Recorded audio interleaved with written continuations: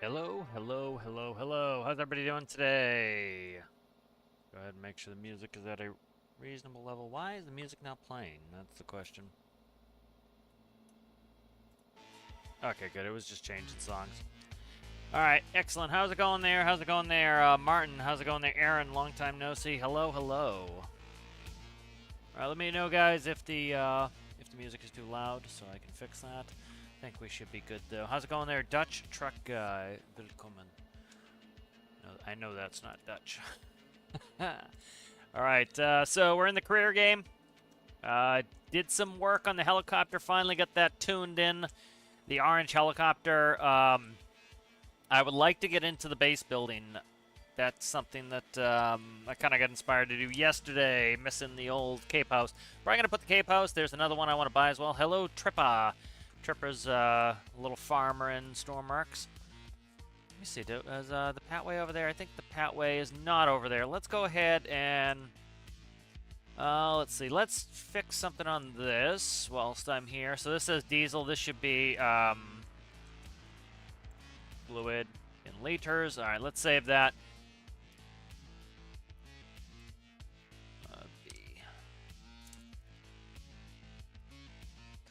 That way, instead of saying diesel, because I'll haul jet fuel in this too, that will be more ubiquitous. All right, let's see. What do I want to take over there? Probably the Patway. It is raining, but actually, you know what? Yeah, let's take the Patway over there. No, let's take this, and then we'll let's take the old Pillock cramp available on the workshop. Take the Pillock cramp over there because I have to go over, launch Tethys, and then I need to launch the boat. Oh shit, we're low on. We need to go get some diesel, or we're gonna be all screwed. Let's launch that first. Getting ahead of myself, getting well ahead of myself here. Let's go ahead and let's do this. Let's build something real fast. Yeah, let's build something real fast. You're gonna have to be a dolly, aren't you? So let's go like this. Let's go like this. Let's go like this. Let's go like this. Let's go like this. All right, let's take that. I think we've got everything. Todos? See? Copy that. Let's go new vehicle there. Did I miss the roof? God damn. I knew I was gonna miss something here. Let's actually do this. Let's start by building something. I want to build a pup trailer for the... If I can find the frickin' save. I want to build a pup trailer so that I can haul diesel and jet fuel at the same time. That's kind of what I'm looking to do here.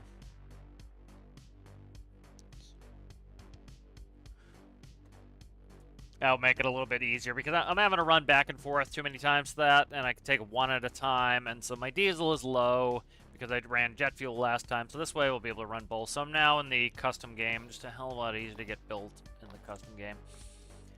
Alright, so let's grab that Class B again. Class B is a non-tractor trailer, it's a straight back air brake. There's a bunch of conditions for it, but Class A is a tractor with air brakes and a bunch of other requirements for that.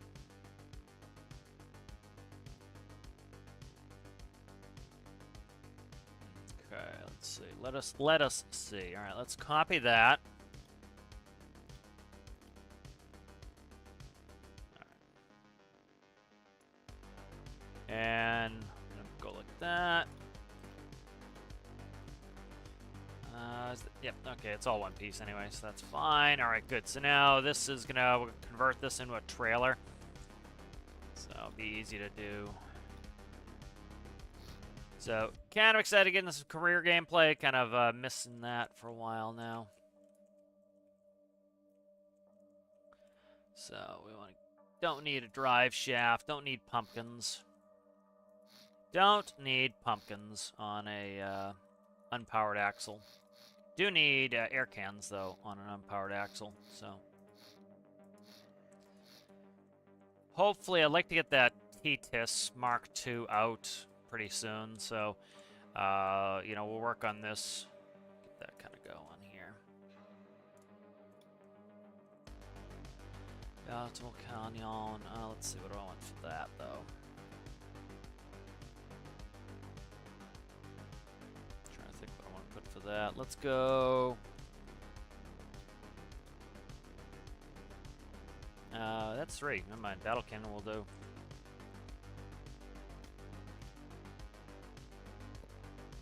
I regret that if I don't do this first. Alright, do that. Battle Cannon, where you at there, son? Alright, these are air cans, or simulated air cans. We'll cut those.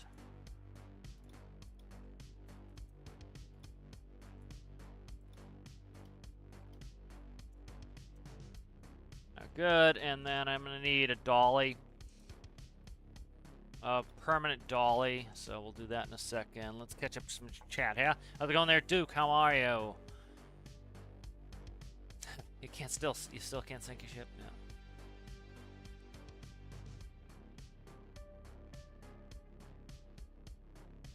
Yep. Again, thank you, Sergeant, for all that. Appreciate it. Glad you thanks, Sergeant. I appreciate it when you thank the person. All right, let's go ahead, and we need a dolly in here. So this is going to be unpumped. I'm going to use the facility to pump here, so figure out how I want to valve that. Let's not go too complex at the moment. Let's go. We do need to make this dollyable, though. Let's see. Bang. Yeah, so the game does not like unpermanent dollies, essentially. Non-permanent dollies, that's a better way to put it. Game likes permanent dollies. So I'm trying to let me see if I can find. Actually, let's do no dolly on this. Yeah, let's do no dolly. Let's do. Let me see if I can find tanker trailer. Yeah, let's find a model that I like. I was gonna do a dolly, but let's see if we can go do it without a dolly. That's not what I want. Where's display cap? Eventually I'll figure out what I'm doing here. Alright, so let me see. So like this was a dolly trailer there. I'm trying to see if I want to do it no dolly. You know, by being a dual axle, you can get away without it because it balances off the axle more. You know, we'll see what we can do. I'm trying to see Class B tanker trailer. That's not a Class B. I don't know why you showed me Class A. So this is a Class B right here. That's a it's a B train. That's a B train. Class A, actually. Let me see. I'm trying to see how the tongue is. I want to, like, this is a Class B. It's a lot of weight to be running, but we have an 18 wheel. You know, we have an 18-speed gearbox in there. That's why I'm running it. Dolly makes sense, but I don't want to dick around with the dolly. It's a hell of a lot easier to back up without a dolly. That's why I'm kind of leaning towards no dolly. Let's see. Let's do a pup trail. See if it will come up with pup trailers. Here's pup. Pup was the right answer. These we usually call these pups, so it comes up easy. That's a dolly. Dollied there. Here's a twin axle dolly. See, this is like a tongue trailer with no dolly on it. Thinking I'm leaning towards no dolly, but we'll see.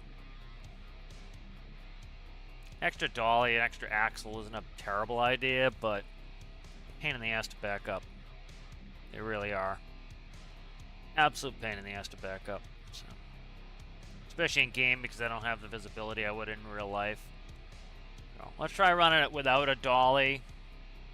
It's going to make it a lot easier to build, too. Alright, so I need to see where I'm at for the... Now, let's catch up with some chat here. Have you had any issues with dropping fish into hoppers? When I release the catch into the net, some will fall through the deck into the bilge. I haven't had any issues. Make sure you drop them from a reasonable height. Doesn't have to be a lot, like, say, a meter. I found that if you drop them right above the hopper, sometimes they will land on the hopper and they won't go in. I found that, you know, if you go below, like if you put your net right below the top of the hopper, they will go through because, like, imagine it this way here.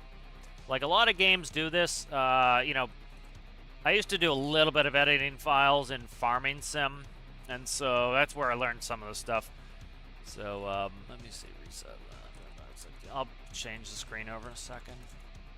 Oh my god, what? Oh my god, why do you come up so bright to me? Alright, so, like, a lot of games do this. So, like, say we have our net. So, this is our net, right? And it hangs down like a ball bag. And, so, you know, the drop area is, you know, supposed to be visually here is where the hole in the net is. But so often what they'll do is they'll set the trigger, and the trigger is actually here. And so when the fish are in the net, right, you know, you have your fish in the net here. Oh my god, drown a fish. There's a fish. All right.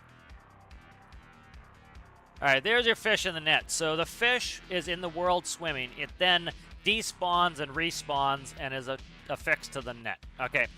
When you press the button to release it, it says, hey, fish, I'm going to call you and delete you. So it will delete the fish, and then it will recall it and respawn the fish here. And that's where it drops. And so, for example, visually, the bottom of the net looks like it's here, but likely it isn't. Likely it is here, below. And so when you come in and your hopper level is here, and you put it so that this looks like it's right above the hopper, it's actually there. And so games like, okay, I can't spawn within the hopper, and it drops below into your deck. And so what I've found is better is make sure that you have a good, about a meter. Like if I put this net too close to the hoppers, what I'm finding is the fish then sits and it will fall on. And so I had a situation where like I was getting a lot of fish falling on the deck. Not a big deal, I have to go run and go pick them up.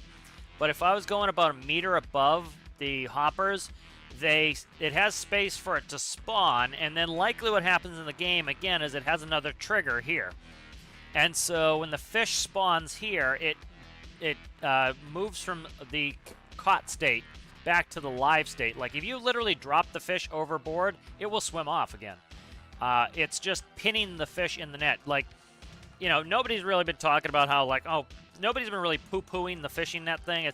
This was not a major update like they were with fishing rods, but people need to understand that a lot of this fish behavior was likely coded in the first time, and a lot of it's actually pretty elaborate. We take live fish that can be caught and then released right back into the ocean, and they swim off again. That's pretty difficult. And so the swimming fish go into the net, they change state into a caught fish, then they go back to a live fish state, and then they go into the hopper, and they're stored, and so they're essentially despawned, and then they respawn. So it's actually pretty complex. And so the fish needs time to kind of like come back in as the respawn state and then fall into the trigger to be caught. So I would go like a good meter above the hopper. I found that was working. So make it greater than 1 meter. When you drop them in, and it will give it time to spawn, because you'll notice they actually spawn below the net, and then it will actually have time to go into the trigger, because if you miss the trigger, if this X is below this X, likely what's going to happen is they're not going to get caught in the hopper, and they're going to phase through. If they're right on the X, they might spawn in here and then flop around because they didn't have time to be grabbed. So make sure you're leaving a little bit of gap, because this gap is allowing the fish to spawn back in the world and then go and hit the trigger. So you know, try doing that. I would say that's been working the best for me. I've done quite a bit of fishing now, and I find that works pretty well. Hello there, Trippa again. How are ya? Yeah, but try that. How's it going there, Sergeant, over on Twitch? Hello, hello.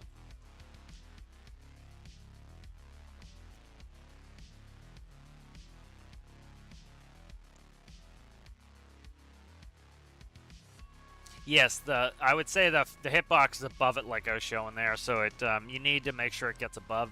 Hello, Alistair. If it's too close, it's just gonna bang off and hit. Let's go ahead and let's go like this. Let's save this. Tanker trailer. Tanker trailer. Okay. Oh, Jesus.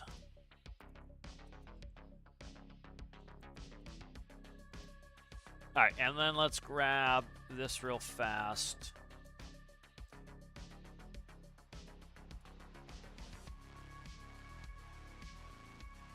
Alright, so the wheels would be on this level. Alright, so that's the wheels on the same level, right? Yes, okay.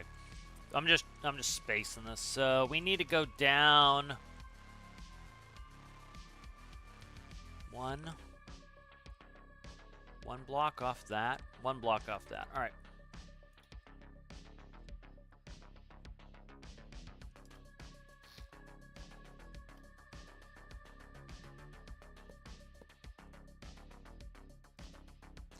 And you want a reasonable length of tongue, because the shorter the tongue, you're going to kiss trailers. But also, the longer the tongue... Let's go back to paint real quick. I need to go in and check my settings, because paint always does this tiny little default size, and I want it to do 2560 by 1440. So, like, just kind of some of the mechanics on this is if you... you know, you have your rear bumper here, and you have your pintle. That's interesting looking. So there's your rear bumper and your pintle. And so the shorter your trailer, like if this was the back of your tanker and then this is the front of your tanker, because they're so freaking close, you don't have much angle to turn because they'll kiss. And so what you want to do is you want to make sure that you have the right tongue length. So the longer the tongue, the you know, the less chance they're going to kiss, and you can get them, like, pintle is hard to get 90 degrees, but, like, you could theoretically get close to 90 degrees the longer the tongue length is. You have to then worry about off-tracking. So off-tracking is something to worry about. So, like, you have the tractor, right, and the tractor has the tank on the rear, and then the longer the pintle, or the longer the tongue, then the more it's going to off-track. So when you turn to the left, the wheels here, your drive wheels are going to curve this line. Your trailer tires are going to curve this line on the inside. So they turn more, they turn wider. That's called off-tracking. And so, for example, let's say you're trying to make a left turn into a side street. Well, there could be a car sitting right here. So you'll clear it with the power unit, but you'll hit it with the trailer. So then what the trucks will often do is we'll swing to the right, and then we'll pull to the left. So now the off-track looks like this. Your rear wheels go like that, and then the off-track looks like that. And then the car sitting here, you clear the car, you don't hit the car there. And so you have to worry about, like, you have to worry about how long you want the tongue for off-tracking purposes. So a little bit to it, but it's not overly complicated, but it little something to think about on that. So probably, let us see. Let's try a short tongue on this.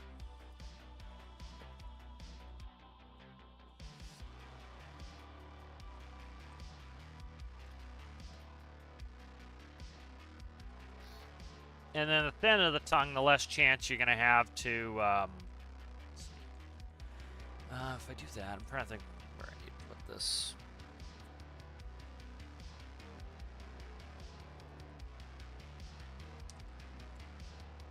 Alright, so we need a light cord. And then we're going to need an air line.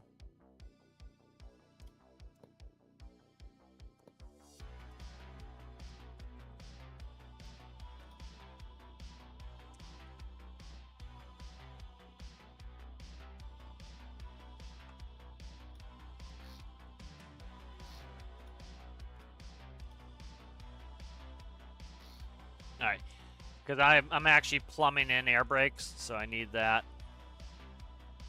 And then let's, I'll take a blowtorch to this real quick here. might have to plug in T-TIS stuff here, so I'm just going to rip that out for now. Alright, so I need a channel just to run some air brakes on here, so let's go ahead and run that.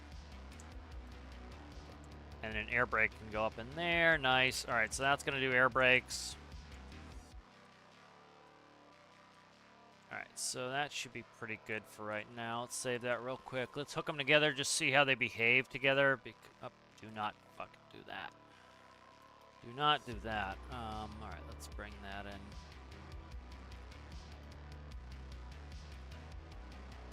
Alright. So we'll run it without brakes to start with. I just want to see how they behave together, see how that tongue length's working for me. That's not a bad tongue length, I don't think, so that should be pretty good there.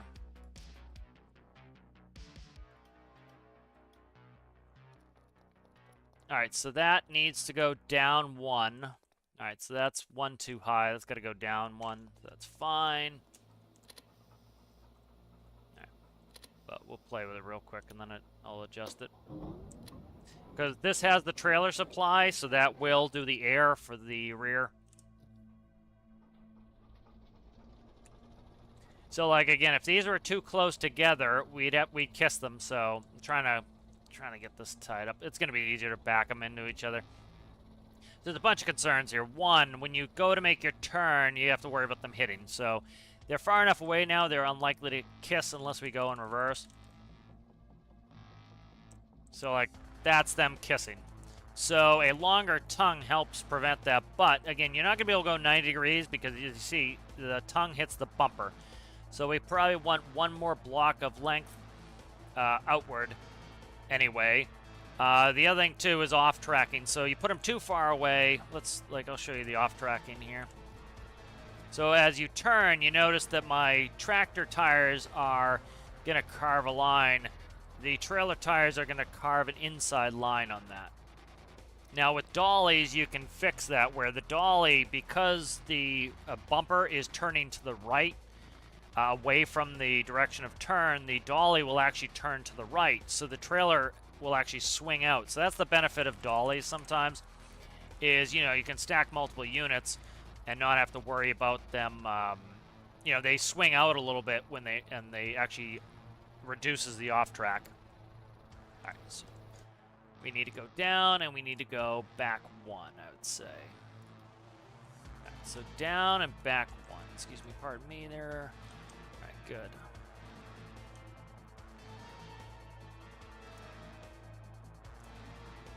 Come on, shift, please. Thanks, thanks, thanks, thanks. Alright, cut down and forward 1. Alright, that's going to actually make me change the design of that, which is better, I think. Let's go like this. Zing. And then do a hose here. Okay, and then we'll go...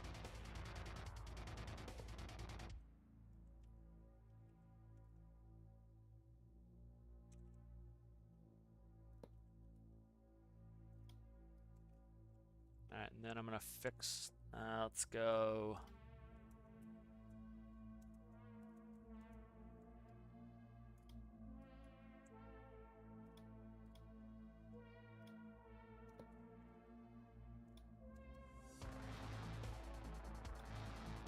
Don't want the hose to have to go too far, so...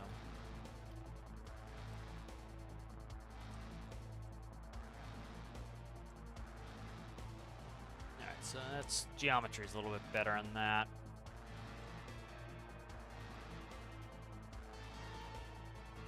Let's hook them up. Give them a quick driver again.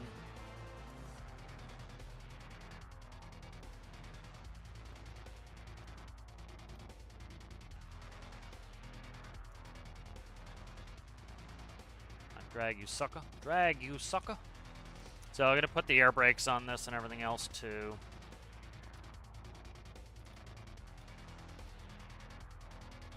Alright, so that sits better now. So the tongue is aligned properly. That looks like a pretty good gap up there to be able to off-track properly and not kiss.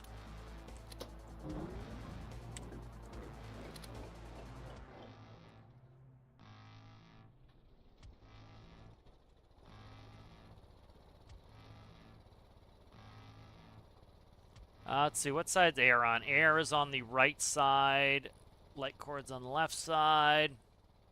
So that's gonna, so one thing it does is, you notice the bumper on the truck goes to the right as we turn left, and that will help reduce off-tracking, because what it's gonna do is, there's a bunch of geometry in this where you can actually reduce your off-tracking. So as the truck turns to the left, take a quick screenshot of this. I'll bring that up in paint. Oh, stop. Clicking the wrong buttons here.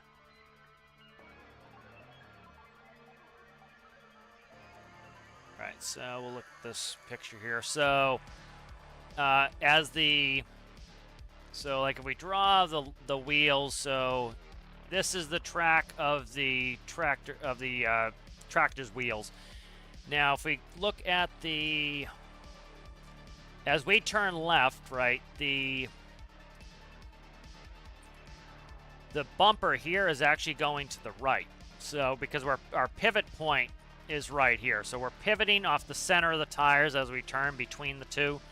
And so that's causing the bumper to go right. As the bumper goes right, it causes the tongue to go right. So as the tongue goes right, it's actually steering the trailer to the right, which is going to make the off-track of the wheels of the trailer actually pretty closely follow the track of the tractor tires. And so you can set this up where, based on the length of your tongue, you can actually get it where the off-track is incredibly minimal. And so, like, if we put a cone or something out there, I can't figure, we can do it off of the, we'll just do it off of a point on the ground here. So, like, if we're going to use a point on the ground, so we'll turn around right there. See where that corner is by the sand? We're going to follow that. And so I think I've got the off-track set pretty well now, where we have minimal off-track. And so I'm going to try to turn as close to that corner as I can with my rear tires of my truck. And so we'll see where the off-track is on the trailer. So I'm going to hug and cut as hard as I can. Notice we barely cut over that. So we just missed the corner with the tractor tires, and we just barely ran over it with the trailer tires. So what you do is, when you're going to make a turn, you want to turn a little bit wide. So we'll make it a little bit wider this time. So the off-track is pretty minimal on this, because the fact that the bumper is going to the right, it's making the trailer turn a little bit wider.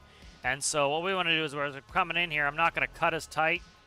I'm just going to keep my line, and then I'm going to cut hard. And now you notice we miss it. So we do have a little bit of off-track, but it's certainly acceptable amount of off-track. All right, good. So that's good design. That's working well. Let's catch up with chat. How? How's it going there, CG? How are you? Hello, David. How are you? Yeah, FS22, they did a great job with behavior of tractors and trailers. Yeah, Euro Truck is really good. When they did, I forget the name of it. It was a version of, I think it was before Euro Truck, and it was when they really worked on the behavior of tractors and trailers, and they got it really down well. I have both ETS and ATS. Yeah. All right, good. All right, so that is that's working well. So I think the geometry of this is pretty good. So we should be able to get in. A little bit concerned about the length of the hose on this. So what I might do, I'm trying to think if what I could put on there for a hanger. Yeah, I got to put a hanger on there, so I'm trying to decide.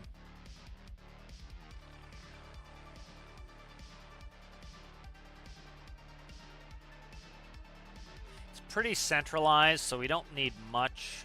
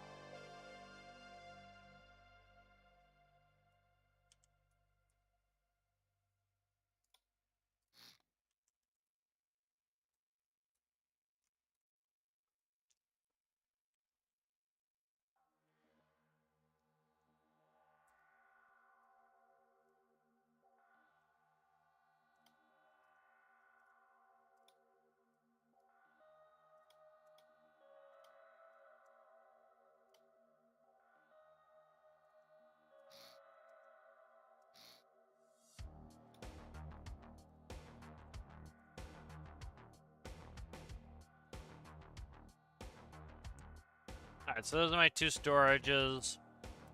So we need to check line geometry on these. Come on. Connect, you.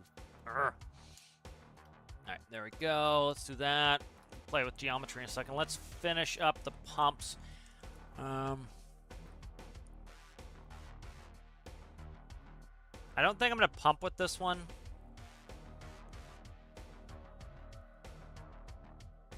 I could do yeah, I'm trying to think how I want to do the pumping on this. I think this one's going to be a dummy with no pump, is what I'm going to end up doing.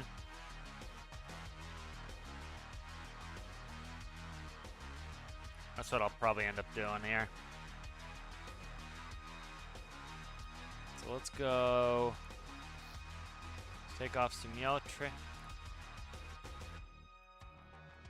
Alright, yeah, let's do that. And then what we'll do is we'll grab.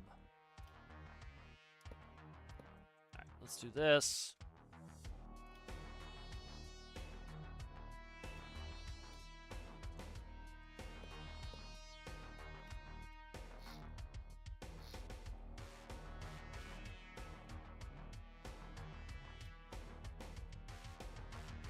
Alright, so that's all set.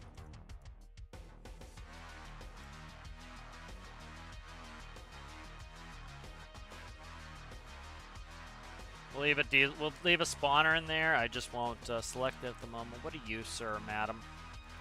You are what? You are a 5th wheel release. That can go. See you later there, bub.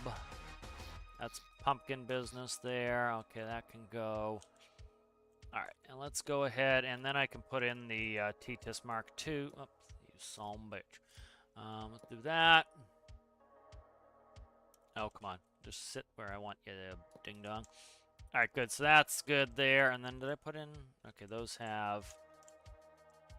Yep, that's all set. Alright, so that'll be good. That's valved. And then are you running correctly? You are. Electronic dance here. So we'll go off of... Which one's storage? The back one's storage, I believe. Storage, yep. This one here will go to Zal. And Zal. That is good. And then we need to pass air through, so I need to run an air system here. So let's save this. Like to get T-TIS Mark II out.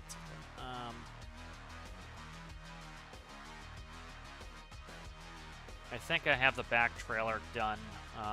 Pretty sure I do on this. All right, let's look at you. Where are you at there, guy? That is the... That's lighting. That's T-TIS Mark II trailer. Okay, all that's got to go. All right. So let's start with the air stuff. That's all the air stuff there. All right, let's pump this stuff in there. So there's all the air stuff for air brakes on the trailer. Let's see, what are we hitting right now? I can't see shit. I really can't. Okay, let's go all the way to the back, I guess. 'Cause I need to loop into that, so...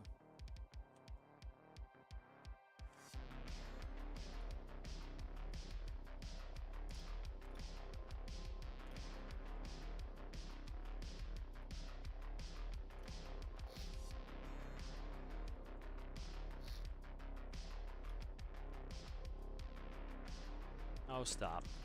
Cut.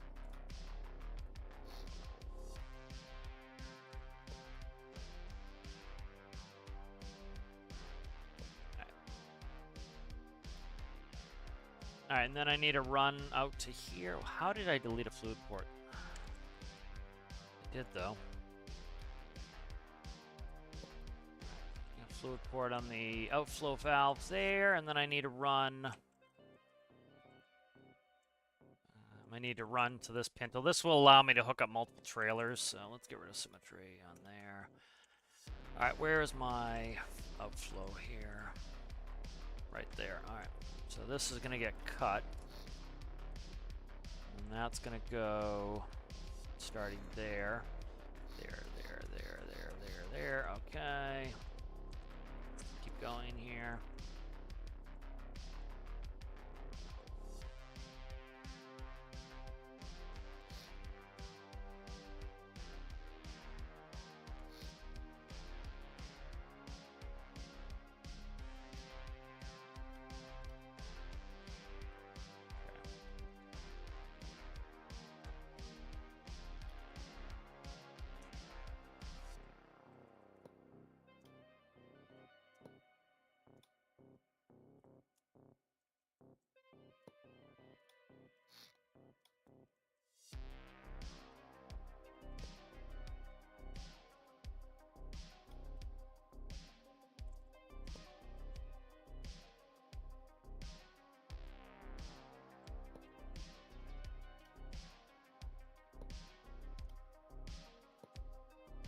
Alright, so that plumbs the air back through. So this will allow me to hook up multiple trailers and have it all work. Alright, good. We need lighting, and we need the air brake controller there. And then I will grab all of you. Diggity, and grab it like that. Now let's get that. That's good, good, good. Let's cut that. So I'm just going to cut it because I don't want to have to reconnect everything. I'm one too high there. Good, let's move that. How is this off still? What is going on here? Oh, I trimmed it. Okay. Trimmed the ICC bumper on there and got rid of these. That's for the rail... how is it? Railroader? No, it's road railer. That was for the road railer. Okay. That way I don't have to reconnect everything. Okay, we're plumbed back in. That's plumbed. All right, we're lighted. We're lighted. We just need to do electricity reconnects itself to there. Okay, let's go from you here to there, and then that will be fine when I delete it out. All right. So we have lighting. We have air brakes are all connected. Should be. Let's see. We need pintle. Or light. What do we need? Light cord. Which one's light cord? That one is storage. This one here is the one we want. Okay, and then you're also going to go light cord there. Alright, so those are plumbed up. I think that should be it. We should be able to get rid of this. Rest of T. Do I want front lighting? I don't really need it. Nah, I don't need it. Alright, we're not going to bother. That's what I forgot was right there. I missed that. Alright, good.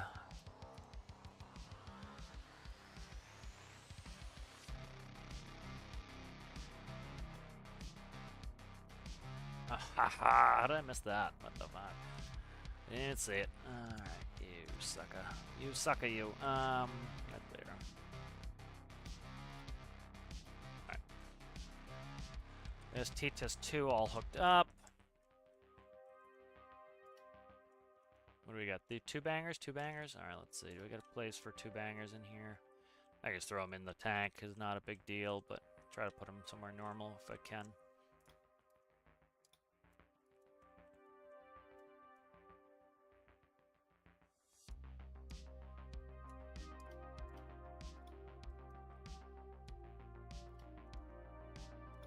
That's how easy it is to hook up T-Test 2, so eventually it gets released, you know, you just want to do a trailer. It does not take a lot of time to get them hooked up the way you want them.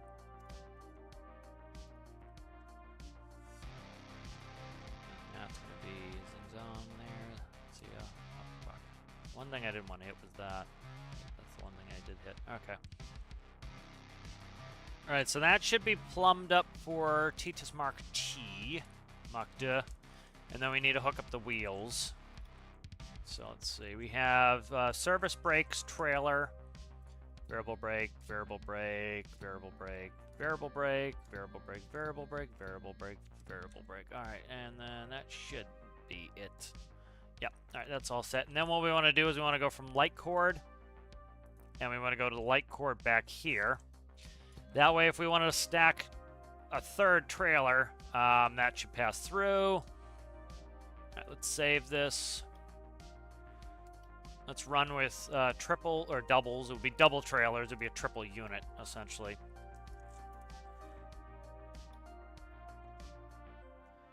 So.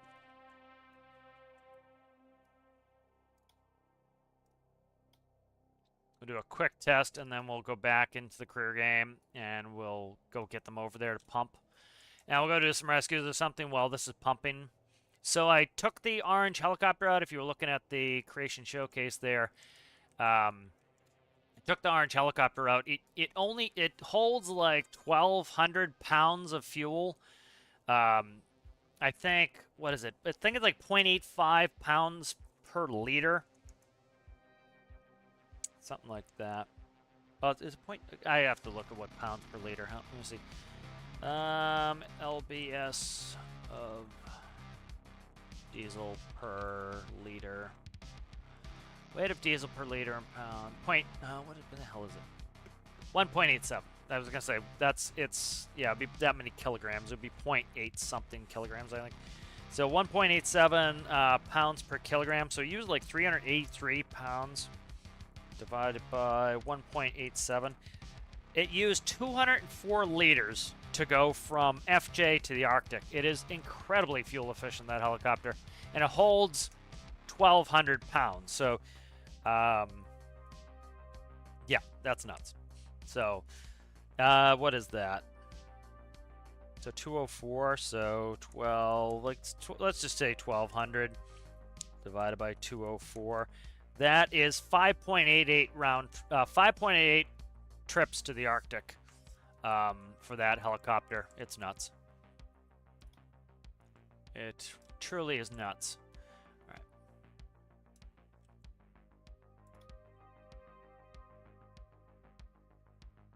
I hope I hooked the electricity back up right. I think I did. Yep, electricity looks good.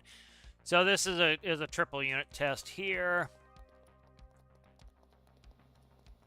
All right, so that's storage. You want to detach storage, plug that. This is the one that's going to be interesting to check. So we'll grab this one, make sure this one. Seeing it's straight line, it shouldn't be a problem. When they're not straight line, they can be a problem where you start breaking your lines.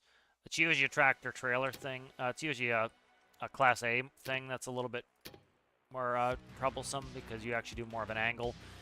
But we want to make sure all the brakes come off. So the brakes should all be on. Let's see. Brakes. Brakes.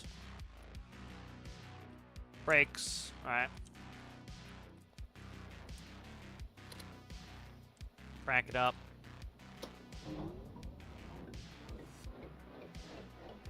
All right, air pressure's up. Let's go ahead and do trailer supply. So that should be passing air through to the trailers, which should be releasing the brakes.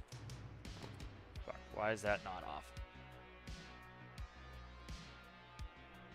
Okay. Why are you not off there, guy? So I'm hooking a front. I might have hooked the wrong cable up. Let me double check. Storage. Let me check. I need to check all these. So these should be releasing the brakes at this point. Let's see why not. All right, let's check all the connections. This is not connected. That's why. All right. So I didn't connect that one. So that would be the reasoning. I gotta find TTIS. TTIS up here. There is TTIS 2 light cord. So the initial light cord was not plugged in. That will do it every day of the week. That's plugged in electricity-wise. All right, so let's go ahead and let's just we'll crank it up and we'll see them release as we go. All right, so trailer supply is on, so the brake should be on until I plug in the air and the light cord. So let's go ahead, storage to there, and then the brakes should are now off because it's electrically driven. It's kind of funky, but I have to do it that way. And then now we can put the brakes back on with air pressure. So that releases the brakes, and then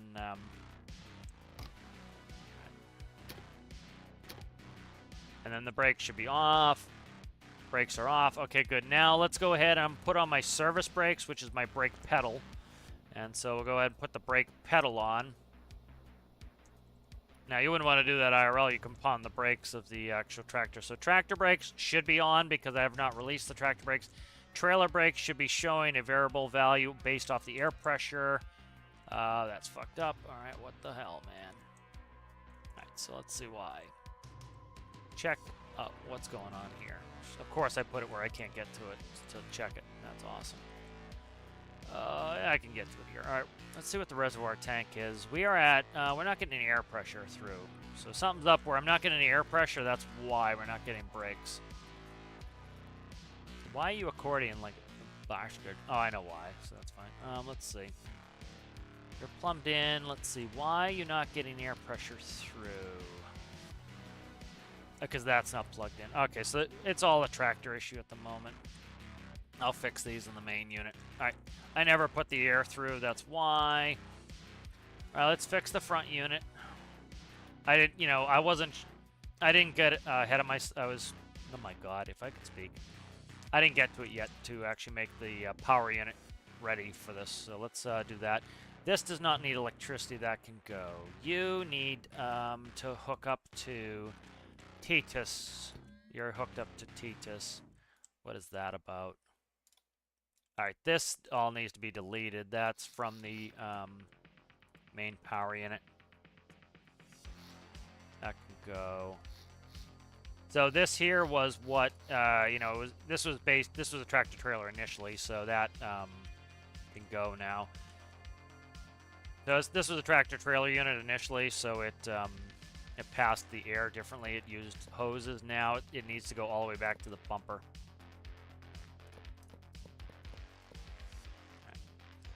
Now we gotta just paint. Come on, stick in there. There you go, guy.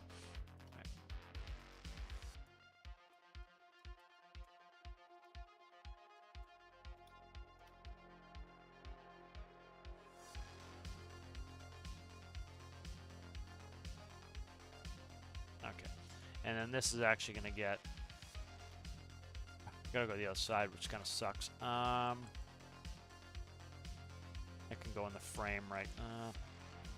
that's fine with pumps there. I'll go... I don't mind having hoses and shit across, because usually there's no reason for you to get between the units in something like this, where you would on the other type of unit. All right. So this is the actual air from the power unit, and it needs to go through. That's drive shaft there. Okay, we don't want to interfere with the drive shaft, so we'll go above, and we'll come back, and then we need to cut into here. All right, we're using that, so I don't want to go through the frame rail there. I don't want to go through that frame rail, so let's go ahead and see where we can go inside here. All right, let's go in here.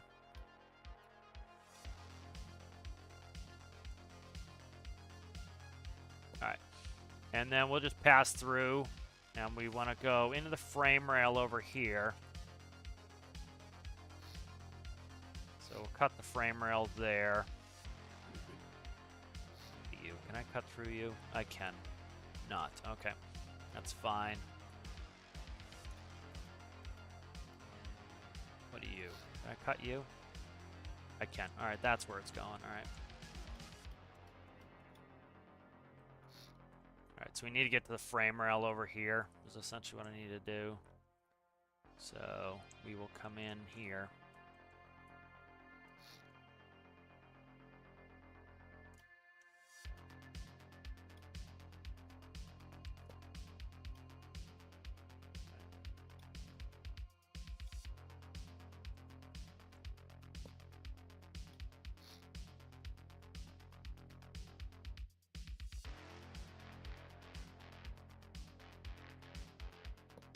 That's that, and then we want to go like this.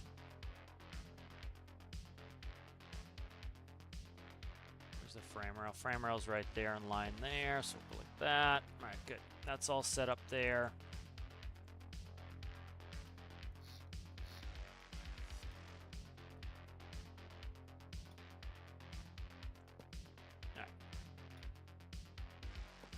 Alright, so there's air going through, going over, and then we need to find a home for this, so right there is probably where we can cut in. Alright, so the upper frame rail there, and then we'll just cut all the way back. Let's not do that. Let's go... Do I have a... Can I put a center? I can, but I'll do it there. Okay, that's fine. Alright, let's do it there.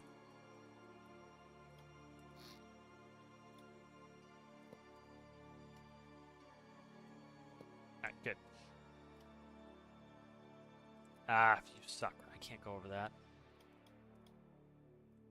It's fine.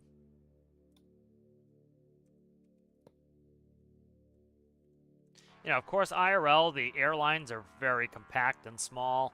In game, they're huge. You know, they're quarter meters on these, where you're just running these small little synthetic hoses, so it's You know, it's just kind of a... Well, I don't mind running through the body and stuff, because IRL we'd have really thin lines to work with that you could run against frame rails, and you could put, like... You could put both your service and your emergency lines right next to each other. Can't do that in game. Just the parts are too big, so... Don't mind running through the walls and stuff. Just kind of have to what you do. Gotta do what you gotta do, you know? Alright, so that is now air, and that is also electricity and information from the light cord. So that will pass from our storage tanks here through, go back to the trailer. Alright, let's test this unit out. I'll catch up with chat in a second. Alright, need a little coffee break for the banyo. Alright, so these should be good now. Come on. What I should do, I might do this, is you won't be able to release the... I gotta fix the parking brake on Titus. It's kind of funky at the moment. I gotta fix it. Because until the reservoir has enough air, it should not shut the park brake off. I gotta see why it's not set up like that. I gotta fix it. Alright, there's a triple unit. Let's go ahead and we will hook the storage. So you always want to pull from storage. So storage, and then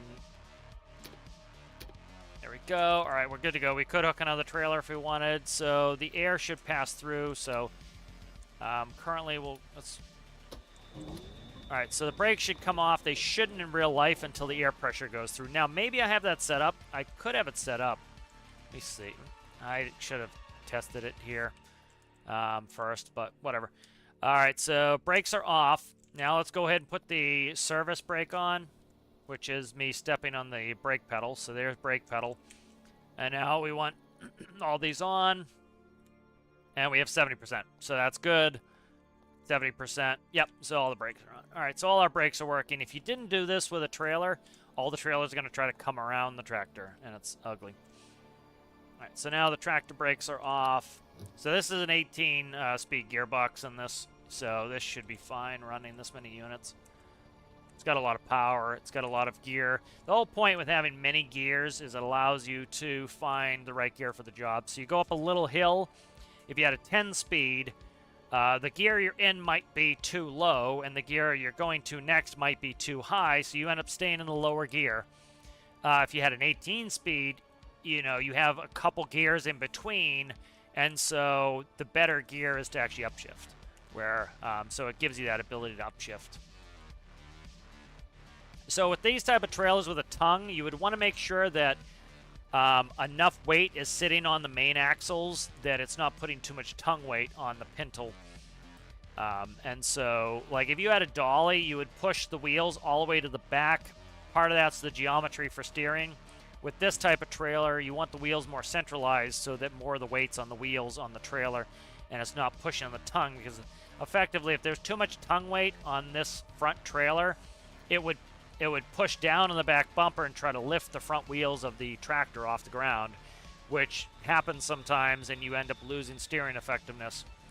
So you have to be careful with that. You don't want it to lift the tongue up. You essentially want it to push down on the main axles. All right, so we got our triple unit. We're going 60 miles an hour. We have no liquid in here, but we're going a good speed. So, like, you notice, watch the off... Oops, fuck, I rolled the bitches. I rolled them. Up. Let's see if we can get the... So they need a little bit of weight. They're definitely underweight by a lot. Once they have some fuel in them, they'll probably act a little bit better. But currently, they're way too light. So they have a high CG. All right, we'll work on that. Let's go ahead on coffee break. I gotta go use the facilities. Let me catch up on chat first.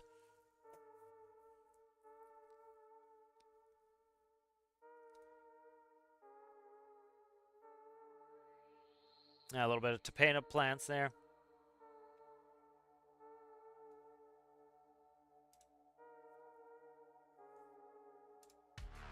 That's good. It's the TikTok. I have to ban somebody every time, it seems. Let's see.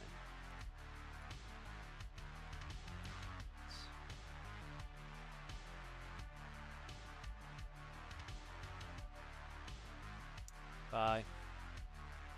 trying to sell shit. No thanks. Yep. All right, guys. I'll be right back. I'm gonna go coffee break. I gotta use the facilities.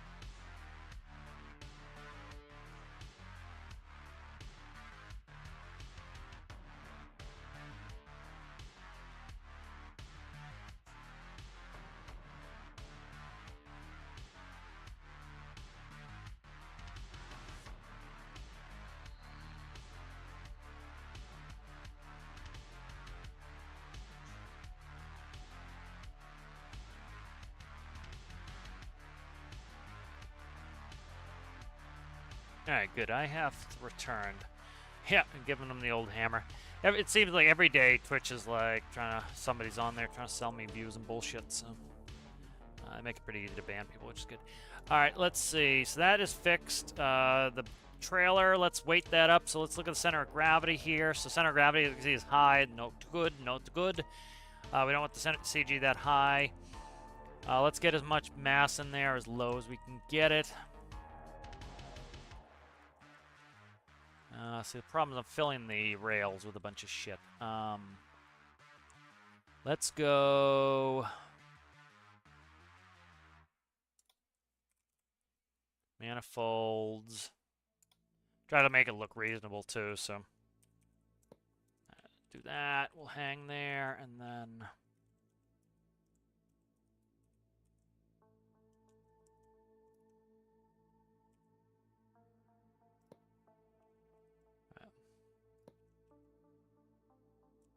So where are we looking at? That dragged it down a good bit.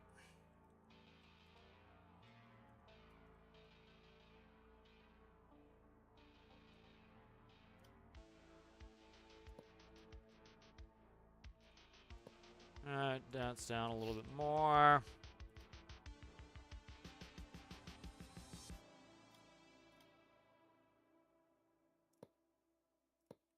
How are we looking there?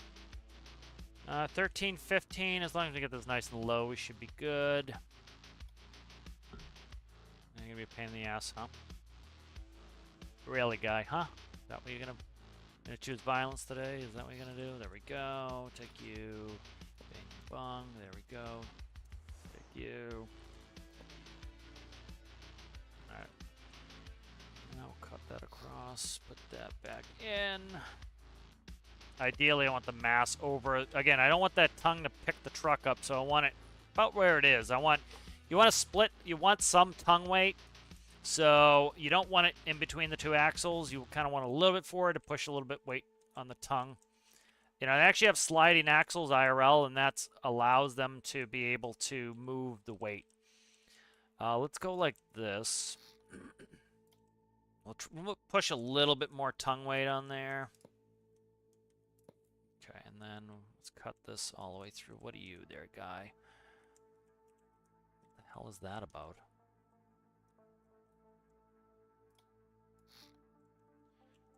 What that's doing.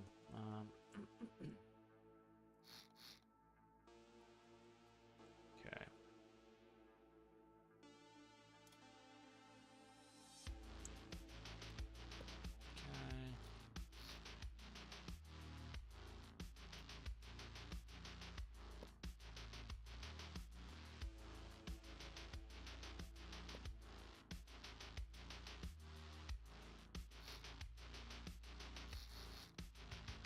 Alright, where's battles?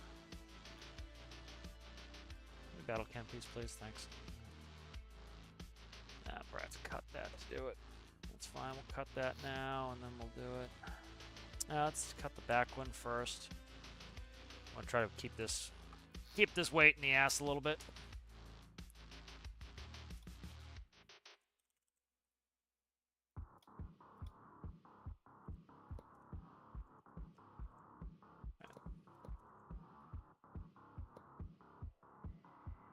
Beautiful.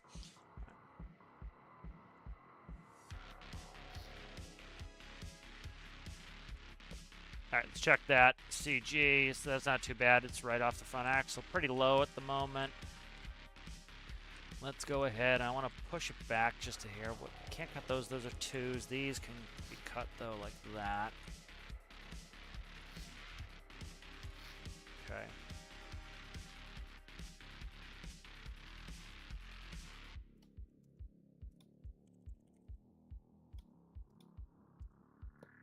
How are we looking here? Up to 1781. Pretty good low CG on that one. That one's probably going to be a lot less likely to try to wrap around. Let's save that. All right, let's do a quick run with this.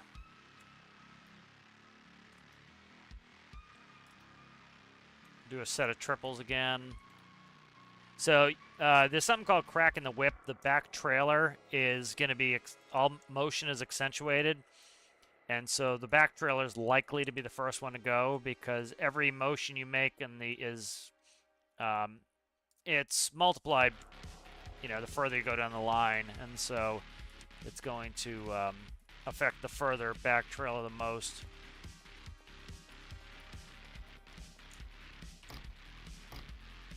Alright, so let's check something real quick. I'm going to try taking the brakes off without hooking up the air. That shouldn't work. I need a fixed T-TIS if it's doing it. So there's one. I should be able to shut this brake off and not have that shut the brakes off, because it should be popping the spring brakes on. Okay, so it's broken. I got to fix it.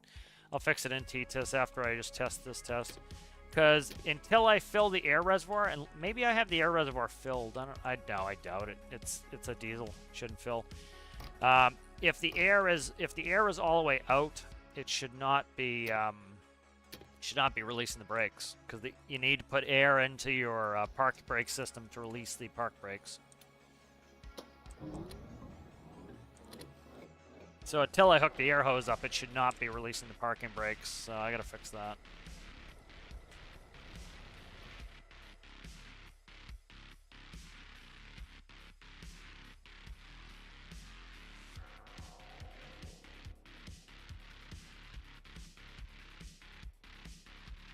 Alright, so there's no liquid in here either. I'm just going to get up to speed. I'm going to start trying to crack the whip. So, watch that back trailer. See how the back trailer is swinging more than... You can see it trying to kick the ass out. It accentuates the rear trailer more. Alright, so now see, they are less likely to tip over. So, this is going 43 miles an hour. Let's even shift up a gear and see if we can get them to go over. Now they don't want to go over. So, doesn't take that much CG movement to really get them to not want to now roll. So, people always think that the trailers are going to roll. It's like you can swing pretty hard. There's certain situations. Sloshing liquids are the worst for that. Hanging meat used to be really bad, but that was a good example. Watch the back trailer. See how the back trailer is moving more than the middle? So it's cracking the whip on the rear. So you got to be careful of that. You'll crack the whip on the rear trailer. But now you can see I can really curve some turns. So, you know, again, it's you know, people be like, physics, the game sucks. It's like, dude, you don't need to have that much weight. And, like, you shift a little bit of weight, just like real life, it's gonna fix it. So, let's look at T-Tis, why this is not doing what it should be doing. Let's find the park brake on T-Tis. Alright, let's see. Brake, okay, right here. Let's see. Brake valve rate. Okay, that's brake valve. Let's see. Service brake trailer. Alright, here's the numerical switch box. Okay, so if that's not on, put the park brake off. Okay.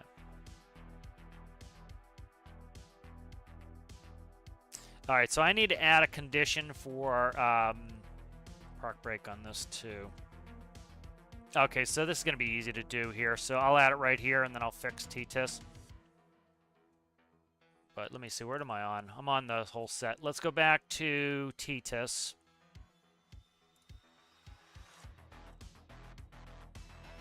Alright, so let's fix it on T-Tis first. And then I will go back and I'll fix it on that trailer. Let's go in here. So currently what happens is if 11, which is the trailer parking brake, is not on, it will give me a brake value of 1. I want 2 conditions here. So I want the condition to be, I want it to be 1 if the air pressure is, so if 11 is pressed, meaning I'm opening the valve to let air pressure go out. So you know what I should do? I should do it all on air pressure. I'll just do it all on air pressure. Yeah.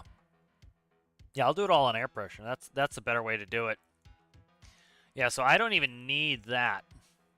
Frankly, I don't need that at all. Yeah, so what I'll do is off air pressure. So this is the, where are you at?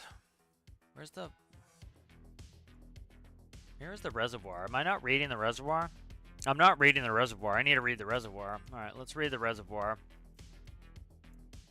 Let's see, brake, reservoir. Okay, I need to convert it from atmosphere to PSI, ATM, PSI to ATM.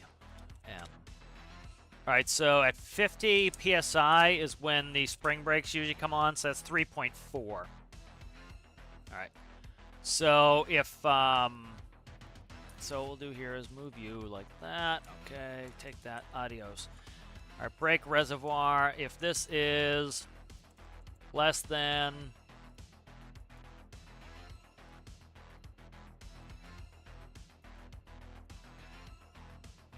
spring brakes. All right, so spring brake value is, if this is less than 3.4, it's going to put the park brakes on. So it will spring the brakes on, the parking brake. So if we run out of air, like if I pull the air line and all the air bleeds out, eventually the brakes will stick on like they would in real life. So that will make this more realistic and better. And then when so let's go not. So if 11, so if I close the valve for the, the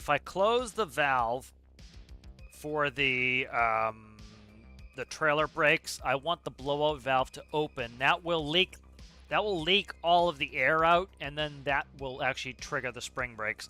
So now the brakes will not electronically work. They'll work with the air pressure like they should.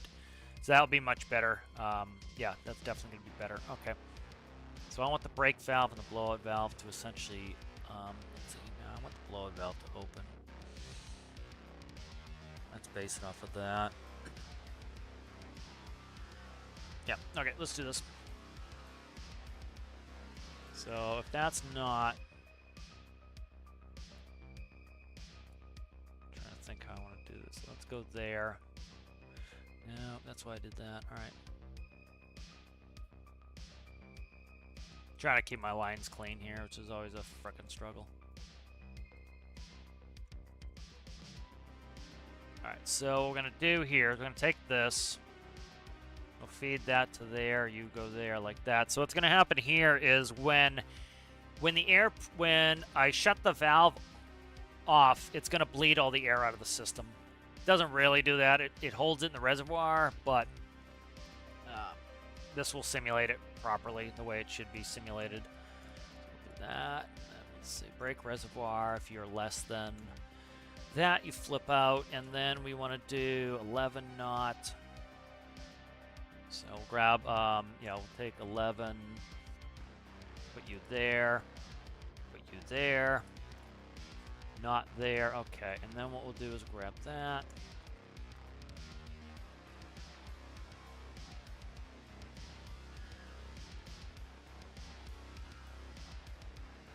Okay. And then this here will go...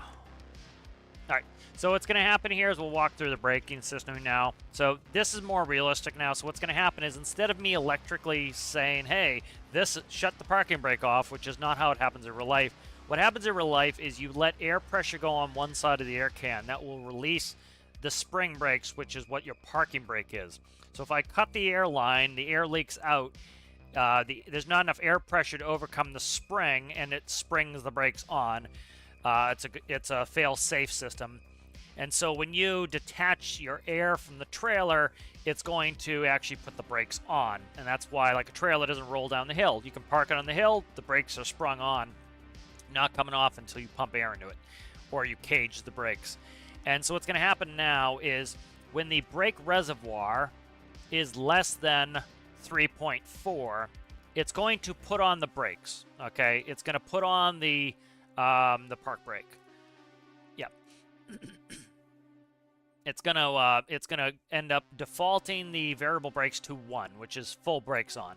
So if we have an air leak, it's going to actually put the brakes on just like it would IRL. Now so what's going to happen then is, in order to put the parking brake on, what's going to happen is when I shut the button off to release the trailer brakes, it is going to open up the brake valve, which will let air from the reservoir into the brake can. It's also going to open up the blowout valve. So now the air is going to go from the reservoir into the brake can and all the way out through the blowout valve out in the atmosphere. So essentially, when I shut the brakes off, it drains all my air out of my tanks. All right, so that is going to work out nicely, I think. So let's update that. Okay, and then balls. I'm going to just copy it. I'm going to redo the trailer. So I got to redo all these trailers anyway. So that is going to be... Ooh, did I save T-Test? Let me just make sure I save it. That's going to be a pain in the ass if I don't. I did not. I'll have to redo it again. All right. All right, so now T-Test is working the way I want. Let's go ahead and grab the trailer.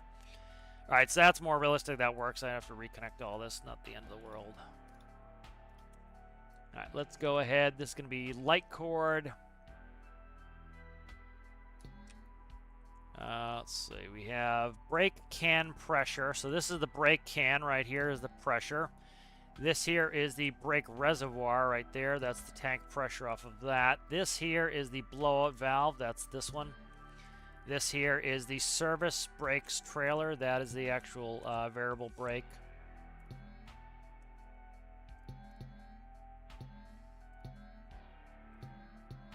Okay. And this is going to be the brake valve. The brake valve is what allows air to go from the reservoir into the brake can, which then articulates the brakes. Actuates, probably better than articulates. Actuates the brakes.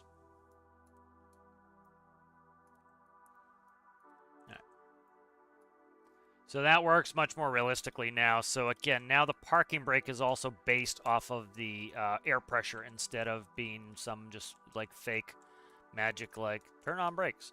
So now it's actually actuated properly. So we'll test that out. All right, so we'll go through all the braking conditions too. And then we can actually go and play career again. So I want to get this done, but so that's good.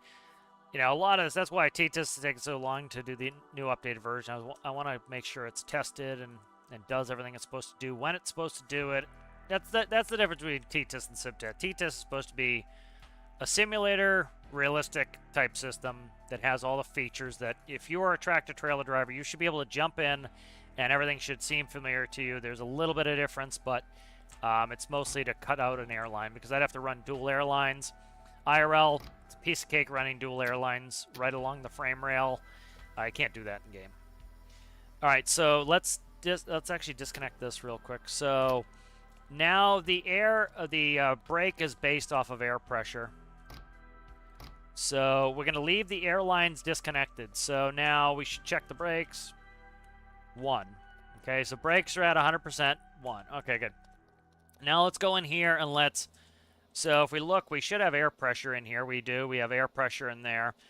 And let's go ahead and supply. So we supply air through. So air should be trying to go through, but it can't. Because it can't, the brakes should be on. And the brakes are on not because I'm sending some electrical signal. If I pull this, brakes still should be on because it's based off the pressure that's in that can. And the pressure should be nothing because they're empty. And so the blowout valve should be open. Fuck, if I could get under here, we'd be in great... I can't see shit now, but blowout valve is open, so there's no air in the system. Because there's no air in the system, the brakes are on. All right. So now let's plug it in. All right, plug it in, plug it in. All right, now the valve is open, so as soon as I plug the air line in, it should let air through. All right, so now air should be going through. And as you can see, the brakes are off. Now the brakes still should be on the back because I haven't plugged the air hose in yet. All right, brakes are still on. Now I plug my air hose in. Now the air has gone through and we should have it on. Okay, good. Now if I bleed out the system, so disconnect that, we still have air in the system. All right, the air is still trapped in the tank, which is keeping the brakes off. All right.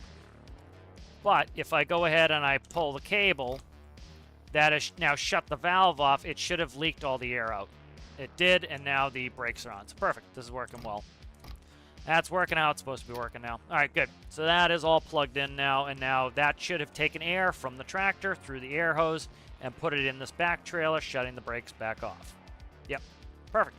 All right, so this is based all off air pressure, which is great. All right, now the tractor's off. Let's get out of here. We'll go do a quick test drive. I want to slam on the brakes, make sure all the brakes are working. I probably should start the unit up, huh?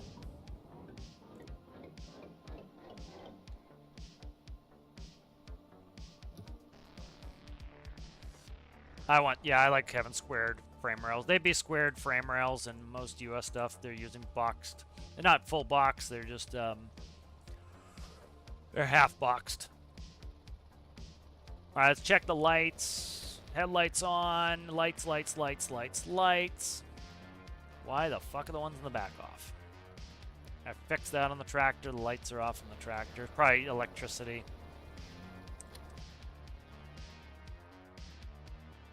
All right, there are hazards. The power unit's dicked up, but we'll fix that. And then I don't need to worry about the work light. All right, shut off. Hazards, left, right. Okay, this is the flasher. So you have flashers. So here's left, here's right. All right, now flashers are, let's say that you're on the highway, right? And you want, let's say I'm passing a truck on the left, and I want to go back into the right lane. What I'm going to do is I'm going to put on my right directional. That's going to tell the truck behind me and to the right, hey, I want to come over in your lane. What they're going to do is they're going to flash their high beams. So that's key 4. They're going to go like this. They're going to flash the high beams to tell me your trailer is clear of the front of my tractor. All right. Then what I'm going to do is I'm going to start to make my turn. And then when I make my turn, I'm going to flash my markers. I'm going to go, and I'm going to go like this to thank them for letting me in. All right. And that lets them know that, you know, it's thanking them for clearing my trailer. So they clear my trailer for me because, like, that's, you know, 100 feet behind me. I can tell as a professional driver that I'm clear, but it's better to ask. So you put on your blinker and you wait for them to flash you. They then flash you, say you're clear. I come over, and then I give them a marker flash to thank them. All right, so that's kind of trucker etiquette. You know, it makes it easier that, you know, and the other thing too is you don't want to pull right in front of a truck and get him on his brakes. So generally, like if somebody wants to come over before I'm ready, good etiquette is they keep increasing the gap and then I'll flash them. So like they might put on their blinker and I'll flash them when I think they've given me enough space. Then I'll go flash, flash, flash. They'll come over and then they'll go marker, marker, marker. You know, so that's one of the ways truckers communicate to one another. So like notice that because the tongue is the right distance, that rear trailer is keeping pretty close line to the front trailer. So I can make a turn pretty tight even with 3 trailers and I'm not going to hit. So like here, I'm gonna hug the side of this hanger pretty tight. Not too tight, but we'll make the turn pretty tight. And notice the back trailer doesn't kiss it. So I'm able to cut the corner because the geometry of the trailers is correct. The actual bumpers is pushing the trailer to the left, and that one just barely almost kissed it. So like you get the geometry right, it actually swings your trailer out for you. So you even with a triple set, you can make tight turns. Sometimes with a triple set, I can make this triple set turn tighter than I could with a 53-foot tractor trailer. Like I can cut this corner, I could not cut it that tight with a 53-footer because it doesn't push the trailer out enough. The triple set does. That's why like a set of triples sometimes better. Now, to reverse a set of triples is a bitch because they're gonna accordion and they're gonna work opposite to.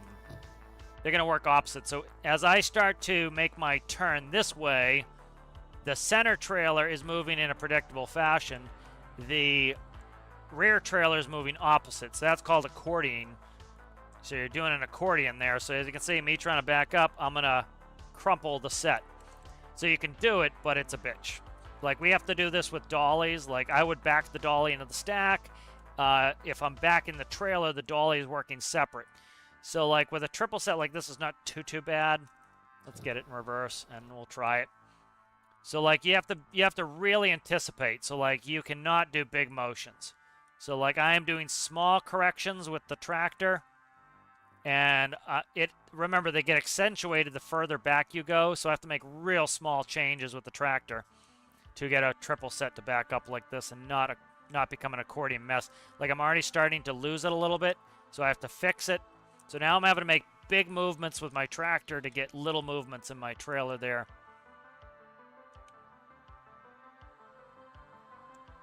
All right, so I need to fix that.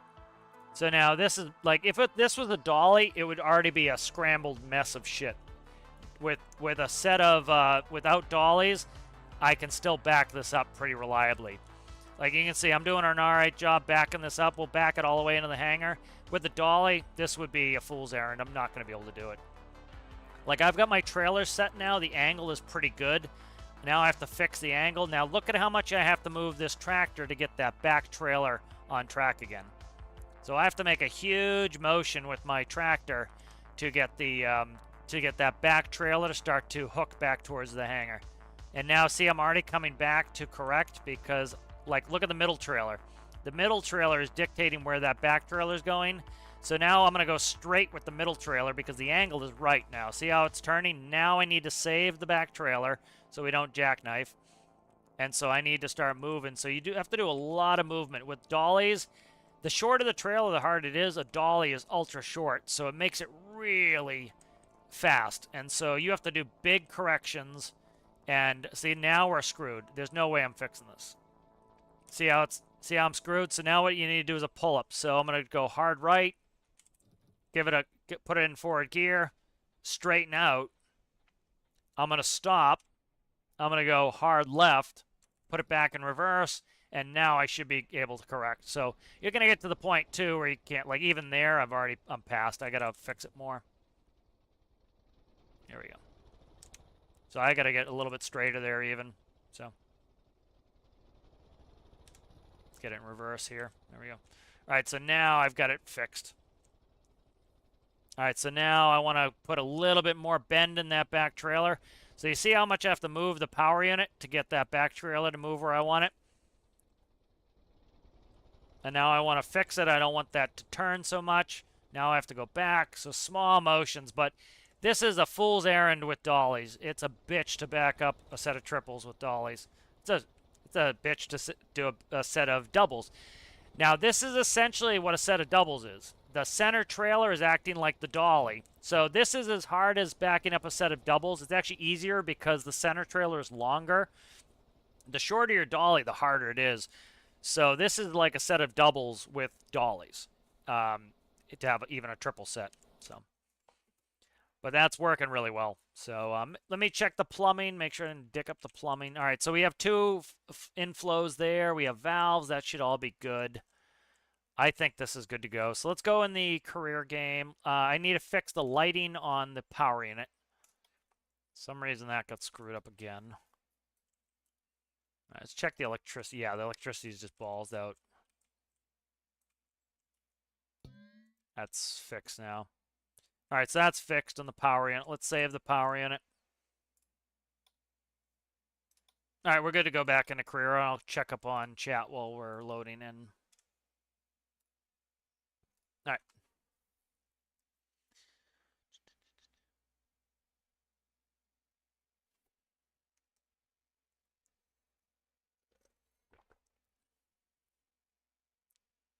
Autocorrect is always the worst. Thank you, Trip. Thank you, Tripper. Appreciate it. Thank you, Gaming Wizards. Hello, hello. Welcome. All right, good. So now we can take this power unit out. We'll do a triple set on this. Actually, we'll just do doubles right now because I don't need all three of them. Because I don't think we have that much. I'll bring a triple. Screw it. Why the hell not?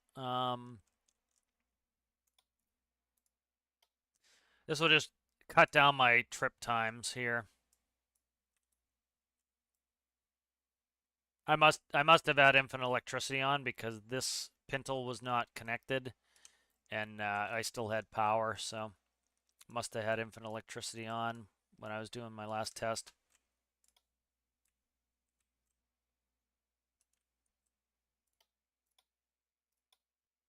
All right, good. So my units together, giggity. I need a landing leg on these. I forgot to do that. So I do need to put a landing leg on these. I'll do that later.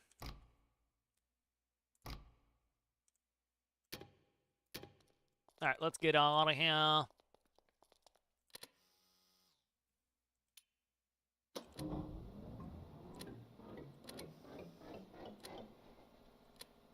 All right, make sure we don't have infinite electricity on. That's all the settings. We're good. No clip can come off in case we want a close mission.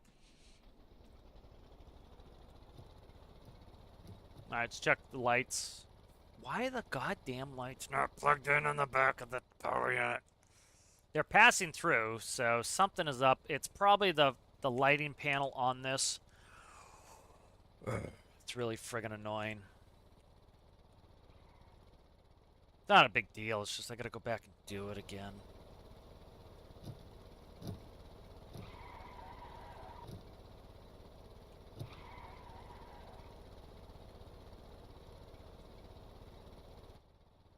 So like here I can flash my markers. That's flashing my markers there.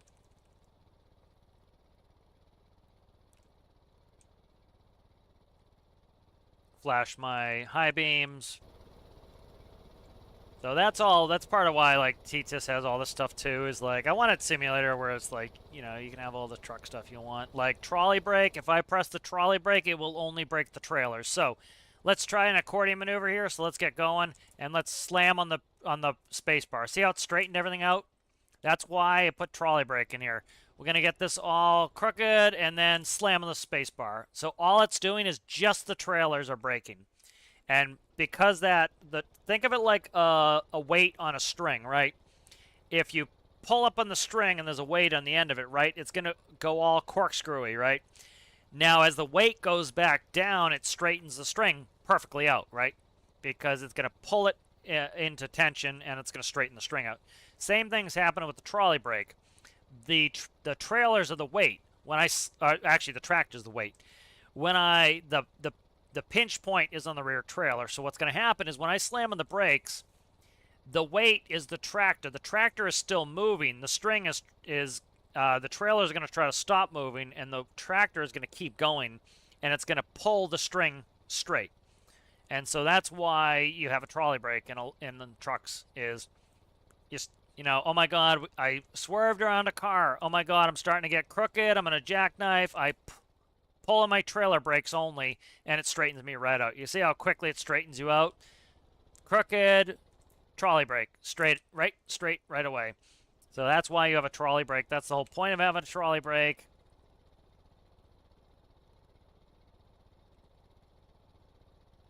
There are other reasons, especially with tractor trailers, for making sure your connection is good, that the fifth wheel is connected properly. You'll tap some trolley brake to just do the trailers. For example, if I want to test to make sure the pintle was good on this, I can press on the trolley brake only, and now we know that, yep, of course it's connected because the trailers are trying to pull away from the tractor. The trailers are actually stopping the tractor. So, what is going on with? Oh, I have to fix that. The seat has the space bar as a toggle, I believe, probably.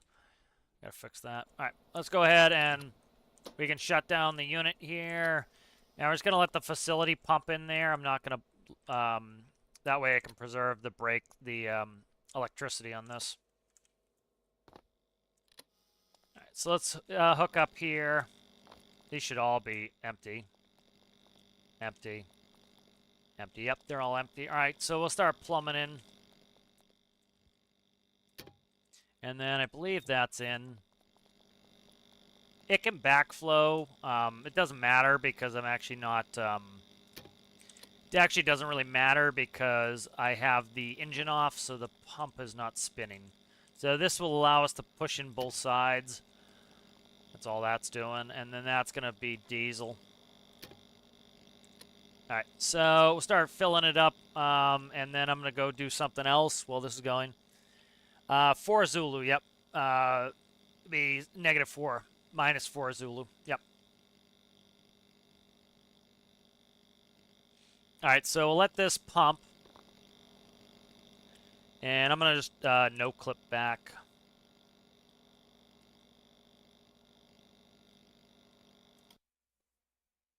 And let's try to get a mission.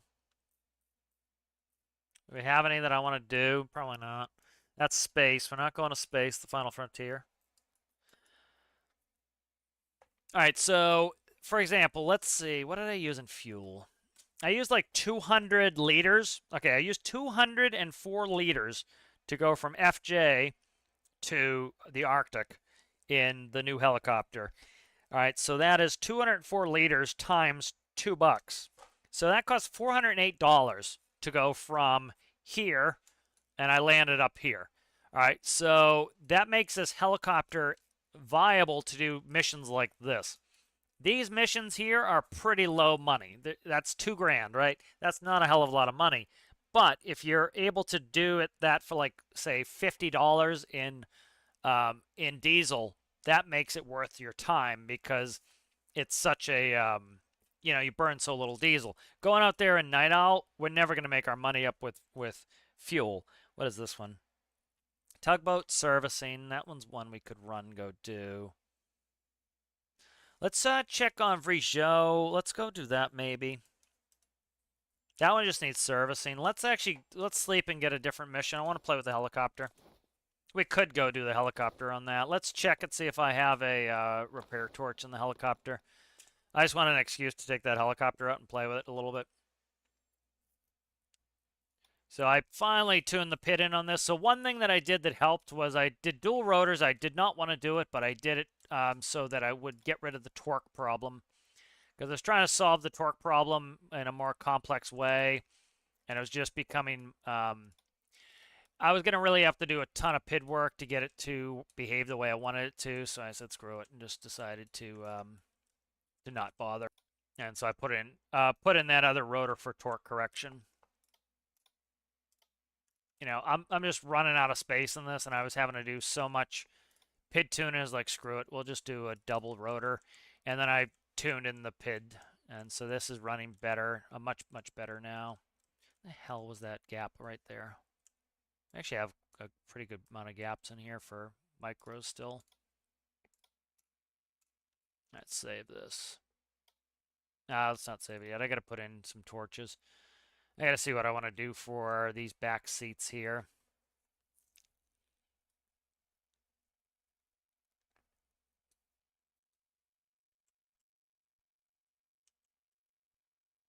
This is annoying. I really would like the devs to make this so that it has all sides paintable. That's all micros there.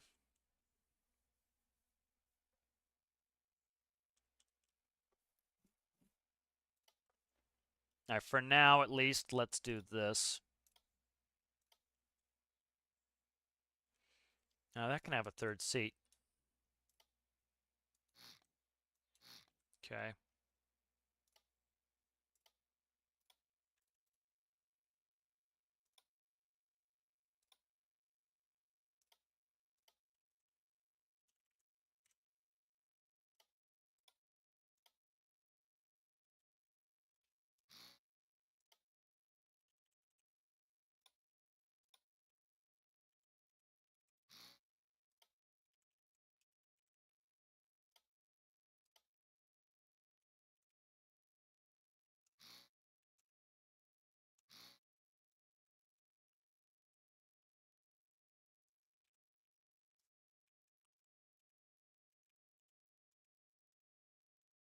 All right, we can put some fire extinguishers there maybe if I need them, but for now that looks pretty good for what I need. Let's save that and let's go do this real fast.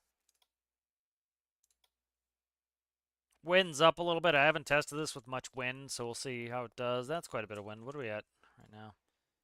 48. You see it's blowing us like crazy here. I don't have the brakes on. I don't know. What do I have for a brake button on this? Let me look. I don't think I have any brakes on this. Brakes would stop that. Yeah, I don't have any brakes done. Let's see. I don't have a brake switch yet. I'll go without brakes for now. Play with it later. All right, let's get this going. Gonna be an absolute pain in the ass, aren't you? There, wind. Make sure all my settings. Yep, infant electricity's off. All that's off. Good, good, good, good. All right. All right, let's go ahead and jump in. Let's crank. Because I don't have a... I have no diesel? The fuck? Should have some diesel. I shut no clip off. Where? How do I have no diesel? Oh, shit, I don't have a filler either. Where the hell is the filler? Yeah, bringing you back in the workbench. How did I miss putting a diesel filler on this? I did. That's not good. This does not have a lot of space for that sort of shit. I thought I would have bet money that I put one down here at one point. Where did I put it? All right, you are exhaust. If I can frickin' see anything. All right, coolant. We have exhaust right there. That's exhaust. Going down the center. I gotta find a place to put fuel in this. Here, let's do this for now. All right, just for the sake of fun and the fact that I did make all this fuel before. We're just gonna do that. We're gonna load it with fuel for free. Because again, we started a new save, so I had a ton of fuel already in all the bases, and now I'm kind of running around trying to fix fuel issues I already solved. So we'll do that. Give ourselves a tank of free fuel. All right, you can just, come on, come on, come on. Get up there. There, guy, you sticky bastard. All right, let's go there. All right, crank. My lights aren't working yet. All right, let's rotor brake off. Yep, that's good. Ground idle, we'll keep off. All right, let's go over to this rescue here. We're going to go down on the cables, and we'll test out the station keeping. I did some tweaking on that. We got quite a bit of wind, so it'll be a good test.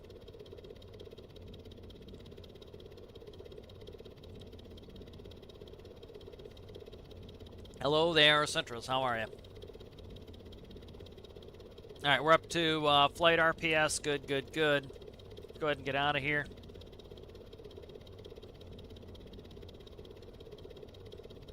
Let's not be too rambunctious here.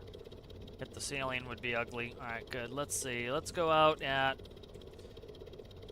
I think my yaw is a little bit less sensitive than I like, probably. So let's go ahead and let's do 250. Altitude hold. Put that in there. Let's go ahead and we'll go nav, GPS. All right, let's start putting in some prop.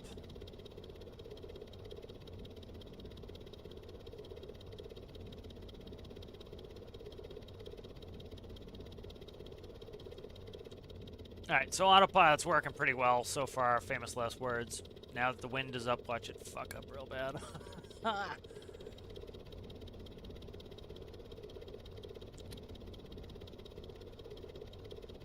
so what are we? 145? Yeah, so it's over here to the right somewhere. It's very anemic on yaw. So I gotta play with the yaw a little bit. Well, not when we're in forward flight mode. When we're in hover mode, it is a little bit anemic. So, like, some people, again, you'll get people saying the aerodynamics in game sucks. All right, let's take a little picture here. All right, this is one of the examples people use. Oh my God, the aerodynamics sucks. Why is my craft leaning? My craft should not be leaning. They don't know anything about aerodynamics. All right, look where the wind is coming from. The wind is coming directly from our left. It is almost a 90-degree crosswind. You can tell by the streamers where the wind is coming from, right? Wind is coming. It's a direct crosswind. So what is your craft naturally going to do? Try to weather vane into the wind. All right, so the way you would fly in real life is you dip a wing into the wind. And what is the craft doing? It is dipping a wing into the wind. All right, you are rolling into the wind, because you're changing your resultant lift vector. So let's take a picture. Again, this is when people will, like, they'll be like, the aerodynamics sucks in stormworks. We need new aerodynamics. And then, like, you know, I'll be like, you know, my background's in this. I think it's fine. And they're like, then why is it doing this? You know, and they act as though it's not something that it should be. And this is exactly how it would work in real life. But people don't fly in real life, which is understandable, but people need to understand that if you don't know something, it's better to ask than to assume that it is broken. And let's go ahead and let's look at this. Where are we at here? So, look where our wind is coming from. All right, so our wind is coming from left. It's almost a perfect left crosswind right here. All right, so now our resultant lift vector, let's make that red. Okay. So you need thrust to go straight down, right? You need thrust to go straight down. So I've got it at 90 degrees. Straight down to overcome the mass. So your downward thrust is overcoming the mass of the vehicle. All right. Now, if we did not angle the rotors to the left, what would happen is, yes, we would overcome the mass of the vehicle, but the wind would push us further to the, in this case, the west. All right, so the vehicle would go to the west. So how do you prevent that? You tilt the vehicle into the wind. So now part of the lift is going down, right? Part of the lift is now going opposite, right? It's going this way to be able to counteract the wind, which is coming this way, and your resultant lift vector is something like this. And so, it's actually, it would be right here. It's on the rotor line. So as you can see, the resultant lift vector is here. So we're putting in some lift this way to overcome the wind. So the wind's coming this way. We're putting in some left lean to overcome that. And we also still need thrust to go down to be able to counteract the gravity. And so we get a resultant lift vector in line with the rotor.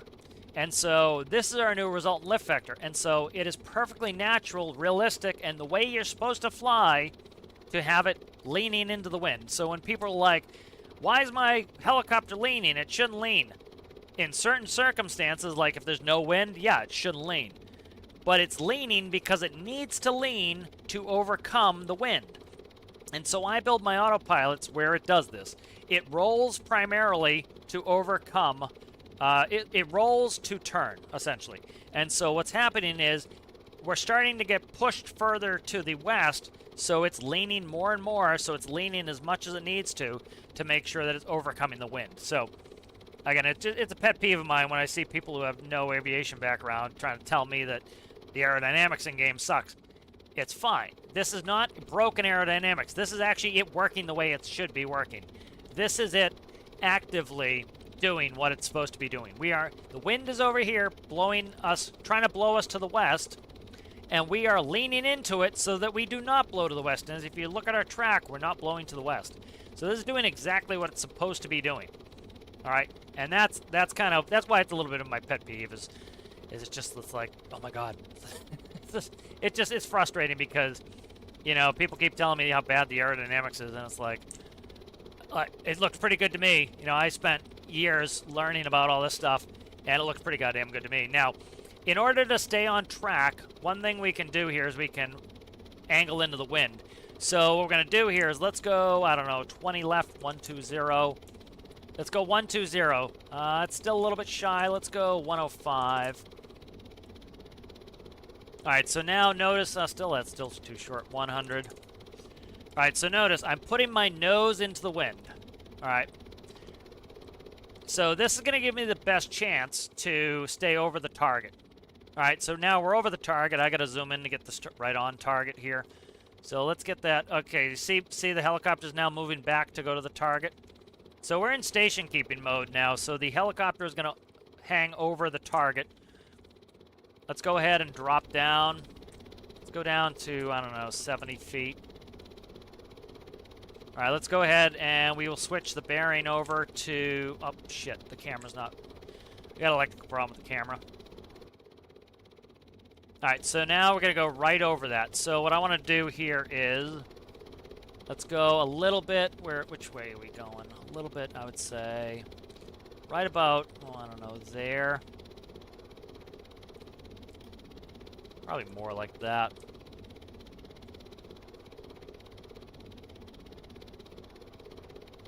I overdid it. I overcooked it just a little bit.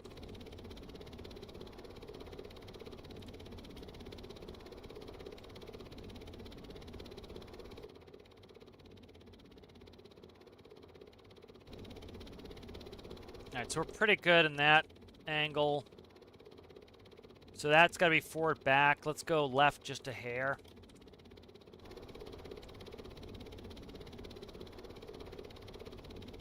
All right, now let's step it forward. So you notice this is not where it should be. That's off on the map. Because I've got it right where it was, and it's sitting ahead of, like, if we look where we are. Actually, we're a little ahead there. Let's see, where are we at here now? Did I push us back? I can't tell. There is a little bit of an error in the system as well. It just, it has a little bit of variation in there. So, I do have variation built into my system. Okay, good. So it is the correct direction. So let's go like there maybe. So I'm trying to just get right over it because this will maintain position over the ship. Now the ship is probably going to get blown by the wind further behind us anyway. So I can't account for that, but let's try there.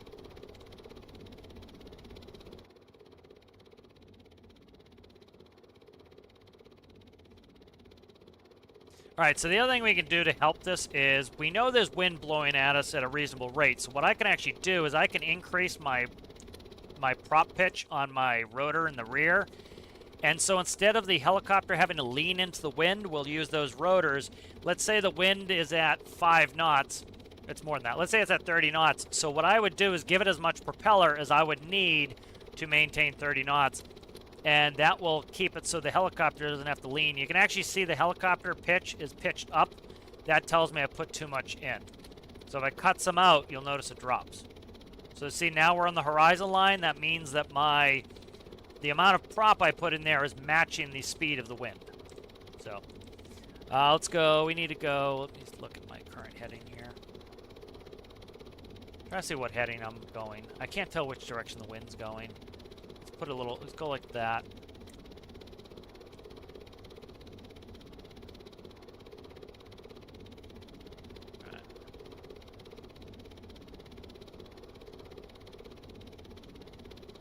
I'm heading 120 oh, like that. So let's see where we're at on this.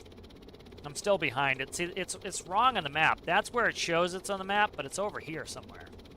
So it's a little bit off on the map, which is not helpful when I'm trying to get right over it. See, that's not necessarily a big game problem. That could be that when the mission spawns, that's where it is. And then because the wind has blown the boat, it might still show that's where it is, or where it spawned, but it's no longer there. I'm not going to do this all day, but I want to test some accuracy stuff here, so I'm just playing with this, trying to get it more where it needs to be. Okay, so let's go. Let's see how far we go on that one. A little bit more. I'm trying to get right over it if I can, but it's not a big deal if I don't, so. It would be cool to rope right down on top of it, so.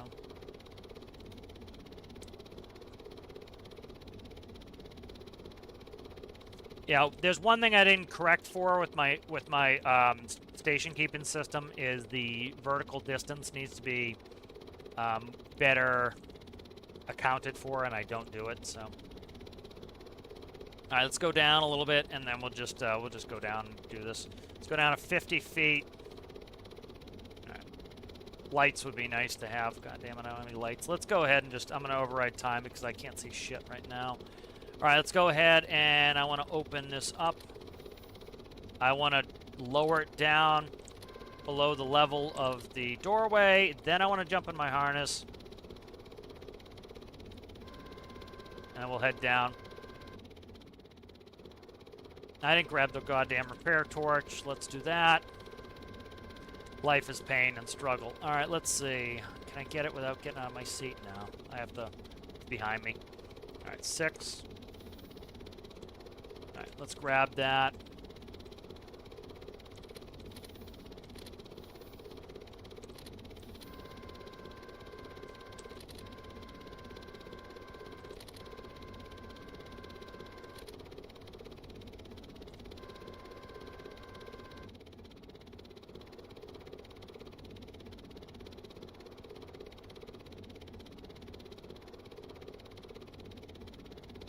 I'm getting a lot of missions with this helicopter.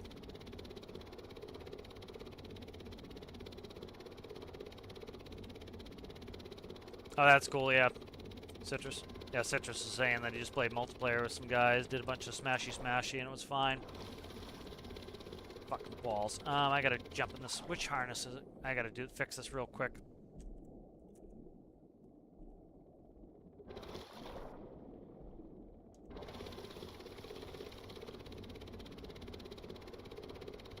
Trying to waterboard me here. All right. I accidentally left the harness keep going down, so it was going to continue to go down and down and down.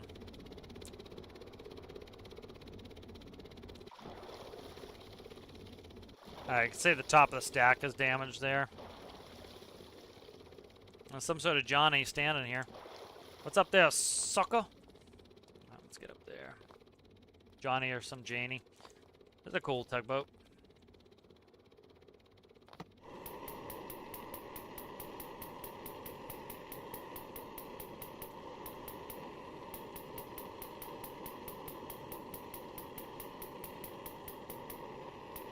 That's cool using these autocannons as fake antennas.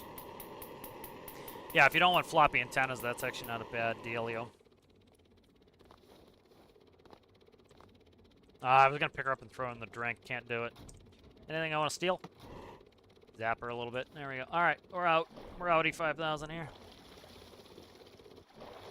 So this helicopter's working well. It didn't take that much PID tuning, but it was something I was putting off because it was, you know, I was really trying to do my best to not have to put that counter-rotating tail rotor, and it wasn't a big deal. It was just you know, it was a challenge to not have to do it. So I was trying to overcome the torque and do a bunch of other stuff, and then the problem is as you increase blade pitch, you're increasing the torque, and so then you need to account for that. So you can't just put in a correction number because depending on how much prop pitch you're putting in, you're going to get a different number.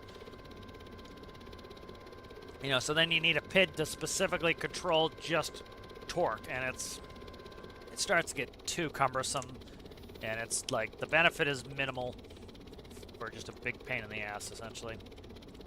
All right, let's go ahead and let's go check on. See what I have for. I should be full in fuel. We're full in fuel. Like, look how slow this burns fuel. It's just insanely efficient, this thing. And it's easy to cool. Imagine that. Screw it, we'll head over there. Might as well. Alright, let's go ahead. We're going to take off heading hold. We're going to put in the new waypoint. Alright, so it's going to try to station keep us all the way there. Now let's go up to 500 feet. I got to be careful when I transition from hover to horizontal flight, because it takes a second for it to have enough torque to run both. And so you can see now it's getting enough motion, it could do it. So it dipped the wing for a second there. That's why I didn't want to do it at 50 feet. It's too close. Because it has to transition from vertical flight to forward flight. So it's changing from using the rotors to using the control surfaces, so.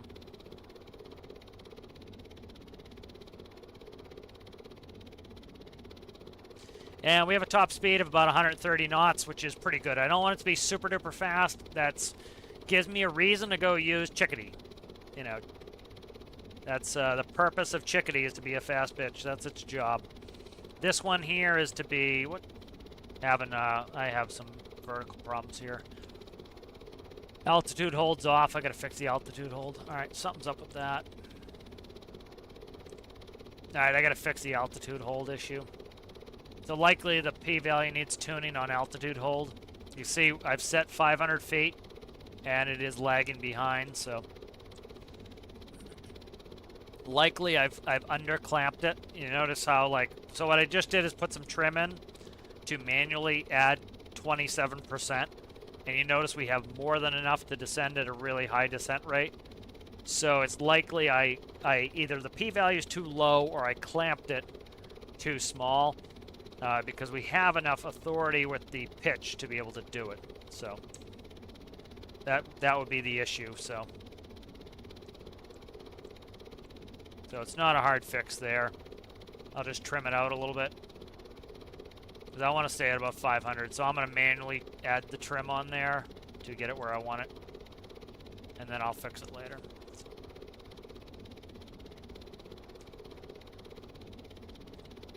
Flying suppository, yeah.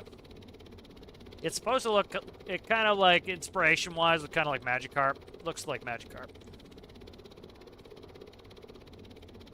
I don't want to get sued by Nintendo, so. It's a Magikarp. Magikarp. Whoa! Plateau came up when I came back in. 1,000 and change tends to be a pretty good altitude for clearing all the mountains. So we'll go up to 1,000 feet. The highest peak is Mount Goldblum, I believe, at I forget the number off the top of my head. It's not that high. It's like 1,900 feet, something like that. So for example, when I did the instrument approaches into military, oh Jesus Christ, let's go up a little bit. We're scud running mountains here. I don't like to do that. As you can see, I've had that in real life where you have the mountain go zipping by you. Now you're on instrument flight rules. You're on the right approach path so that you do not interact with the mountain, but still scary. Yeah, Team Rocket Vehicle. Yeah. Oh, good news. Alistair's computer hasn't crashed. Very nice. Yeah, so you see how that little bit of trim, we have 0.23 in there. So all that's telling me is that likely my PID needs to be tuned, or I'm clamping it out artificially too much. All right, we're feet wet. Let's go back down to 500 feet. So autopilot's working really well on this now. So it's just sometimes it's obnoxious to have to tune, and I was doing so much tuning just because of that torque off the tail rotor. And again, you know, people who don't understand the physics of it will be like, "Oh my God, it's doing this thing that doesn't make any sense." Like, no, dude, it makes perfect sense. It's torque. You know, we don't have P factor, but you do get torque, and so Like that's when people are like, oh, I wish it was more realistic, because it's like, one, it is realistic. Two, if it was more realistic, you'd be complaining because now you have to account for P factor. So it's like, you know, you'd have to account for the camber of your wings and the sweep of your wings, and you'd be like, why, you know, oh my god, I can't get my plane to land slowly. Yeah, because you've got this big sweep in your wings. Then why can't I go over Mach 1? Because you have too much wing in the wind. Gotta sweep them wings, sucker.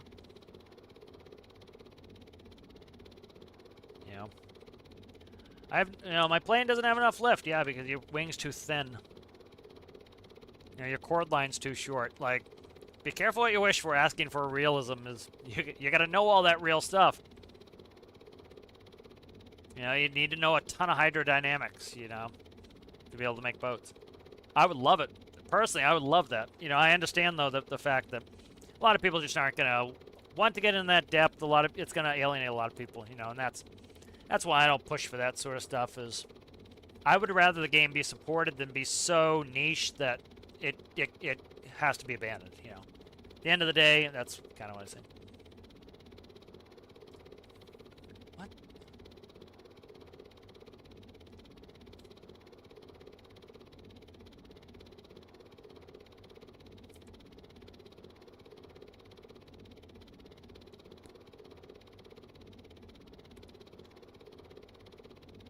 I'm looking at COVID's comment about not being able to cool their engine. Yeah, they're just throwing radiators at it. You gotta deal with the leading problem with it.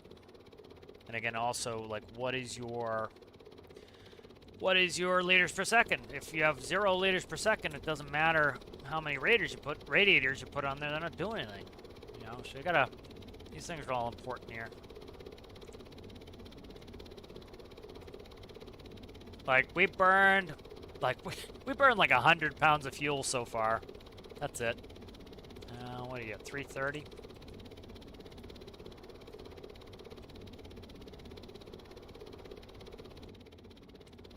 Heading holds the yaw on this in hover mode is awfully anemic. Do not crash in the drink. Do not crash into the drink, please. Thanks. Okay. What did I set? 50 feet? Oh, I have the trim in. I gotta take the trim off. The trim needed to be in there for forward flight mode. It does not need to be in there for hover mode.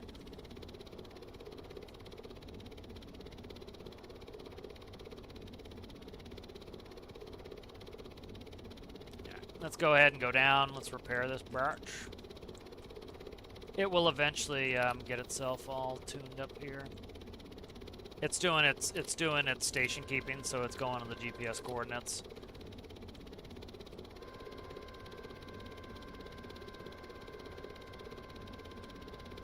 Keep it a little bit rambunctious so that when the wind is up, it will maintain it fine.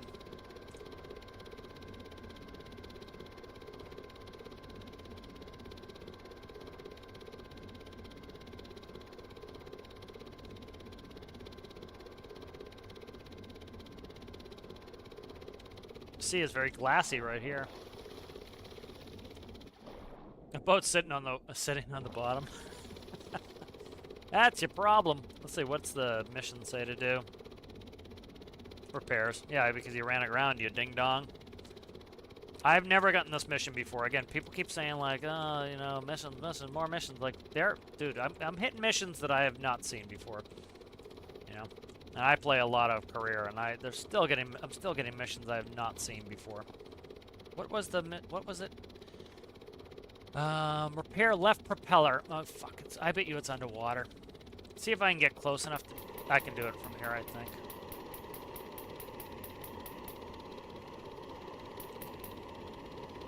If I can't do that, this is a weird setup. That's diesel electric. It's not that weird, but.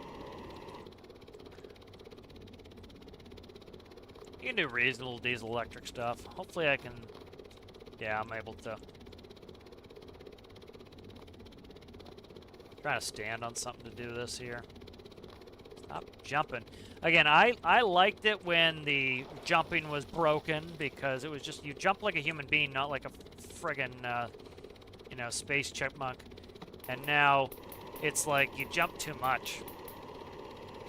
I get why people wanted that, but it's like, it's not my favorite. It's like, it's a little bit too much. So I end up over jumping everything.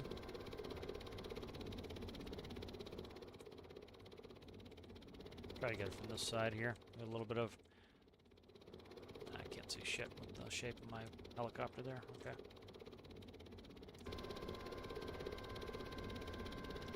Right, so there's a... What is this? Why am I getting pinged all day long on Discord? Please stop pinging me. Who's pinging me now? Ping, ping, ping, ping, ping. Luckily I have the sounds off. It's usually, like, we'll get some new people and they just, like, ping me constantly. Alright, let's go ahead and, let's see where I want to go. Go check the oil rig real quick.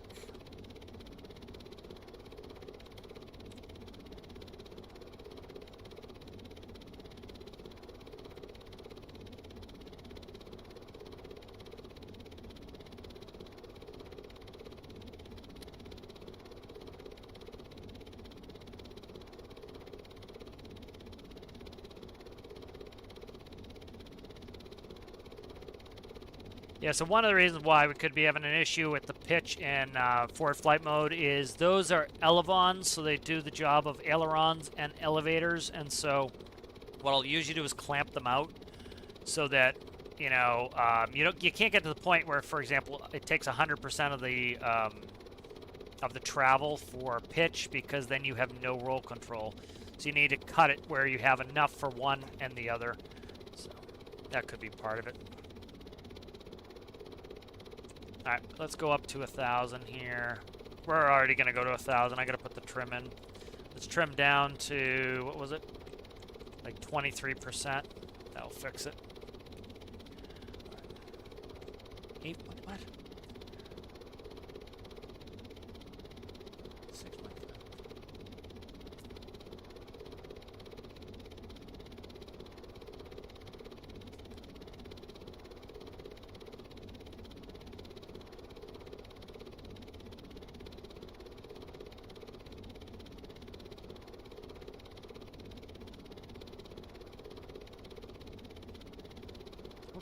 Can't find where I was pinged. No, he pinged me. Stop pinging me.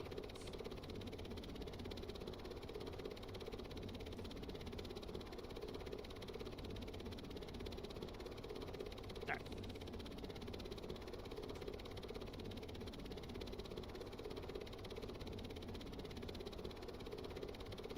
Alright, let's see. We shall arrive in 3.4 minutes. We've only burned... This thing is nuts. We've burned about 150 pounds. That's it. So 150 divided by 1.87. 80 liters. So about 160 bucks. So we've currently gone through 160 bucks to go do 2 repair missions that gave us 4,000 bucks. Yeah.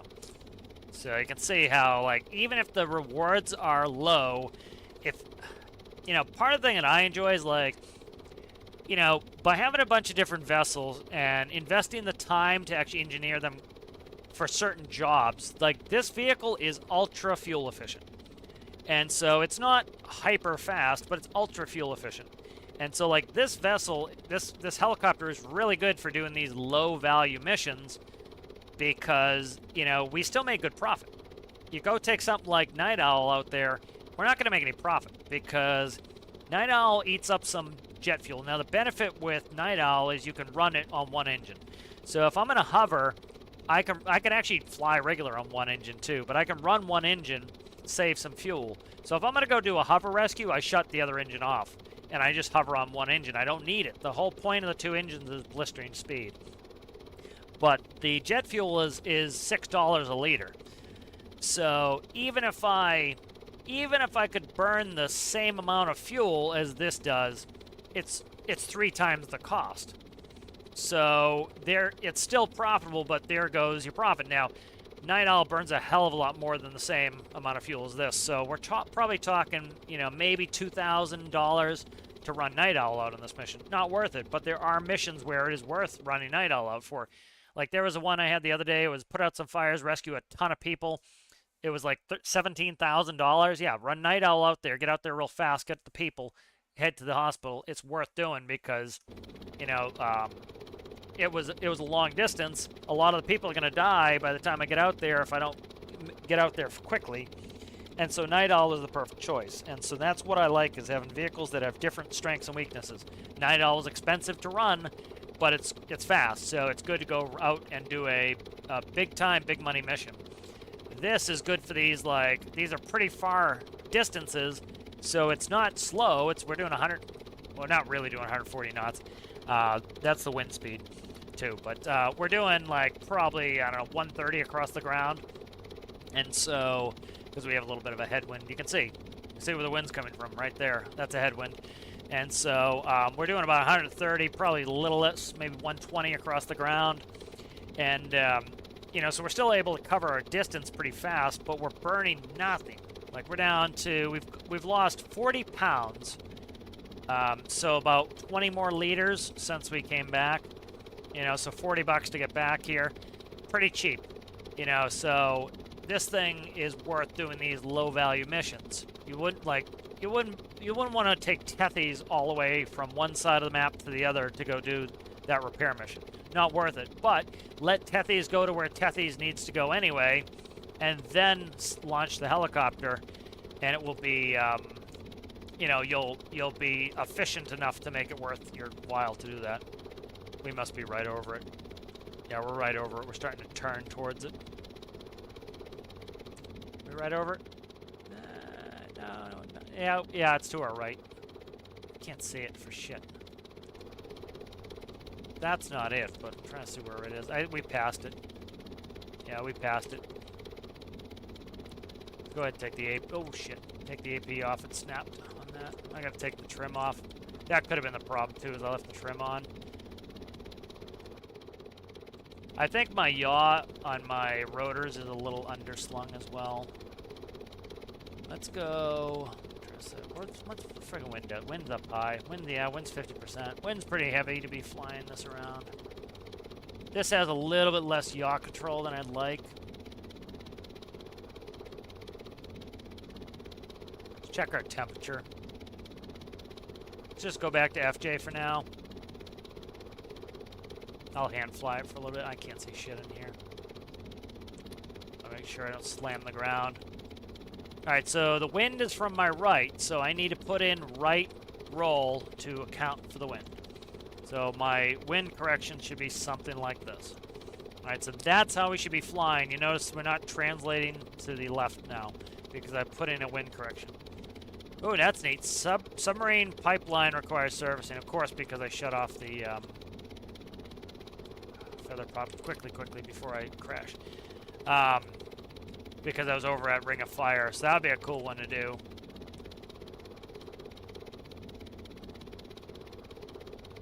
I don't know if Basilisk has put in something for that bug. I sent him a message yesterday. I didn't get a response back.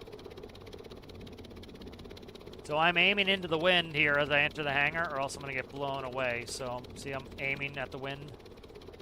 And that's keeping the wind from pushing me away. I don't have any brakes, so we're just going to shut down. Gotta put brakes on this. I'm going to engage the rotor brake. Let's get out of here. Despawn this. So, like, that's, like, when you learn to fly, that's a big thing you learn is you always want to face into the wind. And, you know, so you're coming into land, facing the wind. Doesn't matter what type of aircraft you're in. You want to be facing the wind. All right. The diesel storage is acting a little weird here. I don't know why. It's been kind of funky. So, go ahead and check some. All right, let's save. I want to try to make sure I save frequently here. Let me plug my phone into. My phone's dying. Yep.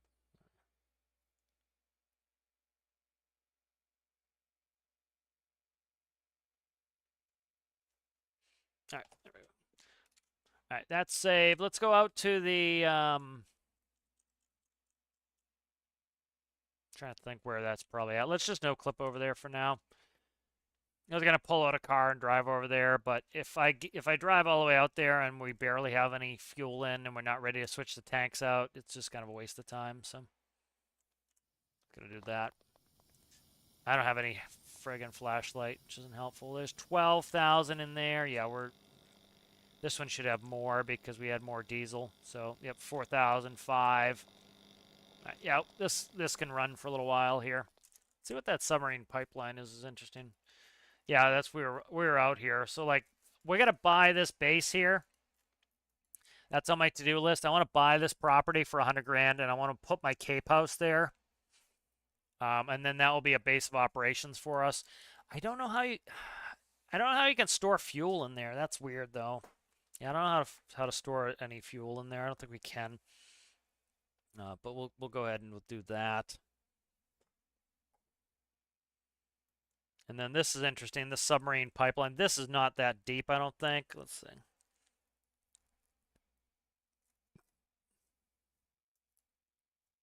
I don't have much diesel, so I can't run pilot whale all the way out there with the amount of diesel I have.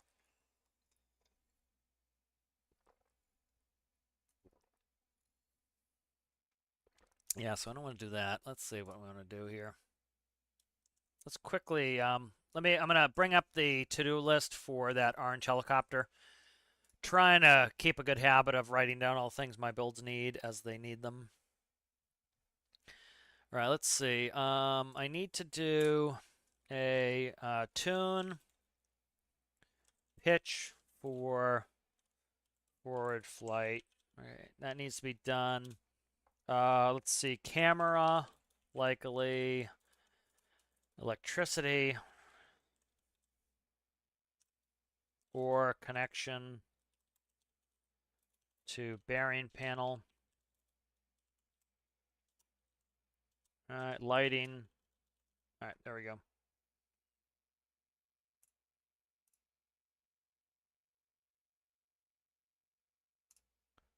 Flight. Okay, I already made a note that forward flight is not maintaining altitude, so that's a known issue already. Index RPM to 650. All right, so I already put down lighting too, so. All right, cameras needs to be done. All right, that's all saved up. Good. All right, let's see.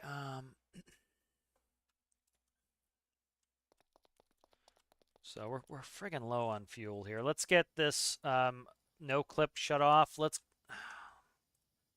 bad timing. Let's no clip back, and then we will get a mission closer, and I might just drive out to the mission.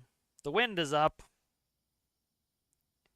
so like we were flying fine, but I want to get all the bugs out of that helicopter before I do too much. So let's go ahead. We'll turn no clip back off so that I can get a new mission. Try to get something closer.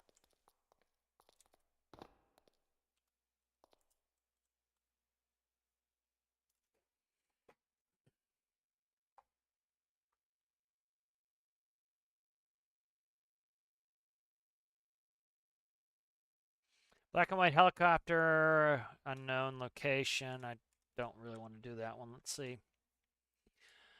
That one we could drive for, but if it's anywhere, that's a long area to be driving around for. Let's see what the wind's at right now. It's low wind. Dark. Let's take that orange helo out again. Try to fix something on it as something minor. Yeah, let's see. Let's see what the issue is with the camera. Electricity. This could be one problem. All right, and let's check the camera feed. Camera feed is going into the bearing panel. So yep, that's all it was the electricity. I'm not going to worry about indexing that yet. I want to check the lighting on it though. See what's up with the lighting panel. Let's see. Bearing, autopilot, transponder locator, winch controls, coaxial, overhead panel, control surfaces, gyro. Low on space here, and I need to put in lighting, so.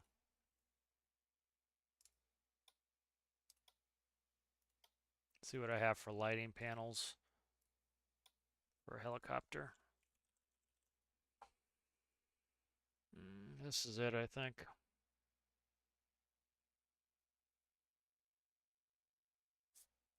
That's 2022.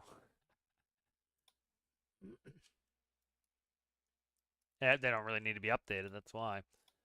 All right, let's see.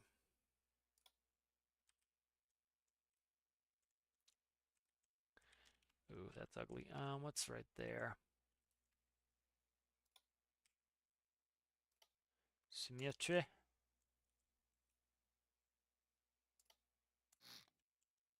Did break anything? Did it? Nope. Okay, that's good. Helicopters need strobes on the top and on the bottom. I really don't want to stick it up there because this is my fuel tank on the top. I don't mind if I lose a little fuel, but I can't lose a ton of fuel. I don't want to lose a ton of fuel, let's put it that way. That'll still drain properly, I think. So let's see if I can get it in here. Let's try right here. Oh, come on, dude. Give me the one block that I'm trying to go for. It's pretty useless there anyway, so let's leave that where it is.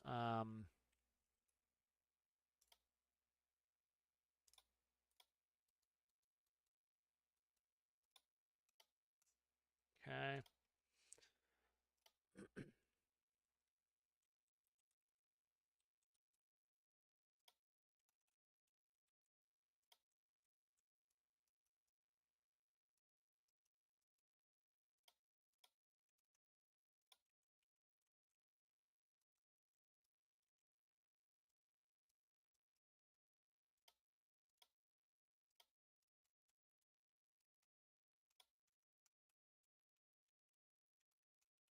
Okay, we got nav lights. Oh, see what I can do for strobage here. What are you, sir, madam? You're a microcontroller. Of course you are. Why wouldn't you be?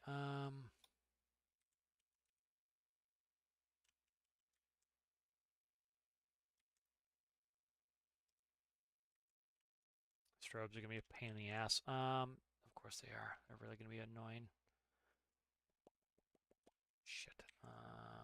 Yeah, strobes are really gonna be obnoxious to me here. Do I have a three banger? I can put this somewhere else. This is a tight build too. There's not a lot of space in here. What happened to music? Hit the end of the channel, I guess. Must have. It's probably been off for a while. Let's see. I think I had a space in the middle. No, I don't. That's drive shafts. Really ugly amount of space here, and I gotta hide that lighting panel too.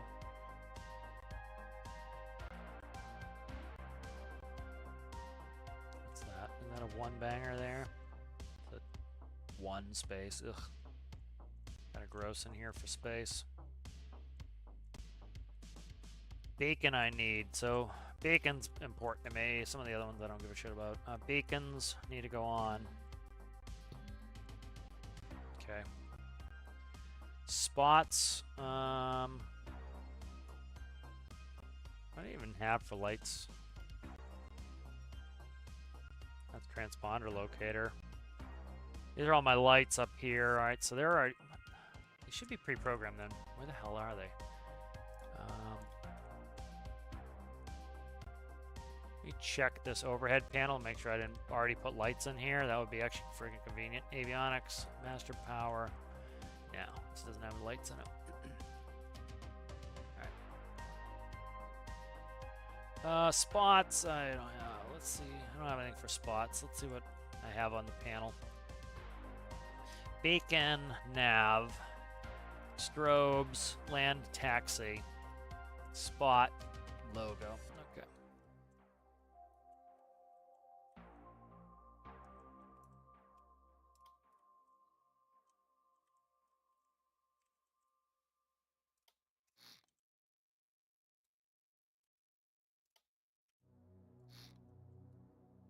What is that? That's gotta stay.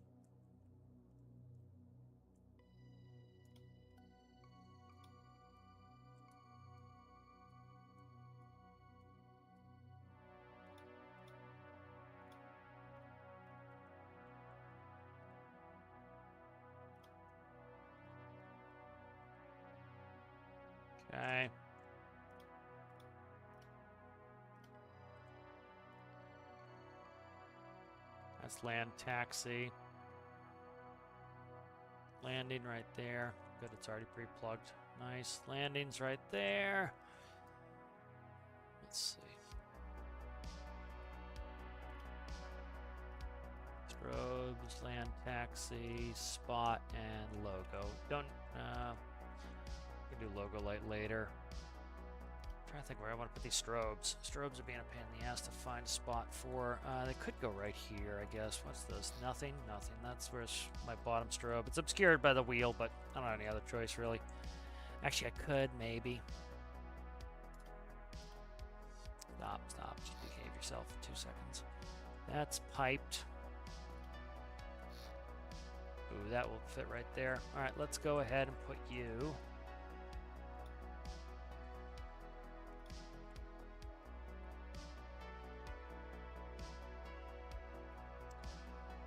I hate these arrows with a passion. I really frickin' do. They're so obnoxious. No, I don't like that. Don't like that there.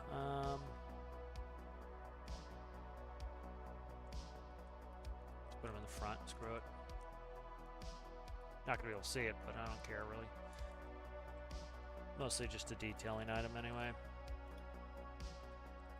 Don't have the space. Oh, come on, man. Right, I need something near the top. Can't go top line there.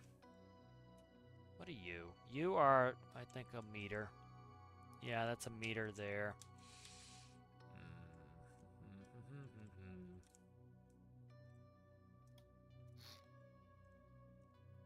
Put it there. Did I copy that instead of... I did. Fucking hell. Whatever. I copied it instead of cutting it. Kind of annoying.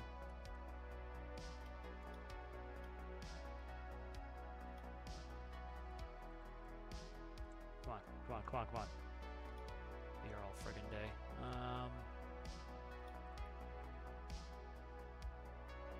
Spots, beacon, strobes. Okay, the strobes are plugged in. That's fine.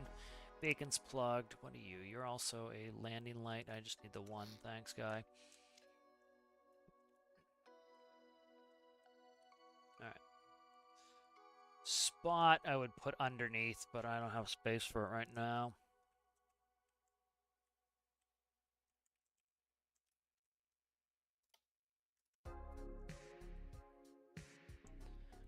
This is going to be ugly to stick this in here, too.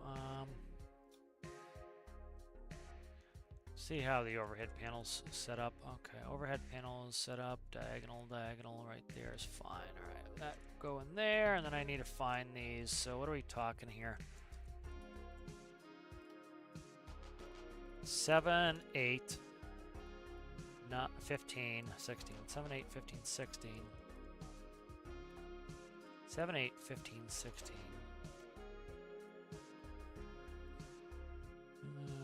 7.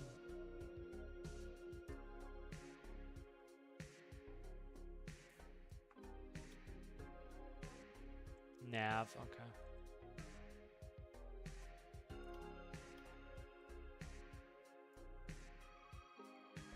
What?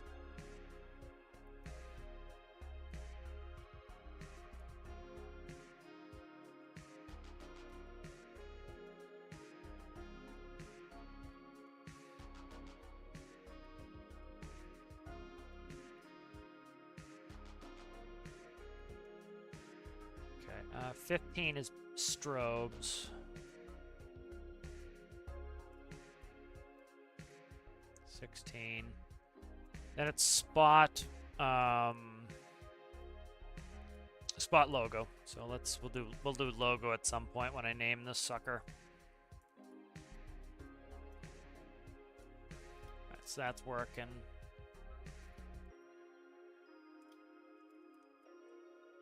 Alright, now where to find that. The 3x2 is ugly to hide right now in this build. This is not easy to hide. Crap.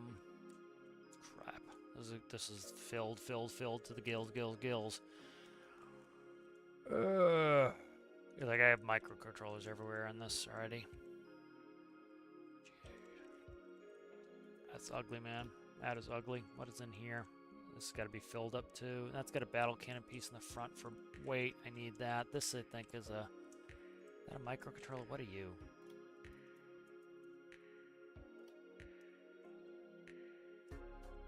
That's nothing. Okay. Where the hell is this gonna go? Not easy to find this shit in here. Yeah. This whole wall is microcontrollers. This is all mostly microcontrollers, or it's fuel tank. Like, there's a lot of fuel tank stuff here, so I can't screw with too much. That's a winch. That's a microcontroller, I believe. Can't move the winch. Winch needs to be where it is. What are you? This shows promise here. What are you, sir? Winner, winner. All right there.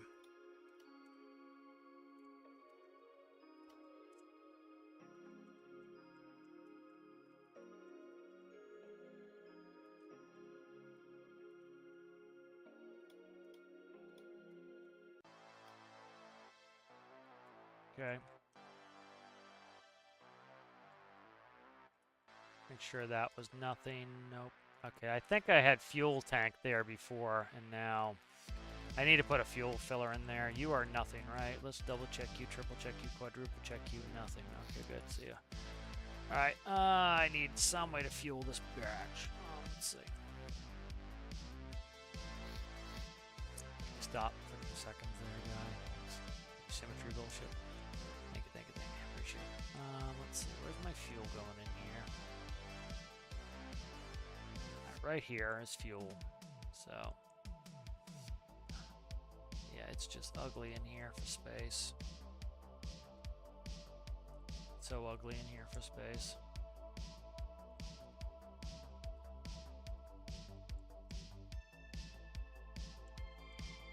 Like there. No, not even there. What's this?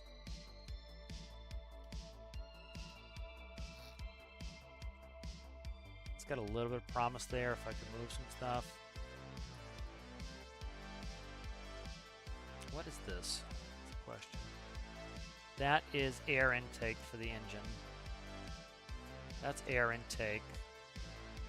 What are you? What is this? It's friggin' hell. This is a mess. Refueling's gonna be a pain in the ass though, Ken.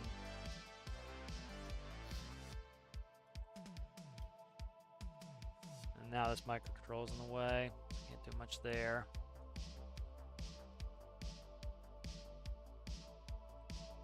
Can't do anything under here, unfortunately. But actually, I might be able to yank you this out and do something. What is this all about? That's one of the indicators. Let's see. Any prayer doing that? I don't think so. I think my cooling system goes right in the floor there. So that's where it comes in there. I'm kind of a hurting here on space. Got dual exhausts. Could kind of rack out one of those if I get rid of one of those exhausts. I still can't get around this radiator. I need to come down from here. Can I get... it's close. It's like right here is potentially something.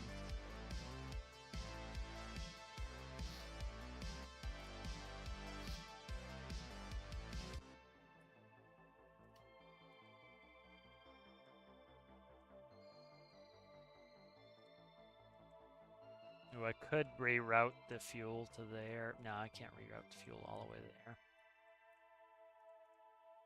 We'll worry about that later. Let's go ahead and save this. We got some lighting in. That's let's do electricity real fast. Make sure that's all hooked up. It's likely it isn't.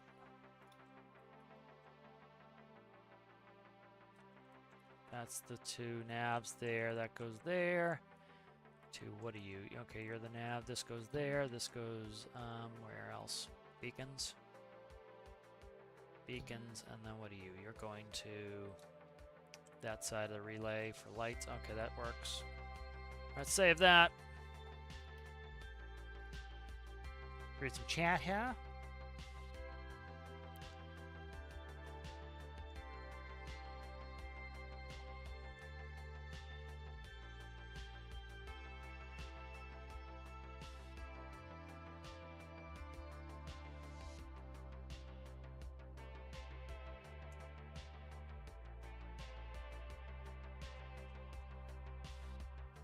Let's go ahead and spawn this. Let's see what we got for mission. Yeah, see, it's fucking my diesel up here. This is a problem. I don't know why it's screwing diesel up so much. All right, let's go ahead and just get out of here and go deal with this when we get there. Devs, please, please, please, please do that next. You guys have been doing a great job on fixing some of these old-time requests. Please, please, let me paint all sides of this bitch. That's, you know, that they did do a lot of that stuff. Fluid port, stuff like that. It just took them time to eventually get to it. Okay, let's go ahead. We want beacon on. Beacons. God damn it, man. I just did the beacons. Why are they not working? It's fucking annoying. Literally just did them. None of the lights are working. Stick it right up your ass. Ugh. It's obnoxious. Especially it's nighttime again. Alright, screw this with nighttime. Keep sleeping for a mission and then it puts me on night.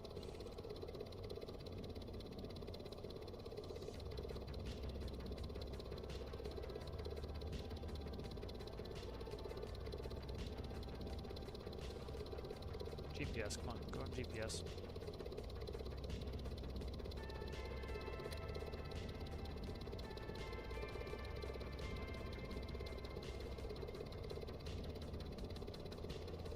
What are you doing there, guy? Should be heading to the heading. It is, okay.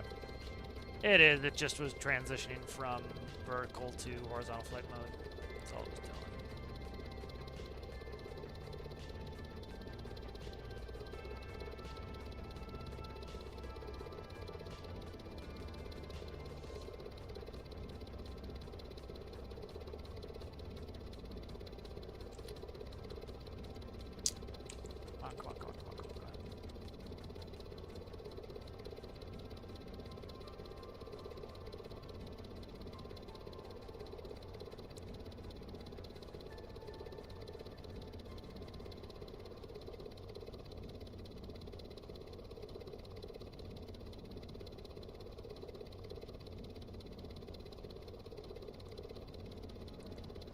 What is this guy doing that he can't cool that 5x5?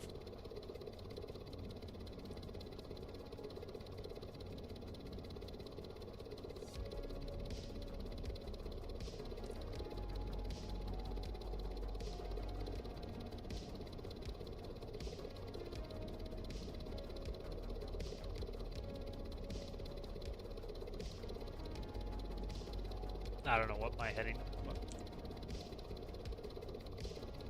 My current heading hold set to 278. Put in heading hold on there. Run that. Turn slip coordinator is way too sensitive because it's like I'm not rolling that hard and it's like just go crazy. I want to see this guy's build. There's no way in Christ you should need that much for a 5x5. I think it's 6.5 to go 25. Like, no. I'm looking at these numbers, I'm like, 6.5 RPS. How big is this 5x5? I'm gonna look at the pictures here. What is it? 4-cylinder 5x5? 4-cylinder 5x5 running at 6.5, that's too high. To 29 RPS. What is the gearing on this? It's got 20. So output is 29 RPS at 24 knots. Okay, that could be right. So you need, so if you want 24 knots and need 29 RPS is 24 knots at the, gotta make sure I don't crash trying to look at this. trying to think what propeller RPS is. So if propeller RPS is 29 RPS to get 24 knots, then you know, let's try to cut the RPS in half to 3 1/4.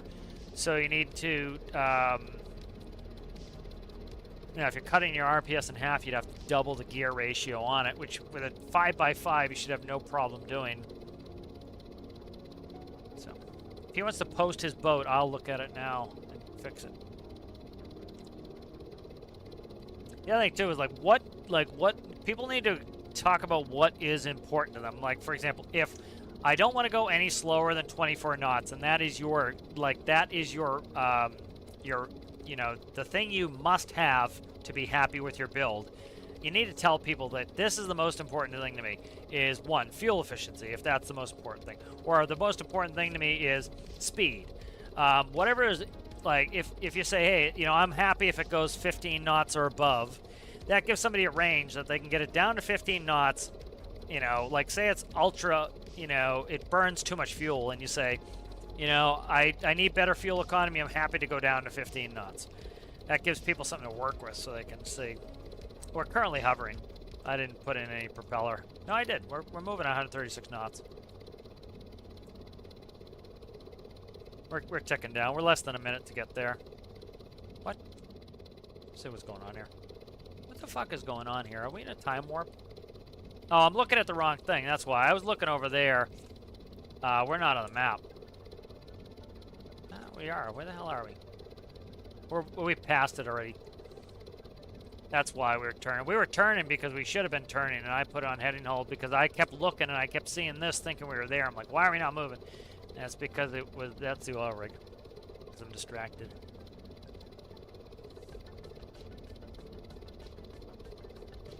Oh, then I would stop helping them. If somebody can't accept help, don't help them anymore. So that's kind of my whole thing is, people need to learn that, when somebody's helping you out, they take time out of the day to help you. If they're not going to be at least, it's perfectly fine for somebody to be like, okay, thanks, I think I'll work on it myself a little bit. Thanks for the help, and to, do it. But when somebody's helped you, it's like, be a jerk about it, man. It's like, what the fuck?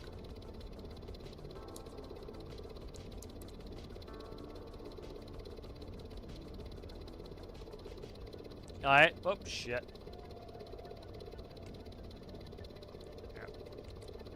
We're scud running like crazy here. Surprised we didn't hit that on the way by. But it's like 6.5 and a 5x5 is nuts. The whole point is, as you get a bigger engine, your RPS should be going down. That's the point. Is you're increasing the mass, the RPS should be going down.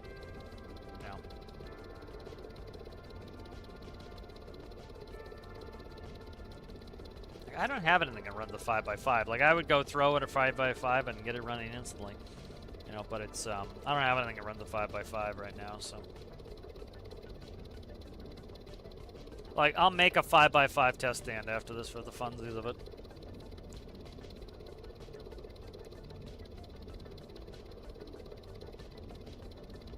It's easy to make one in the water. Like, what I've done before is, like, say you're going to run 2 propellers off that. Well, you put a propeller in the front of the box, propeller in the back of the box, and then you can cool it the way it would be cooled by, water cooling. Generally with heat sinks is what I'd be doing. I don't know why people are running radiators for boats. You've got all this cold water, run heat sinks. Alright, let's stop us here. This is tough to see with the fog. We're supposed to be looking for this helicopter. I can't see shit. It doesn't have a transponder on it, does it? Fuck, transponder locator's not hooked up either. A lot of the stuff just is not hooked up on this build. Alright, let's do a little search grid pattern here. Let's go up towards here. Alright, let's start looking for this. We're buried in the fog here, so I'm trying to look for something with the fog. There's no transponder either. My transponder locator's not set up.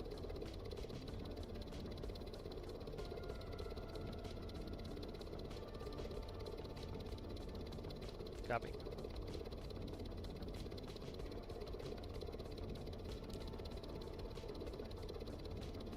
Yeah, like I've never run I've never run a 5x5 more than like 3 something RPS. That's the point of it. You get a big engine to run it slow. You got a small engine, you run it high. You know, that's why a motorcycle runs at 20,000 RPM. You know, that's why a diesel truck runs at 1,600 RPM. Is you got a tiny, you know, the mass of the pistons is so low on the motorcycle, and the mass of the pistons is so high on the diesel, and they both make good power because one of them relies on the A of the F equals MA, and the other one relies on the M of the F equals MA, and you end up getting good results from both. Alright, I'm sick of looking at fog, I really am. There we go. Sick of looking at fog, I really am.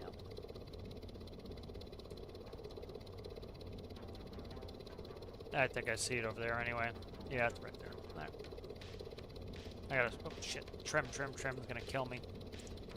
Yeah, that's why I don't just throw that trim in there either, it's gonna get me killed.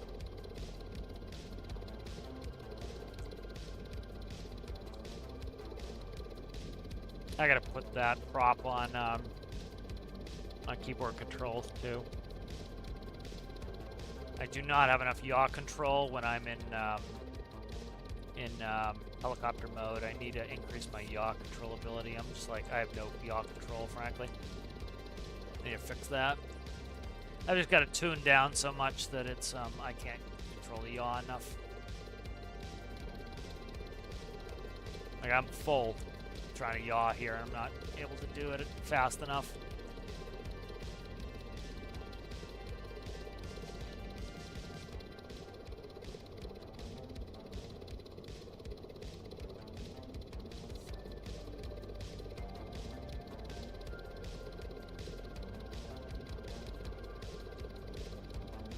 You know, one thing I haven't completely stopped doing it, but like I really reduced the amount of times I help somebody when they have somebody else's microcontrollers, and it's like if it's their microcontroller, I don't mind helping them out, but it's like when you have like, oh, I'm using this microcontroller, it's like I have to then spend 40 minutes figuring out all the minutia of how that person decided to make their microcontroller to go, and I can't ask that person any questions because it's like you're asking something third hand. You're like asking Bob how Tim made his microcontroller, and Bob's asking you for help because Bob doesn't know how any of that's done. And so then it becomes like, you know, you're trying to go 3 people deep to get the answers you need, where if somebody made the microcontroller themselves, they can be like, you know, what did you do? Why did you do this? I'm like, oh, I don't know. I just kept playing with numbers until it worked. Well, don't do that, first of all. And second of all, you know, this is why it's not working here. And then they know and they can fix it. You know, if it's, well, I downloaded this microcontroller from the workshop. I have to, like, it used to happen with Jersey microcontrollers. Like, somebody would, oh, I downloaded Jersey's microcontroller, and it's not working. So now I have to spend the next 40 minutes figuring out how Jersey made his microcontroller, and the whole time, like, why would you do it that way? And then, you know, I can't ask that person why they did it that way. And so it's like, you know, it's kind of like, if you're using Jersey microcontroller, go ask Jersey for help, because it becomes a point where it's like, I have to learn how that microcontroller works for 40 minutes before I can even start to try to do it, and then I have to rewrite the microcontroller to get it to work right. And so if I'm working with a person, I can tell them why they should rewrite this part of their microcontroller. And so it's not like I'm trying to go around 2 steps. I can go through 1 step and make it work.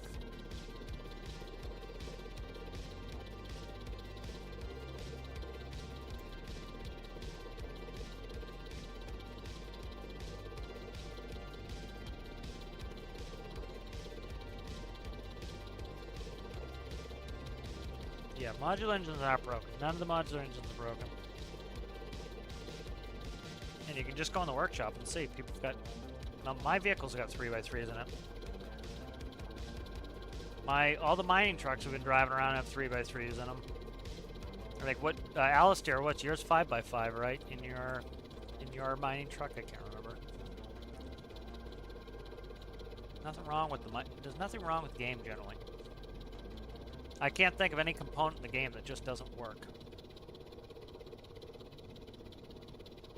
You know, cats up until recently were just not working. Like, this has cats on it now.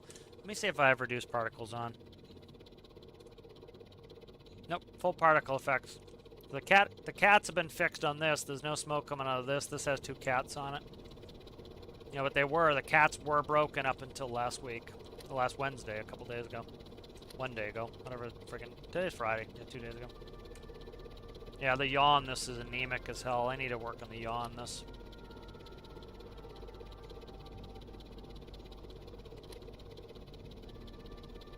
Yeah, fucking yaw on this is funky as shit. The yaw is truly funky as shit on this. I gotta fix it. Yeah, see, it does not have the yaw authority on the rotors, and we're not up to speed yet to go fast enough. So what's happening is once I hit 30 knots, it's shutting off my rotors ability to do yaw, and so it's transferring to the control surfaces, but it doesn't have enough control surface effectiveness because it's not going fast enough, so I gotta fix that. Let's go to the hospital and dump this Johnny off before I end up crashing. So, like, I can do it now. I just need to get up high enough and then push in a bunch of speed so that we get the airspeed up fast enough. And then now, once we hit, like, 40-something knots, we start getting enough control surface effectiveness that I can actually use my control surface to greater effect.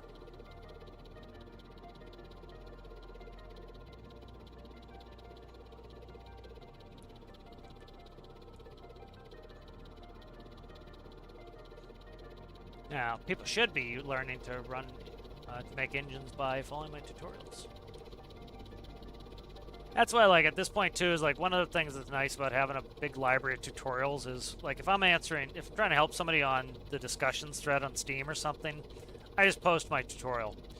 And one or two things are going to happen. One, they don't want to redo it, and that's, okay, fine, then I'm not going to help, because I just, like, I'm not going to learn how that person did their, you know, if it's the person who made it, I don't mind talking to that person and being like, do this instead. But, like, they don't understand the logic generally if they just downloaded something from the workshop. So, like, trying to get them to change the logic and have them learn it is not going to work. And so, if they made it, that's one thing. If they didn't make it, it's now I have to learn how that person made it, a different person made it, to then explain that to this person so that they can then fix it. And it's like, it's too many layers deep, and it just is confusing and obnoxious. And so it's like, I put my tutorial, if they want to watch it and they can do it the way I've done it, then bingo. And if they have problems, then I'm happy to answer the questions, because I know that, you know, I know why it works the way it does, and I can generally fix it at that point. So get on my shoulders. Thanks, guy. There we go.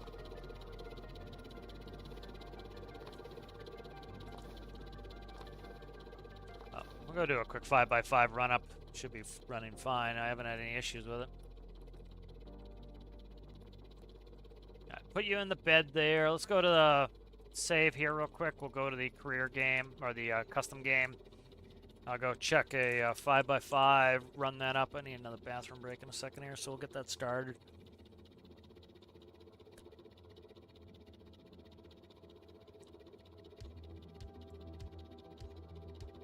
Where are we at there? Too many saves here. Make a lot of backups, and then I end up with too many saves. I gotta trim them down.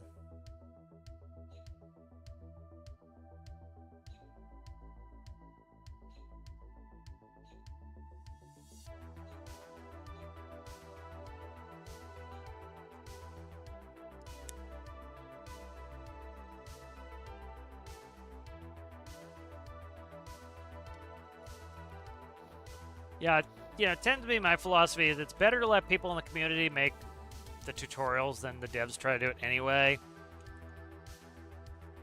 Here's a 5x5. This is old. Let's grab, I have a 3x3 that I can convert. This is my new test bench. This is my new test bench here. So let's convert this over to a 5x5. Do I put this as a box? I don't know.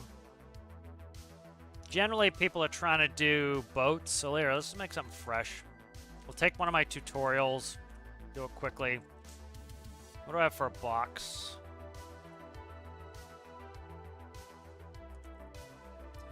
Test pump box. Bomb box, cooling test box. That's the one. No, that's not the one. I have one with an engine in it. Underwater test box. No. Start fresh. Let's make something here. Here, let's do this.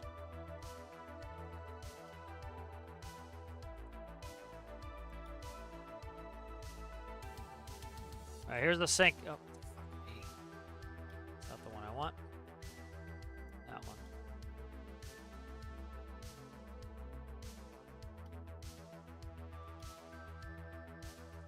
We're trying to get the hull mainly. Alright.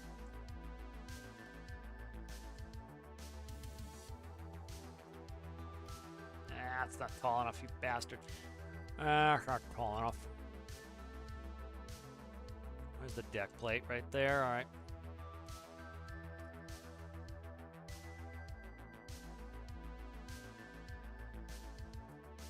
Go to the top. Click, click, click, click, click. Alright.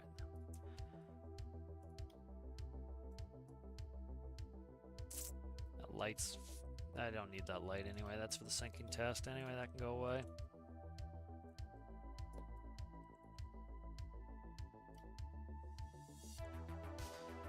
Oh, please give me symmetry, thanks.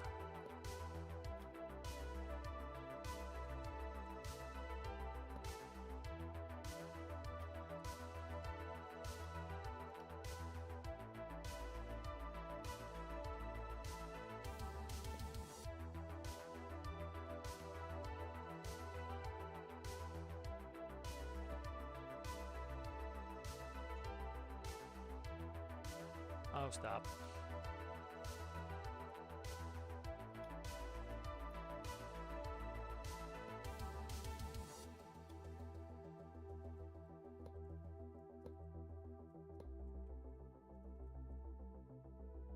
Two-bagger.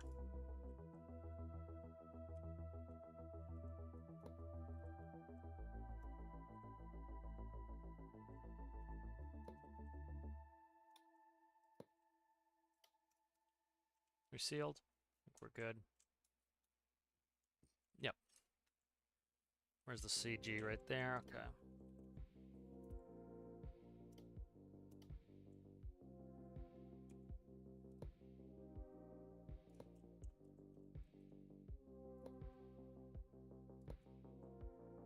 Fuck, if this isn't tall enough, that's gonna be annoying. Should have counted. Perfect.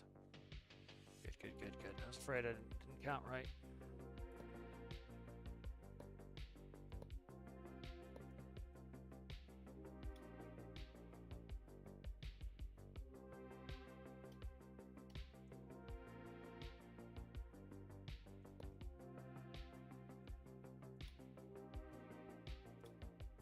Five by 5 belt drive.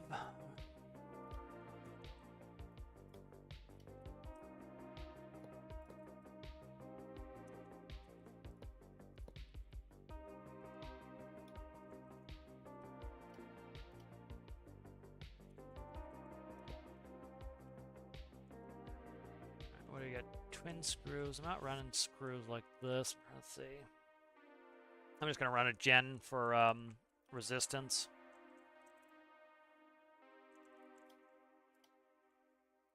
We'll really load this up. We'll do dual gens, try to load this up, give it a bunch of load on there it has to deal with. That's going to get the heat up.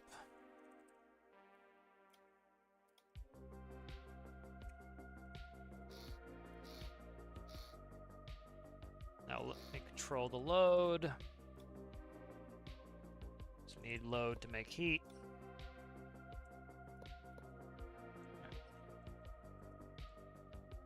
And then let's go, let's shift it. Let's cut that out there. All right, this PTO right there. All right, let's see. There's a cat on me, my buddy. All right, let's see.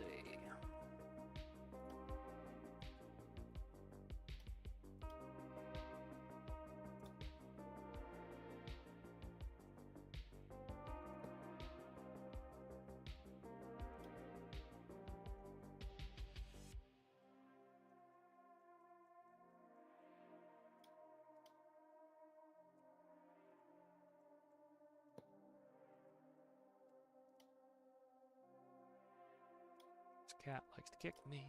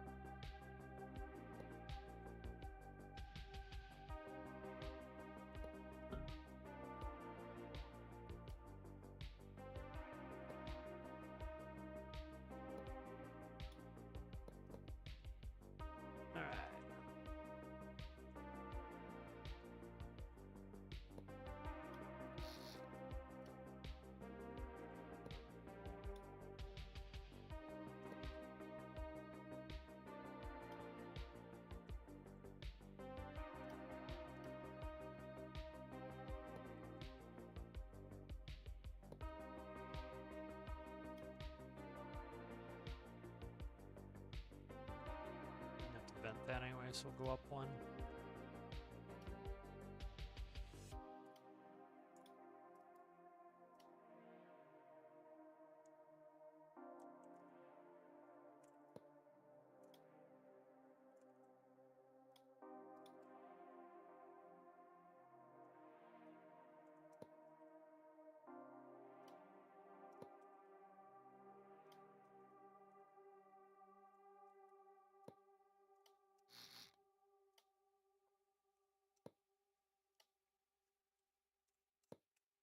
All right, let's see, what else do we need? I think we're pretty good there. Let's go ahead. Let's see. Let's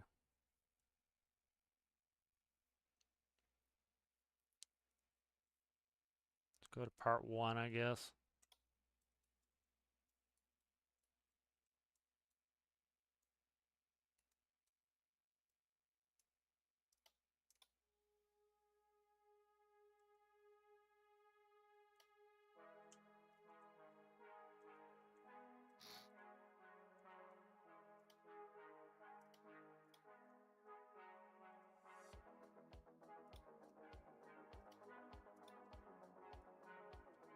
Let's hook it up first.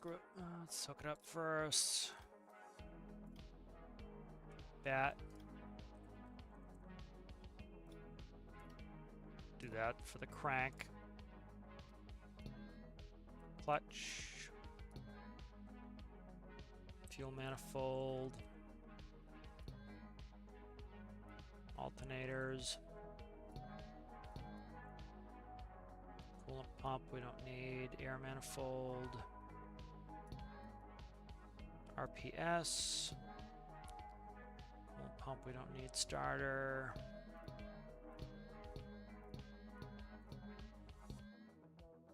Radiator fan we don't need.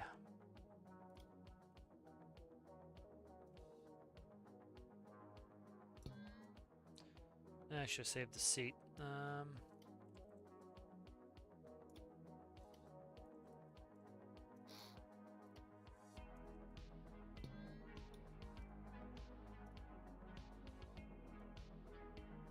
Actually, we'll make that.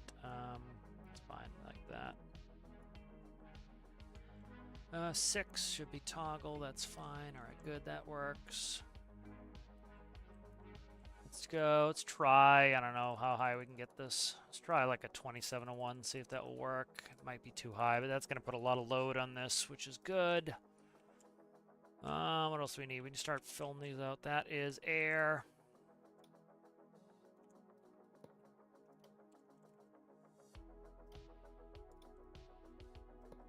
That is going to be a vent for the...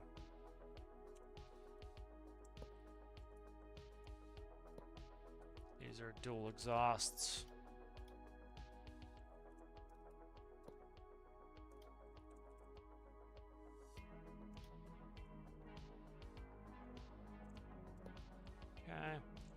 Might need to work on the values on this, but let's see. Max RPS, let's go do 4 max engine idle of 2.5. Start a cutout 2 1/4. Try that. We might need to up that a little bit. Clutch engagement RPS is going to be anything over 2.5. Clutch 0 is going to be 2.3 rather. All right, let's go ahead and we'll start that. See what we need to dial in on that. Let's do electricity. So it's sustained on its own.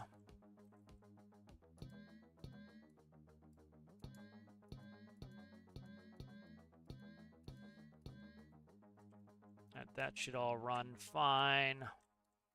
Let's give it a crank, see what it does. Fucking hole in there somewhere. Okay.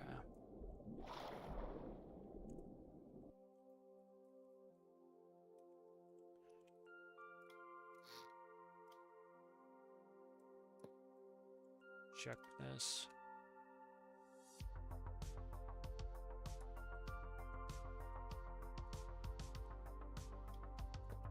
That fixes that. All right.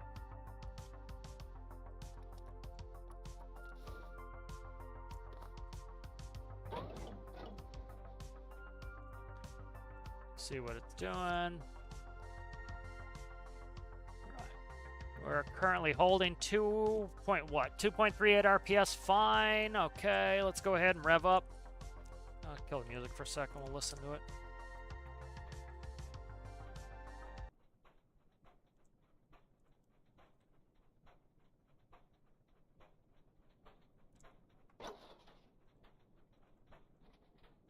That's probably too much gearing.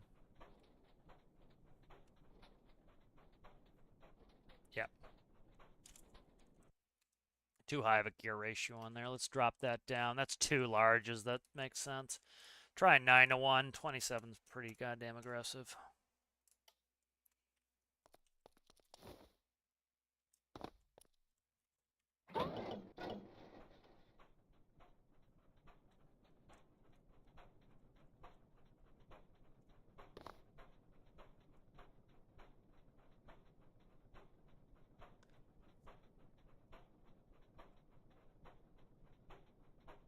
Let's up the max on this.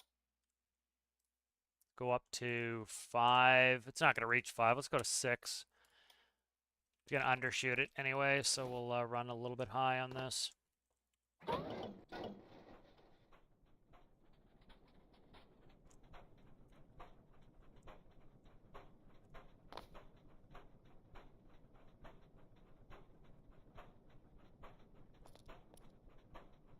Alright, so we're talking about 720 SWATs on that.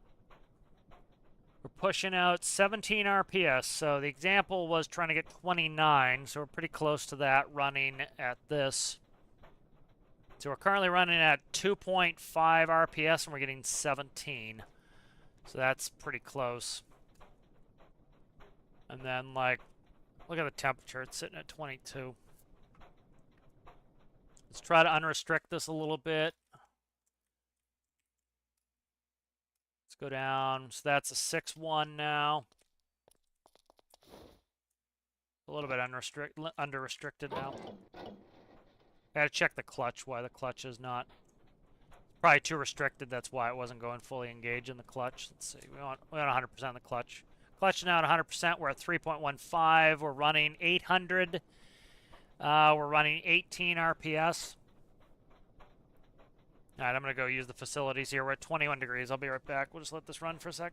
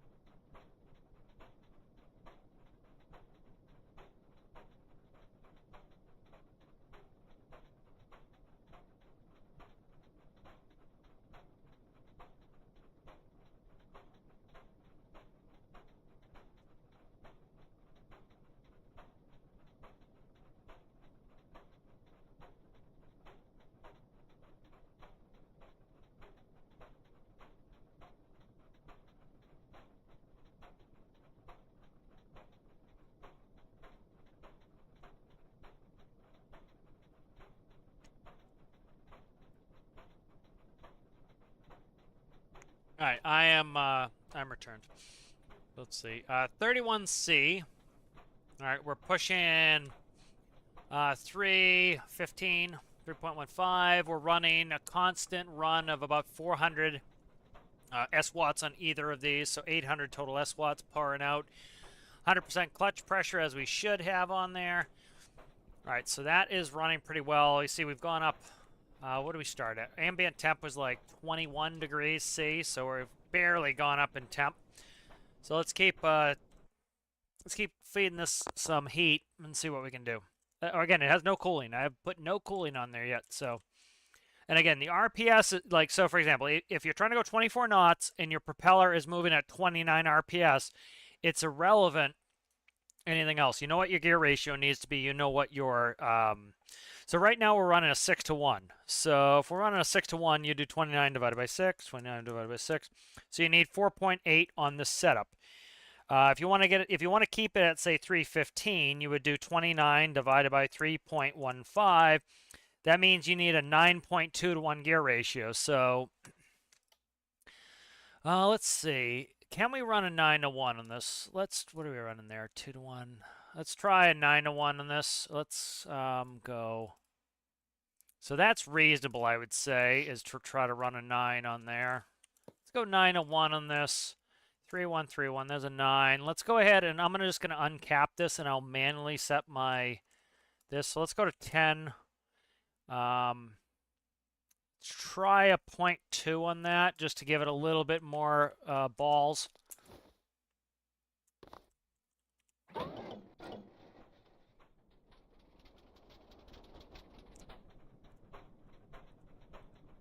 Because I need some more balls on this if it's going to be able to turn a 9-1. Alright, we're at 1. We're pushing about 1,000 on each side. So that's 1,888 S-watts we're pushing. We're going 28 RPS. There it is. So this should run that boat exactly the way it needs to run at. We're currently at 23 degrees. We're not pouring on temp at all, really. There's 24. And I have no cooling on this. So let's do this. I'm trying to think of a formula. That's gonna be a bitch. I could do a sample, but that doesn't mean it's linear. Like this has no cooling in it whatsoever. Let's run a little cooling off this. So we need to run. All right, to get max flow rate, we're going to need to run about 7. So if we push off this, we're running 28. I can't cut a quarter. I could do double. That's probably what I'll run. We'll run a double on this. So let's go ahead and let's put some cooling on this. We literally, like right now, we have no cooling whatsoever in this. So let's run an accessory gearbox off of this. Try to do it with one gearbox. So let's run an accessory gearbox here. Actually, you know what we could do? 3, 3, 9. That's running a 9. This is going to have enough balls to do it, so let's go like that. This, 5x5 has balls for days. Shouldn't have much issue running a 5x5. It's just that's the point of a 5x5 is the thing's freaking massive and it can run low RPSs because it's so massive.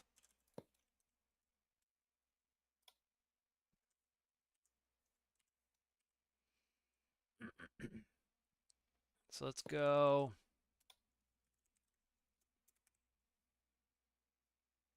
Making me want to put a 5x5 in my fishing boat to get the length of the engine down. Get symmetry on, I do. Okay, symmetry.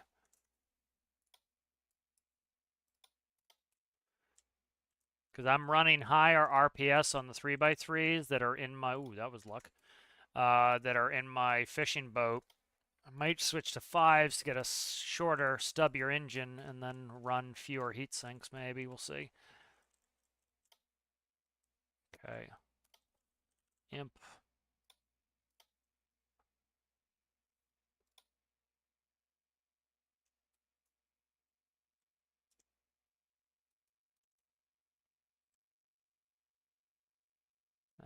that's aligned. All right, that'll be fine. Shocker, right way the first time. That's always a miracle when you do that.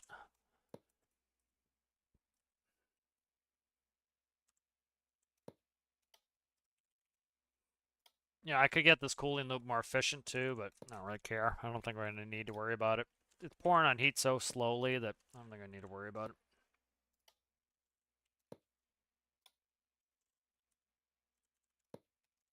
Okay.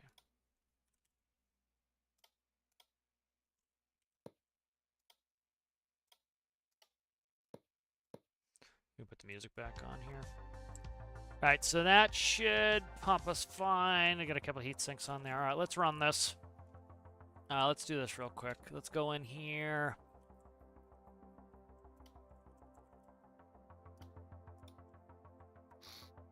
I don't know how I can get this temped out, but let's go.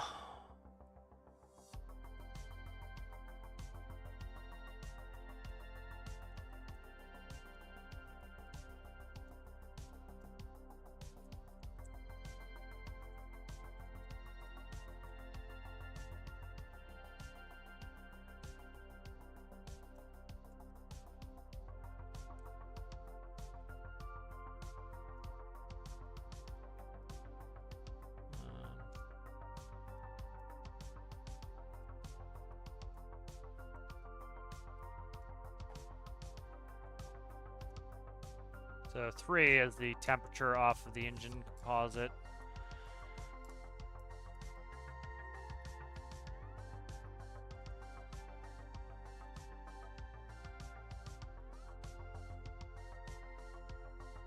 Okay.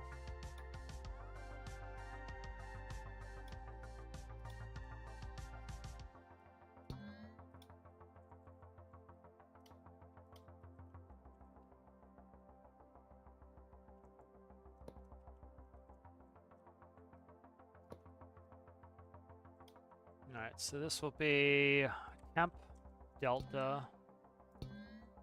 This will be temperatura there. Let's go electricity. All right, what are you? I don't need that shit then. Then what do I want to do? Did I hook all that up? I think I hooked all that up, didn't I? All right, that's good. And then, shit, of course I did it this way. Why wouldn't I have? All right, whatever. All right, so this is cooling control. I'm gonna do this manually, and then this way I can manually control the. Do it from here. Gonna be a pain in the ass, aren't you?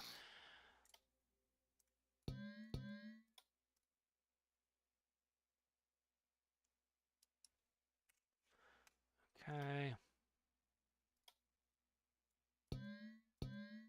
All right, so I can manually control the cooling there to see what the differential is. So that's kind of what I'm doing here.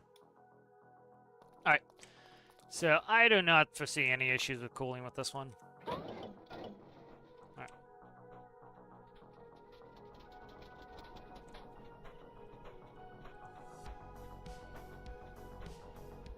All right, so we're running at 3.2 RPS.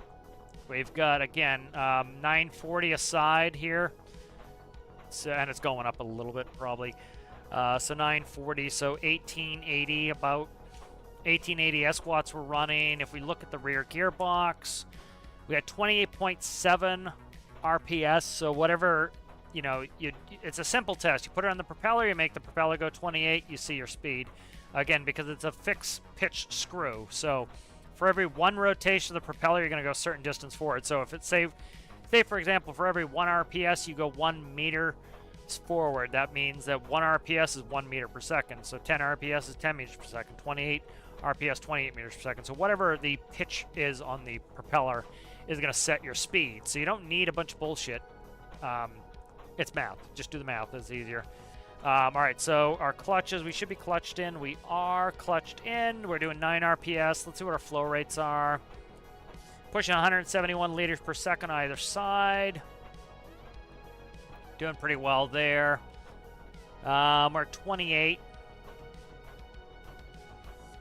And that's only 2 heat sinks. So, like, we're barely grabbing any heat on this. So, fuck, why are these not fucking... Okay, they are working. So look at the delta on there, the heat delta. So this is the heat delta. It is 0.001493, and all that's really telling you is the temperature going up or down? Now look at the temperature. Temperature's dropping. That means, well, the temperature is not dropping. The temperature is rising. The rate at which the temperature is rising is going down. So notice, see the number dropping? That means that while the temperature is still going up, the rate at which it is going up is actually going down. And so eventually, if that delta goes negative, we're going to lose temp. So with this information, you can kind of see that, yes, we're still gaining temperature, but it is actually losing the rate at which we gain temperature. So notice the number is going down. So what this tells you, the likelihood is this is going to cool fine because the rate at which we gain temperature is going down. Now, eventually, if that stops, then you theoretically could, over a very, very long period of time, overheat. But eventually, what's probably going to happen is that this number here is eventually going to go negative, and that means we're going to lose temperature. And that's generally what happens, is as you get up to operational temperature, like, for example, you might, in your airplane, you might get up to 98 degrees, and then it starts to just maintain temperature. And that means that this delta would go around 0. And the rate in which you gain temperature would start to go down. So you see that the delta is now continually losing it. So as we are going here, we're actually, reducing the rate at which we heat. And so you see we are heating, but we're losing the rate. So eventually, if this number continues to go down, we will reach stabilization where we essentially do not gain any more temperature. So we'll keep an eye on this. We're at 40 degrees now. So this could theoretically overheat still, but as you can see, it's unlikely. Well, I wouldn't even say unlikely. It's potential. The thing that we're going to have to look for is if it does want to overheat, I think we can add more heat sinks, and that rate at which we heat or cool is going to change even more. So, but again, you look at what we're making for power. That's 920 a side. We're making a lot of power here. Now, I would say there's a good chance we run out of fuel before we ever get this test completely finished. Yeah, we're going to run out of fuel before we get this. What the fuck? This side's not cooling at all. I cut this one off. So we have one heatsink going right now. So this is cooling with one heatsink. Notice the rate. We're down to 1293. So we'll probably run out of fuel before we can even finish the test, but like this right here kind of shows you what's going on. Is like you can see that we're gaining temperature, but without having the delta of knowing where it's going, you don't know, am I going to probably be able to cool this? And this right here tells you that, yeah, you're probably going to be able to cool it, because eventually if this number goes to 0, that guarantees we can cool it with what our current setup. And I only have one heatsink running. This one over here is doing nothing because I cut it off of my fuel tanks. You can see it's doing nothing. This one's not even connected. So this was one heatsink. Let's fix something real quick, and then. So again, 5x5s are working fine.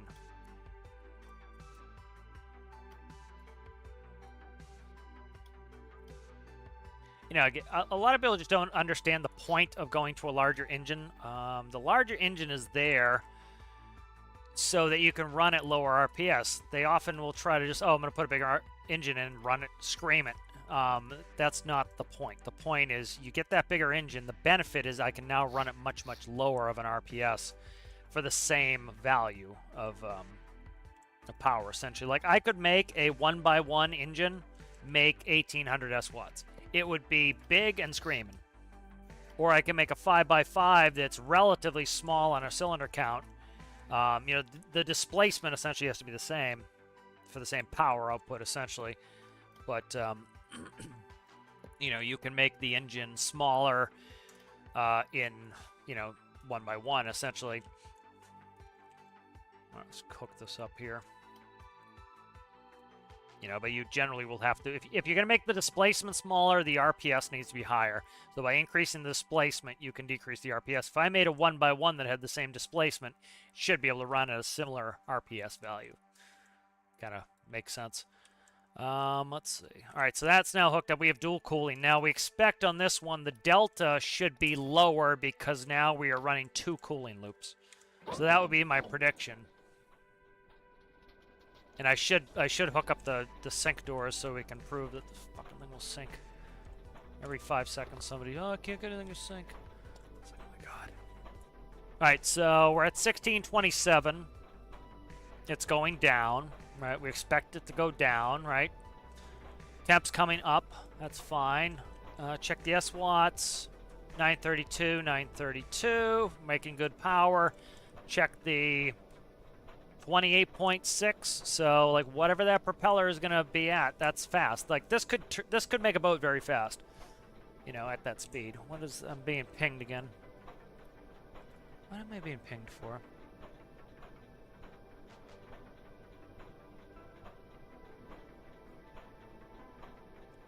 Wow, I talked to this person 2 years ago. Messaging me.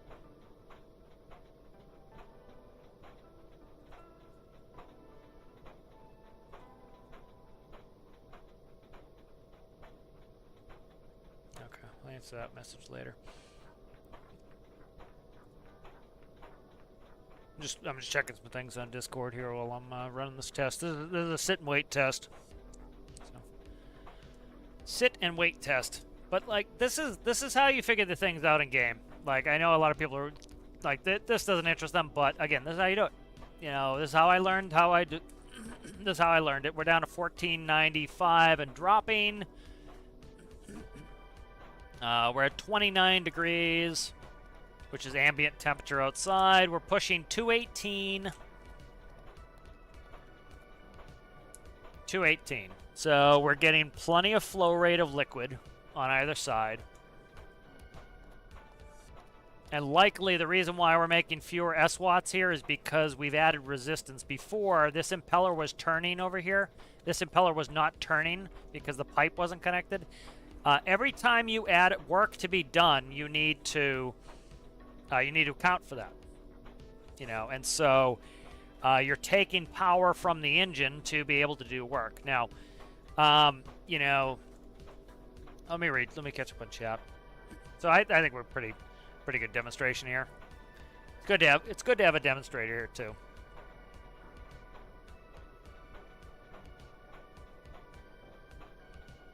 I'm just catching up with chat, guys. How's it going there? Owl, good to see you. Owl.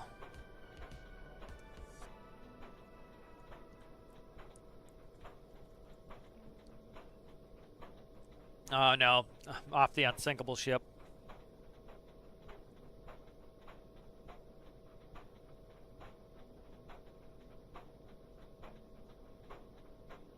Oh, I do everything at FJ for that reason. All of my cooling tests are done at FJ. It's the hottest place, you know, the Southern Island. You know, and that's why I tested here. Is if it can run here and it's not super hot, we're good. You know.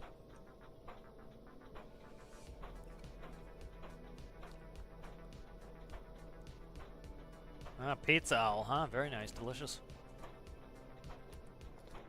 Again, oh my god, the engine sounds like a weed whacker. No, it doesn't. It's going 3 RPS. You know, like, that's usually a result of people not knowing what gearboxes are, and I get it, but it's like, you know, like right now, this engine's running at 3, the propeller will be moving at 28.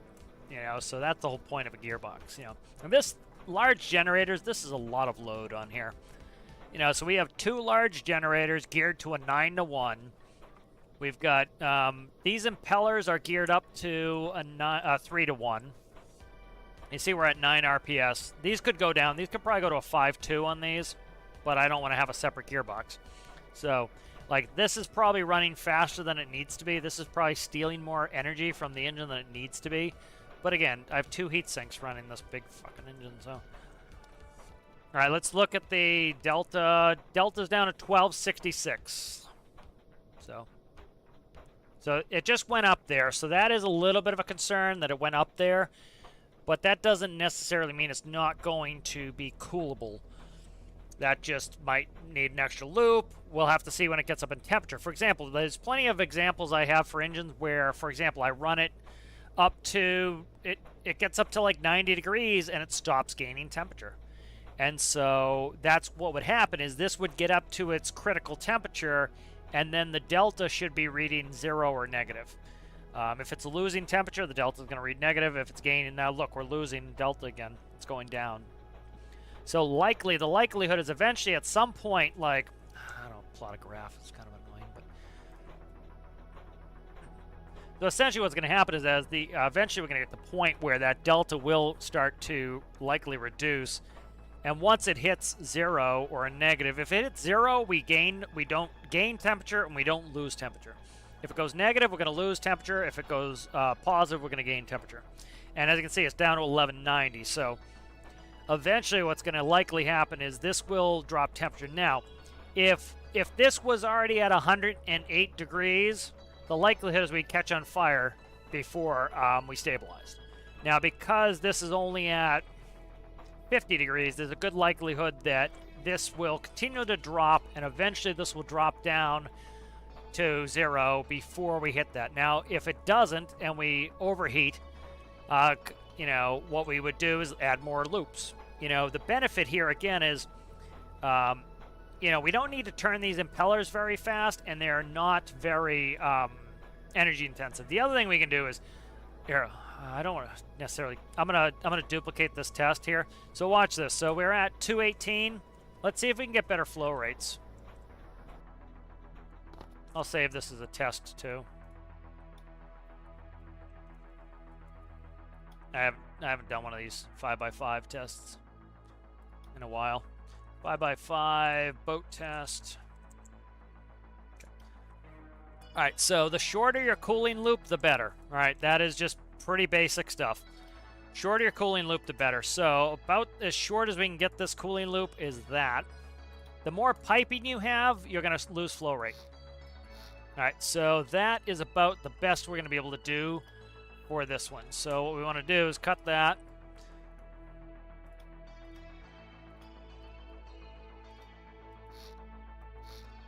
All right, and let's go ahead and we'll add some.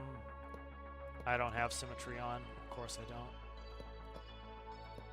And now it can go on. All right, so that's about the best we can do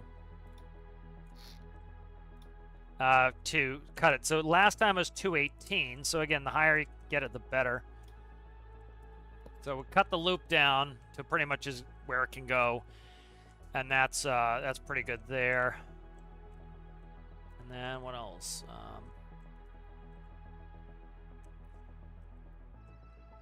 I was gonna double it, but let's run with this test. I'm gonna try to do the test slowly. What are you? I don't know what that is. What are you doing here, sir or madam? Sir or madam, what are you doing? Bye. I took out the doors. All right, let's go ahead and spawn this.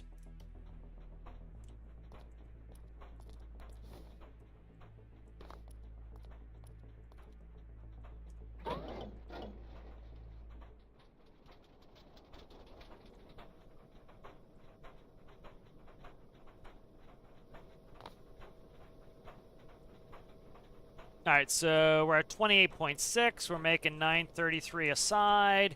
This has a shorter loop. It's still doing 218. So max on this setup is probably 218. So what that means, I could probably down gear this a little bit. And so instead of down gearing it, let's put on some more resistance. So I'm going to leave that other test running for a little bit. Let's see. Okay, let's do this.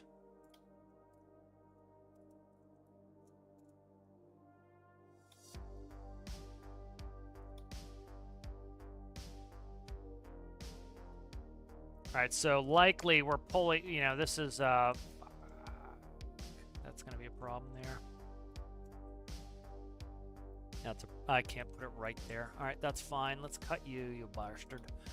Move you up one. Go over here real quick. Cut you. Move you up one. I need to get the RPS connection in there. Alright, let's cut you.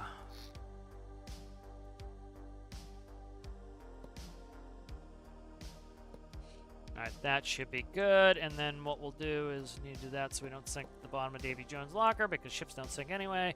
But, shade, shade, shade.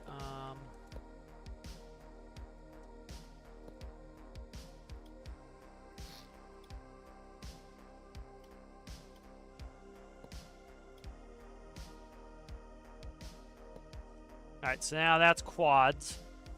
So, predictions, we would expect that... Fuck me and the... What the fuck? Oh, symmetry. Stick it up your ass. I didn't merge it, so I didn't want to do symmetry. Again, my issue. It's not the game's issue that I did something stupid, but... Alright, that's good. So that's quads on this one. I was gonna make some changes, but I want them to run the same. So that, you know, again, this is the thing, like, you're doing a scientific test, you don't want to be changing two things at once, because you can't tell what each part, how each part is changing it, you know, so you kind of have to do it one at a time. So what I was gonna do is change the gearing, but I'm like, alright, we're out of fuel. Yeah, we're out of fuel. Let's see. Yeah, we're out of fuel.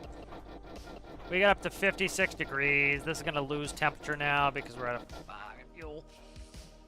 Let's just add some fuel here. I'm trying to get this up to temp before it loses all its...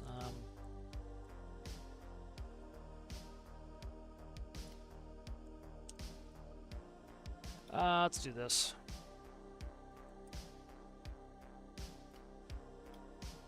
I'll go change the other example here in a second.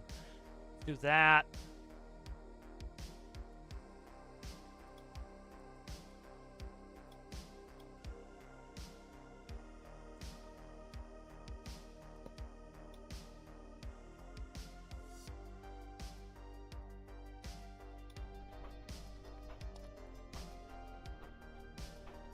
Let's look at this. I want to see how much we have in here. I can't tell without a liter, without a meter. Do I have a meter in here? No. Actually, I do, right here, liquid meter. We got 3,399 liters of diesel in here. All right. We'll just run the diesel out of the room instead of farting around with that.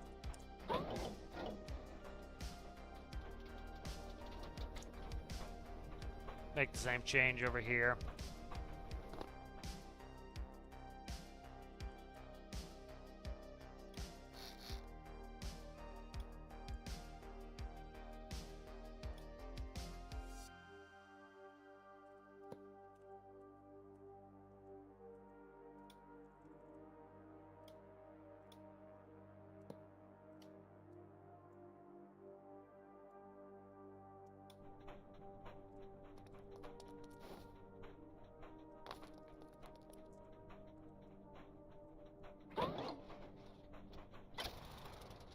Made that jump because I'd already floored it before I started, so trying to burn off the fuel that I already put in there.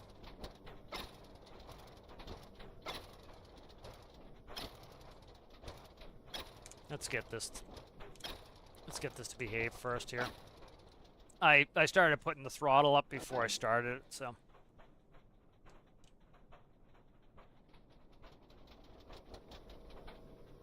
there we go.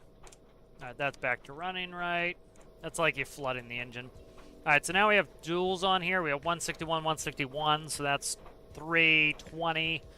So it still should be more efficient. Let's see what we're looking at here. 920, 920. 28.4, so we still have plenty of speed, power, whatever you want to deal with it as a boat. Alright, this one's running 218s. So that's 15, 20, and dropping. 28 degrees.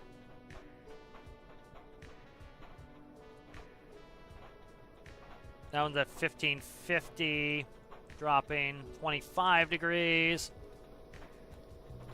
Yeah, so these can run for a while and just test them out, you know.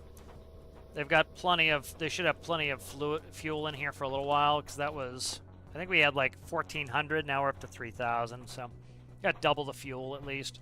I could put a lot more fuel in here too, but Like, this is how you can test these engines. Again, the end of the day is, like, if you just run a test of, like, okay, this is the speed that I want, but I'm overheating. All right, then go to a test bench, and at the end of the day, put a bunch of resistance on. It might not be the exact same as a propeller, but you should be able to run it that way. And then check what your final RPS is. If you know that you want your propeller to turn at 28 RPS, do this, and now you know, okay, that works.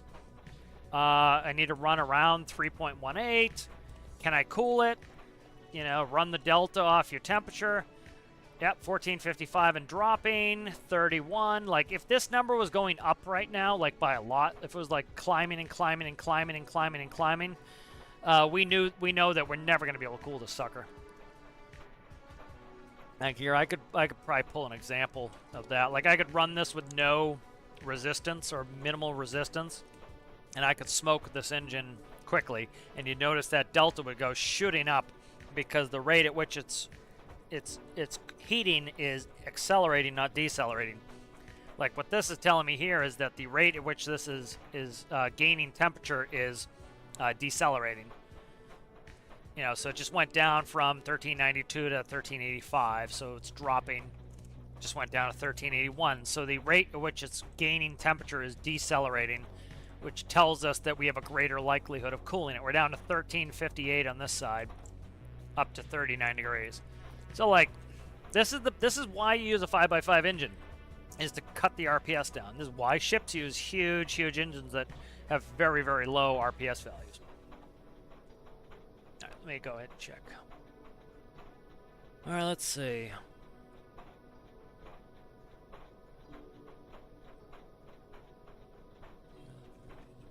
I sent the ship in build help. Is 69, are you the one that's having issues in Discord?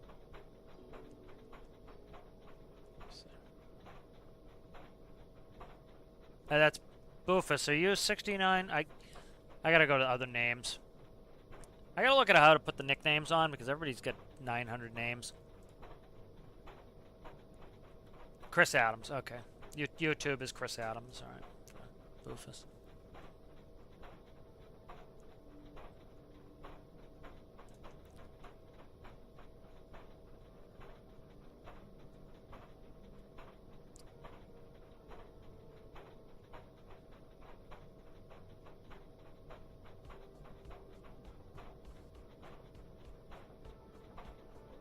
Okay. Send me a workshop link. I'm not downloading XMLs unless I know the person. So just make it. You can make it unlisted, and only the person with the link can download it. So if you want, just put it in the workshop. Make it so that I can download it as. Yeah, leave it as unlisted if you want, and just send me the link. Just DM me the link. Well, like, I wouldn't do any radiators on a boat just because it's not realistic, personally. I'm interested in something too. So, for example, let's look at something. I forget who did this. Okay, like, look where we are now. We're at 11. See that? See how it went negative? That means we lost temperature for a second. See, we went negative. We're stabilized. Watch. It's gonna go negative again. There it goes. Watch the temp when it does that. 1540. Actually, we might be... Are we out of fuel already? We might be out of fuel in this one. Let me check. It's not taking fuel, so that's doing something else. It's the clutch. What's the clutch doing? Let me check all the stuff on this. We might be backed up on exhaust. See what the exhaust is doing. Yeah, exhaust is backed up. The exhaust is backing up. I gotta put more exhaust manifolds on this. So, that's what's going on right now, is the exhaust is backing up. Let's just do this.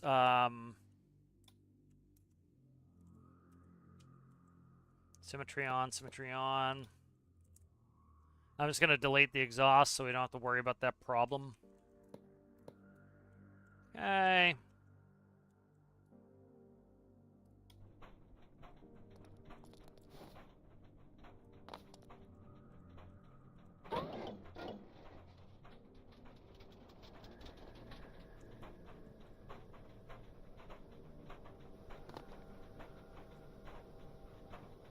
18, we're good on that. Check the exhaust. Yeah. So yeah, with exhaust deletion, we shouldn't have to worry about it. Should be able to get rid of all that exhaust. It was just the exhaust building up, and eventually we likely got to 60 atmospheres of exhaust.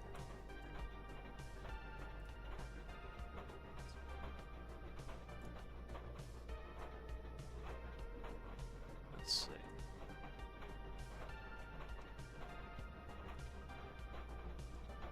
All right. Subscribed. All right.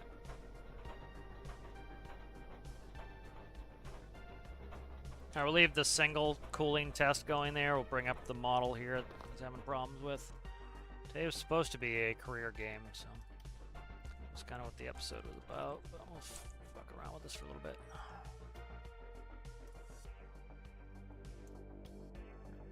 Error loading vehicle.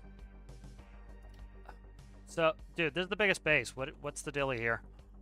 Is it XML workbench? I'm not dealing with an XML workbench. Modded workbench. So I can't even work on it. All right, I'm not gonna work on it, dude. It has an XML workbench, man. Not editing my XML files to be able to work on it.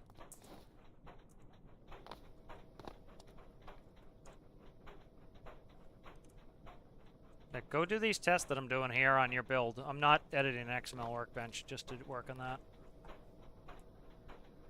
Like, I can launch it in the launch it and add on it, but I can't edit it. Actually, I might be able to get it in here. Let's see if I can get it in here. If I can get it in here, I can fuck with it and then put it in with an add-on editor, but it makes it a huge pain in the ass. Yep. It won't fit in here? Oh my god. How big is this thing?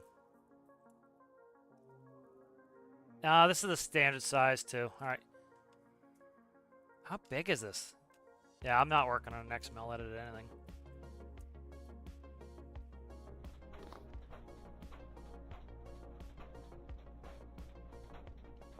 Oh, good. We got another guy to boot. Cheap viewers, huh? Twitch. Take care of your spam.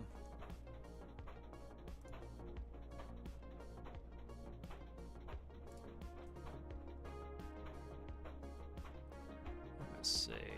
Hello there, normal guy, 6589.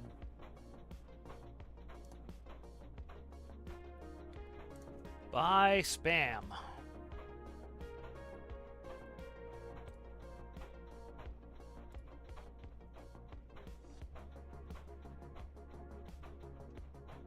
Yeah. It's always, the best thing is always to build, you know, get the fundamentals before, like, so many people, like, their first build, they try to make the Titanic, and it's like, the first thing you should be doing is making a small boat that works, and then make something bigger, because, like, you see how long it, like, Tethys I've been working on for months at this point. You know, Triton is nowhere near ever being done, you know, and so it's like, the best thing to do is to go, go small, get a boat that works, because, like, for example, here, what's my last small boat? You know, there are benefits to a big boat, like you can put everything in there, logic's easy to put places, you've got plenty of space. But for the most part, it's, like, there are other things you have to do. So let me find, like, so like this. You know, that's the glitch test. I should just get rid of this one. Let me get rid of this glitch test. I don't need that anymore. That was just a test for yesterday. Let me get rid of that. I want to get back to career gameplay. That's the whole reason I did this episode today, but we'll talk about this for a minute, then I'm going to go back to career gameplay. But, like, for example, this beam trawler, I have to work on a ton of interior space. When I did this first fishing boat, let me just spawn. This was probably my latest boat that was a reasonable size. Oh, for fuck's sake. Cat's bugging me, too. He's right in my face, so he's got me distracted. All right, so, like, this boat here, the benefit of making something, like, small to start with that fits in the beginner base is this is all the interior design you need to do. This is all of the paneling you need to do. You know, and so start small, get something that works.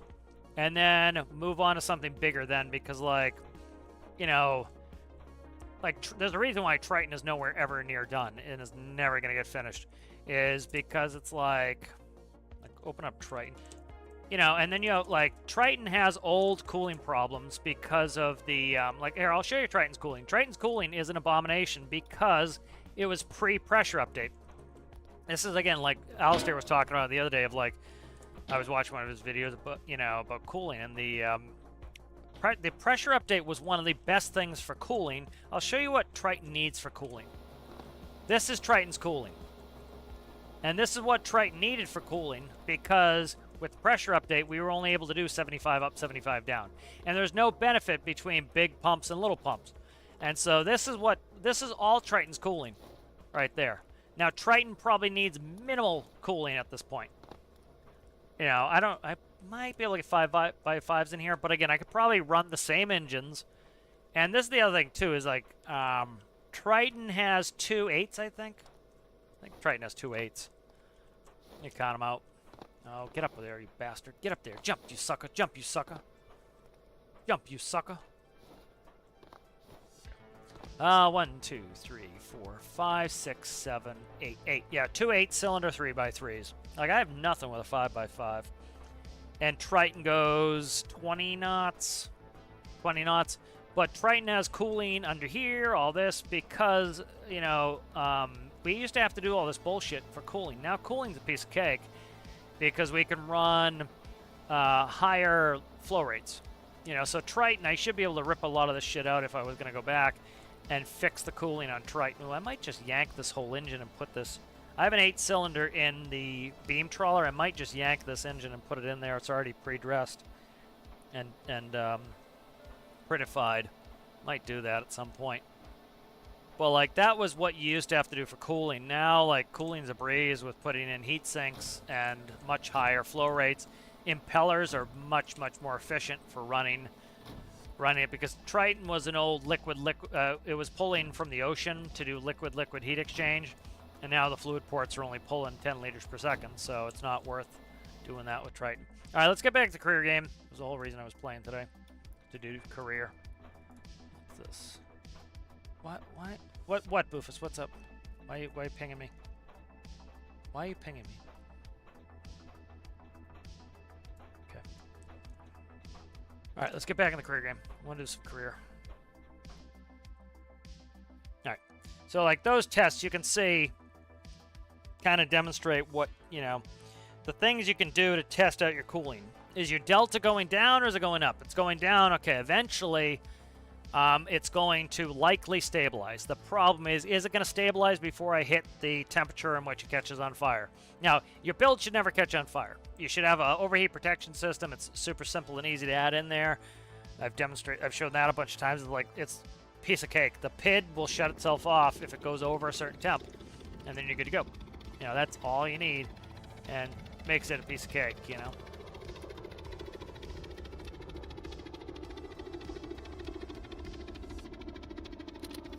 Let's go.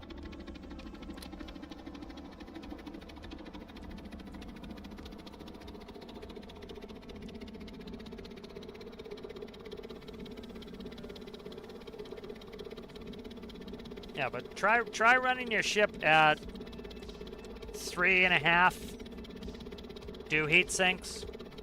You know. Because right there, like you can see, I was moving that at 28 RPS. I was moving 2 large electric generators at 28 RPS. You can try running your propeller and seeing if you can get your propeller 28. See, just do the exact same thing I just did and see what it does to your boat. Yeah, because that's all I would have done if I got it running, if I got it in the game. But I'm not going and editing my game files to test something out. Not happening. Alright, let's see. Let's go ahead and do this. Let's go take a nap, get a new mission from here. Okay, that's off. Yeah, go do what I just spent, you know, whatever it probably was, an hour working on, and you'll find that it probably works fine.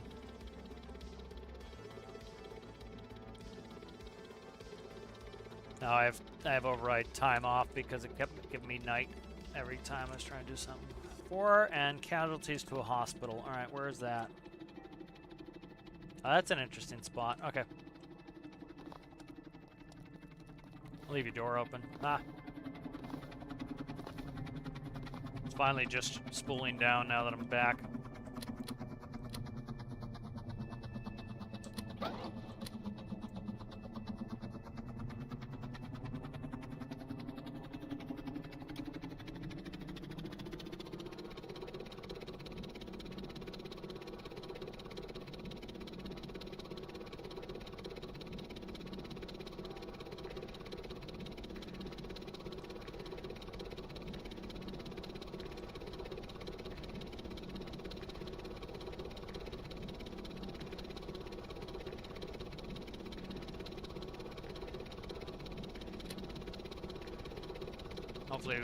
Hopefully it speeds up fast enough we don't hit this plateau to our left, or right, whatever direction it is.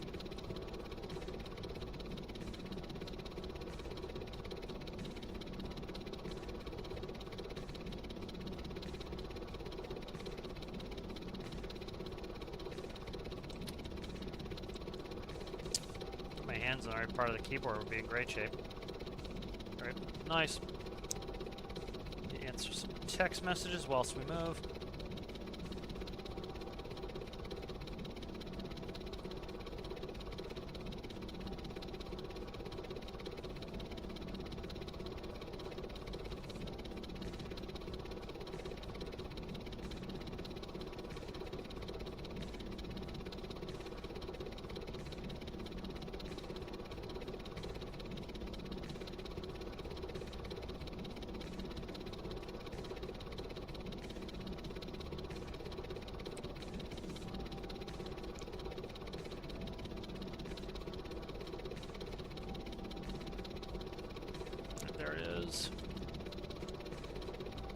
Tab to the right screen. Thank you. See you later there.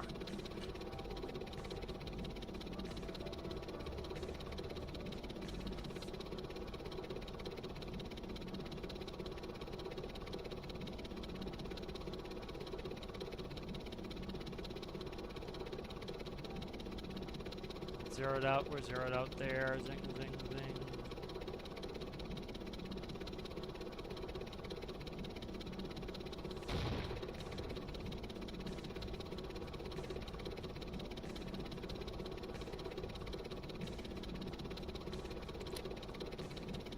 Ground idle is on. Let's grip.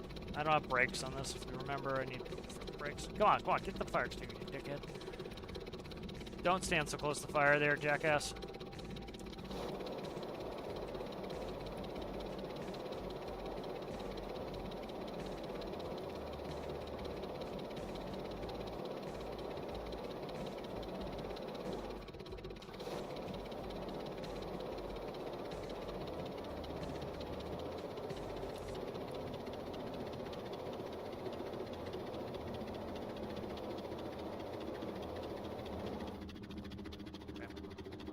Hello, sir. Oh, yeah, somebody's doing the old dance there. Always an iffy proposition, jumping into the rotors like that. You stop following me. Oh, you stopped talking to your buddy, huh? Probably just follow me instead of that bullshit, thanks. See how this helicopter's running well. I fought the desire to get rid of the, to counteract the torque with anti-torque the entire time, and it just made it so much easier to do that. Again, I get stubborn with, like, I want to do something the way I want to do it, and then I end up, like, fucking around forever. So instead of just doing it the easy way.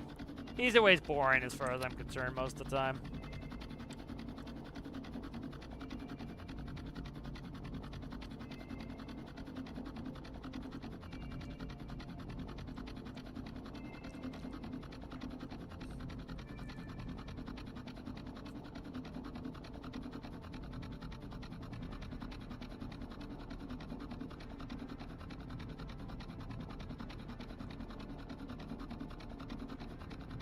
What did I do? What did I click off? I shut the avionics off instead of turning off ground idle. What's my day duration?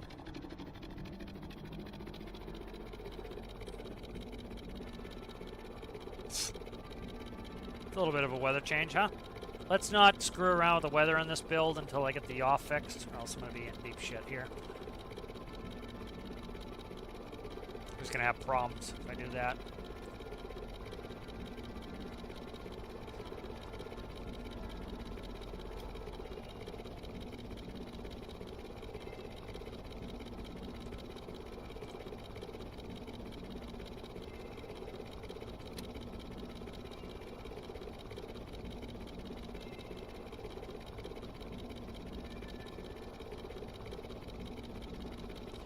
You know, if I were to give people advice on like how I think new players should start the game is, first thing that you want to do is get yourself like acquainted with the stuff. Build something small, generally like if you're playing career, the best first build is going to be a boat. So build yourself a small boat, get that going. You know, you don't have to. Like I love the North Mire outpost here because you can easily spawn an aircraft. You can spawn cars and do a ton of missions, and so like your early missions can actually be either air or land. I like that a lot about that base. And so generally is like start with something small because again your builds are going to get better and better the newer you are, and you know, you're going to want to move on to your next build. And so like I see a lot of people jump right into something big. It's better jump into something small, build it, and then you're going to be ready to build your next thing right away, and then you can kind of almost throw that first build away. But then you're going to start to set up a whole, you know, you're going to have a whole file of like, oh, when I need to build a car, I have microcontrollers. When I need to build an airplane, I have microcontrollers for it. And then you get a whole list of microcontrollers. Why is one of the tags Tarkov? Because Tarkov is one of the games I play.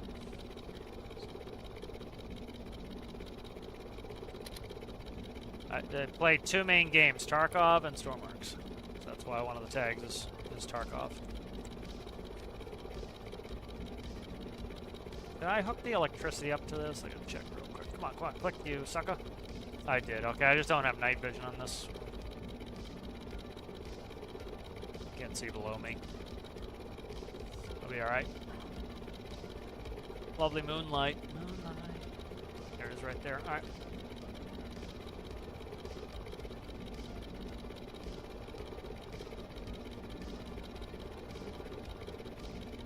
Yeah, so building something reasonable and small that is works, because like literally I took my microcontroller from the new player from the Module Engine tutorial series, which that was built for a car.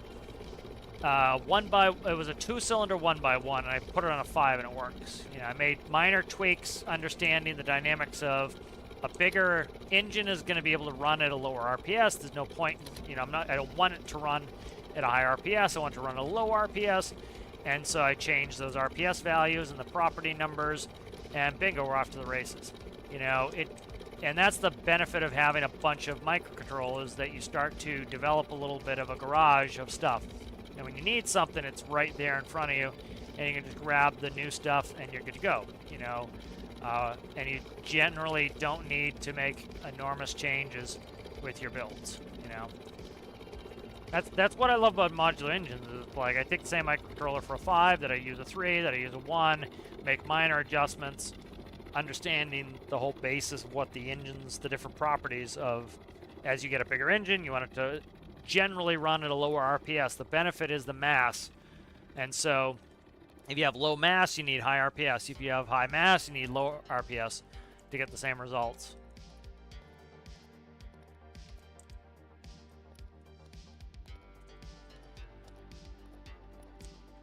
Now, that's why I understand the fundamentals are so important. Is once you understand the fundamentals, then you can easily apply them to other things, and you can start to figure out some of these problems. All right, let's see. Let's go ahead and get a mission for our sins. Get in there, sucker. Get in there, sucker.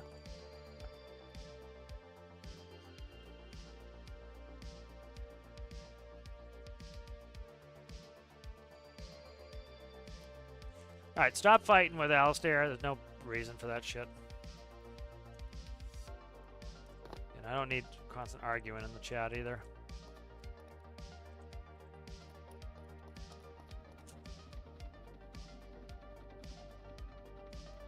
Bow Rider has an emergency 5 grand, 60 minutes. Let's go hit that.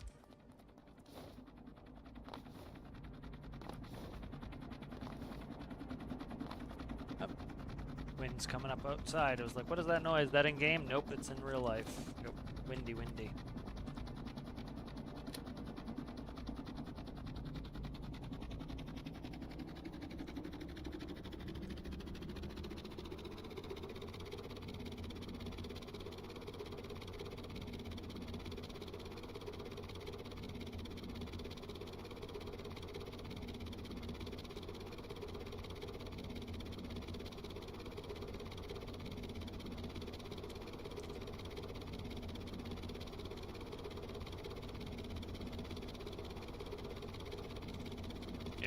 When something changes in the game, too, you gotta abandon it. You know, it's like... Yeah, and the changes generally aren't, like... the pressurization really helped out with a lot of stuff. Cooling's much easier now with pressurization. Yeah, because you can get higher flow rates. Generally speaking, cooling is best. The higher the flow rate, the better. You know, you can get a high flow rate, you can do really good cooling. You know, that's the main basis for it. And so by being able to increase flow rates now by large amounts, and then, you know, we don't really need to run electric pumps anymore. I run impellers for everything. Like you can see, I was running up to 4 impellers, barely taking any power off of it, getting good, really high flow rates that were better than triple what the old flow rates were, or around triple what the old flow rates were pre-pressurization. So, you know, it makes it pretty reasonable to be able to do that stuff.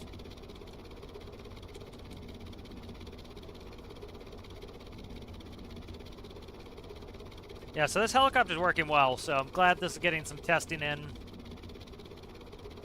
You know, good. It's got a pretty good high speed, but it's not ridiculous. This one is all about efficiency. Like, this thing burns no fuel. And so especially right now that we don't have a lot of fuel, this is a good toy to be using where, like, other builds are going to be sucking up some of that diesel. Like, I want to get Tethys out. Like, kind of what I'm looking to do is I would like to get Tethys out in the world. I want to buy this island, make that a home base. So, yeah, that's something I want to be doing.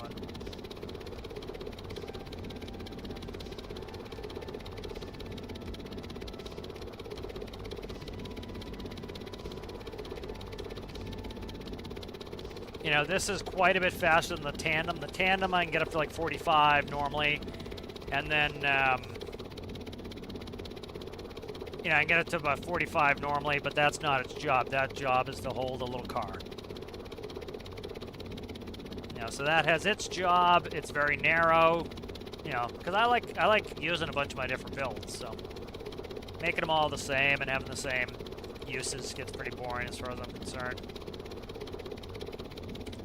I decided if I want to do multiplayer tomorrow. I don't know what my schedule is tomorrow.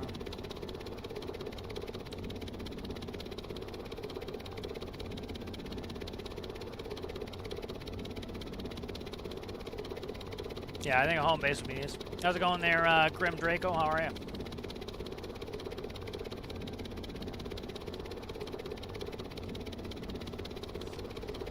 Let's turn down. I had the sound up for the testing engines because I needed to hear it. Thank you, Grim Draco.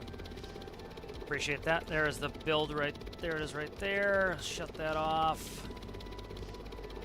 Let's go ahead and we'll stop. Can't see shit. I need to get the lighting fixed in here. All right, let's go altitude hold. Let's go down to 60 feet. Let's get right on this rescue. Where is the actual rescue? It didn't show me the boat. Usually it shows me the boat once it... That's not him, is it? That's not him. What? That's not him, I don't think. Stop, go away. Search. Okay, I'm still searching. Okay, I thought that was the boat, so I stopped, and it's not the boat, so... let's see. I wouldn't have descended this low if I... What the fuck? Come on, maintain altitude, dickhead.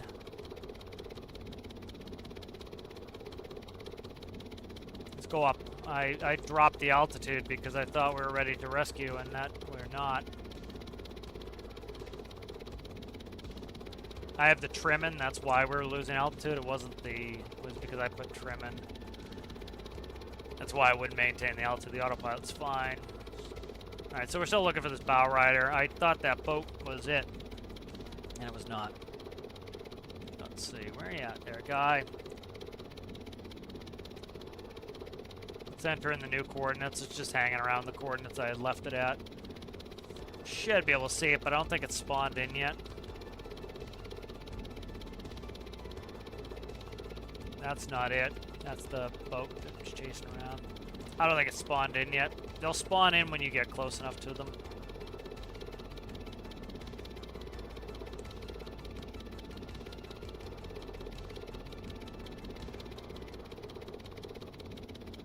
Cheyenne.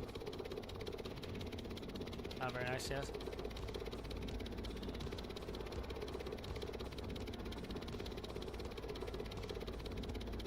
Is that it? Right there. I just spotted it. Alright, we're good.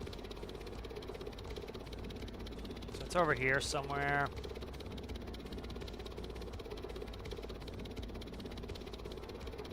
It'll pop in and give me a closer coordinate when I get to it. I just saw it. Where'd it go? Right there. Let's go ahead. I'm just gonna pull the autopilot real quick. We'll manually fly it over there.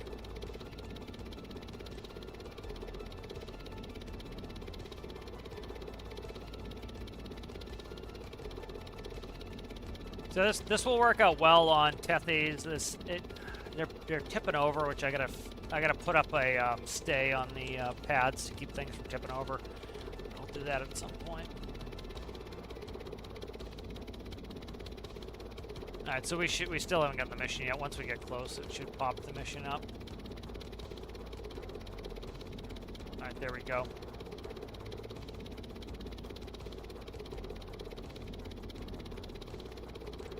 That back on.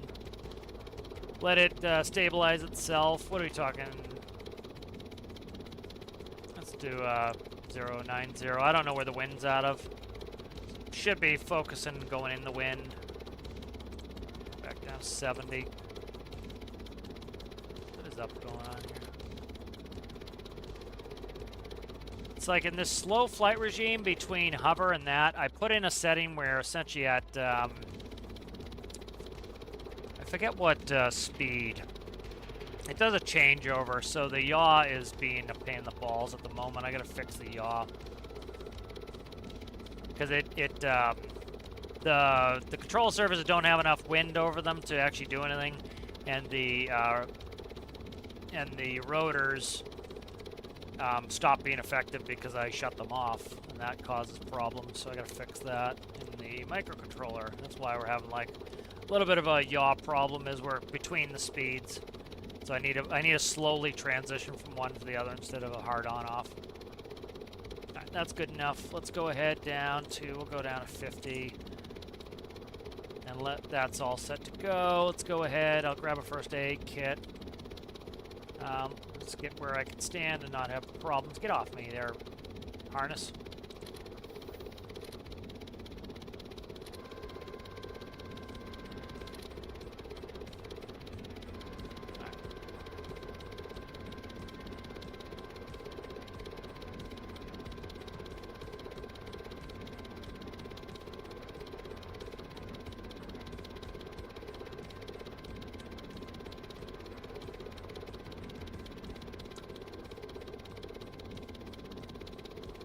That's pretty damn close. Almost stayed dry. Hiya, how are you there? No health kit needed for you there, sucker? Okay. Steal that though. Steal that from you. Alright. Could have used that flare so I could find you quicker there, Ding Dong. You need to go on this right one.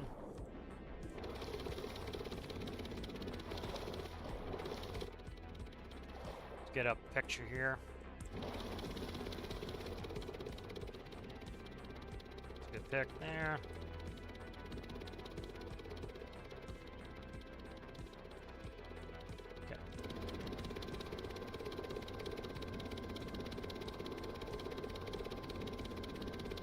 Yeah, almost was right on top of it. Would have been nice to stay dry, but it's not the most important thing. Right. Let's go ahead and get you out of there, Jerky.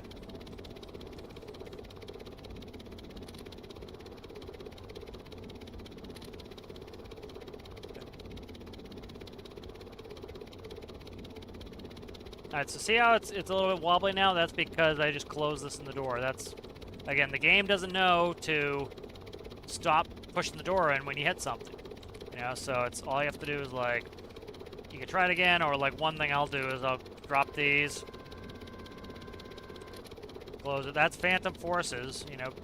It's not a weird thing, it's something that happens in every game, is because it's not programmed in how to bend things. I think we've been to this hospital before.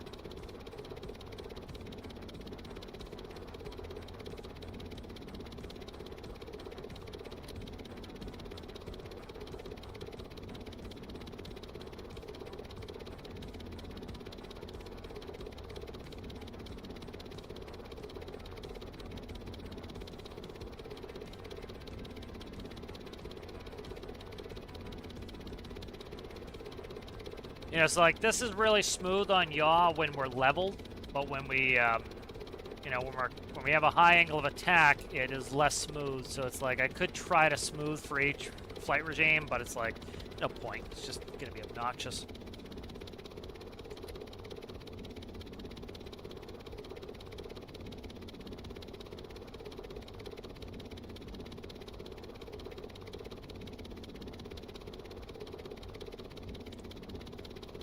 What is this doing?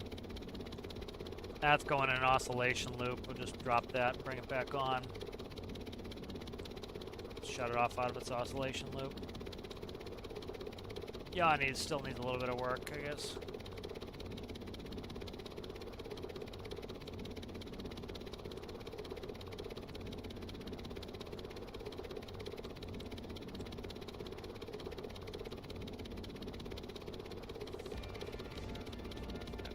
Back on. Hey, oh, wait. Autopilot's back on.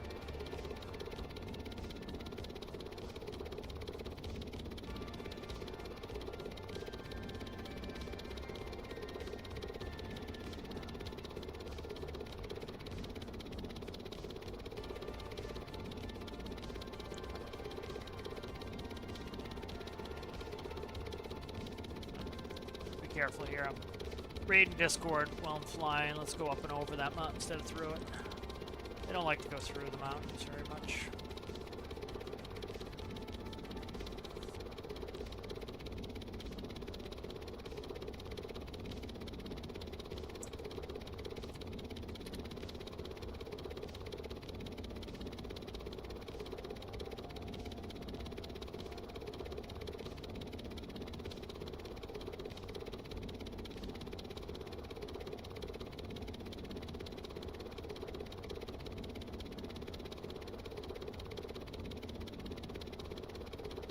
Been struck by lightning in a while. It's last one. Or a while since I've been struck by lightning. IRL, like, nothing really happens. Doesn't shut your engine off. It's kind of a cool game mechanic, though, where it does screw with you.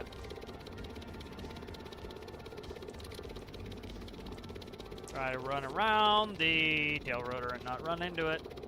That's the nice thing with this one, is because it has that twin tail, it kind of protects you from walking into the rotor. You have to walk around the tail anyway. Keeps you from walking into the tail rotor. Excuse me. Walk up the ramp, please. Yo. Bye. Thanks for the money. It's sunny. Let's go in there and we'll take a quick nap. We'll see what we can do for more. Let's go check on the refinery. Jumping up and down next to a helicopter is never wise.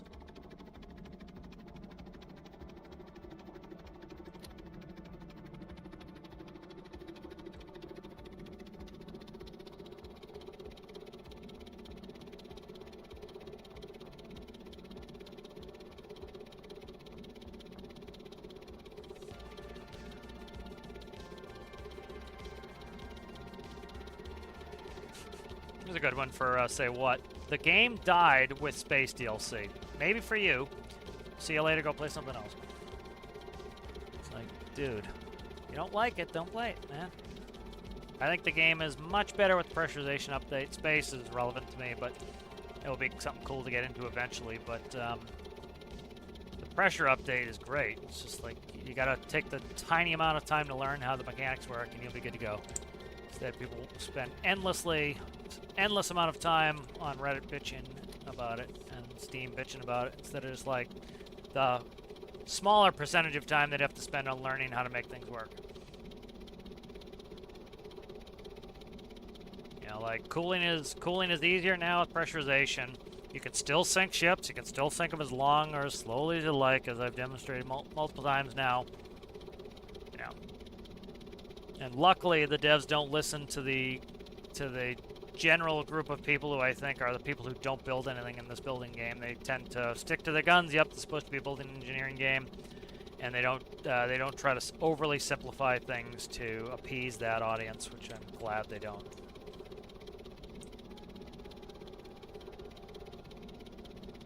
And I think it's a pretty silly outlook for it.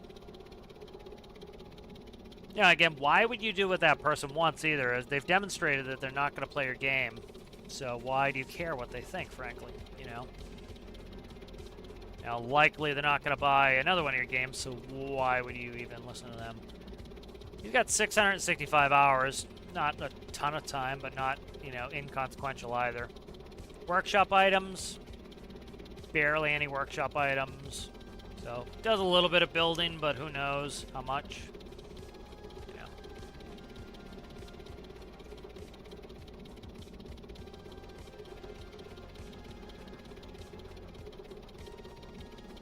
Where is the military base workbench? Military base, like literally, people have answered that question multiple times. I will answer it.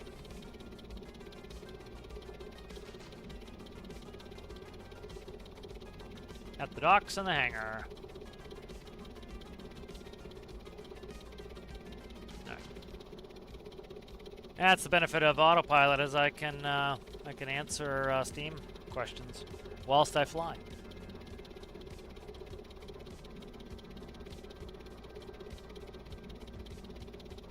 Yeah, generally, you know, that's generally the best thing to do is like, especially in a lot of that stuff, like I was an airline pilot, especially like a lot of that you always want to maintain eye contact with the operator. You're supposed to do that with, you know, all vehicles too, is like make two-way communication with the operator, and that's generally the safest thing. You know, they know where you are, stay away from tail rotors, stay away from propellers.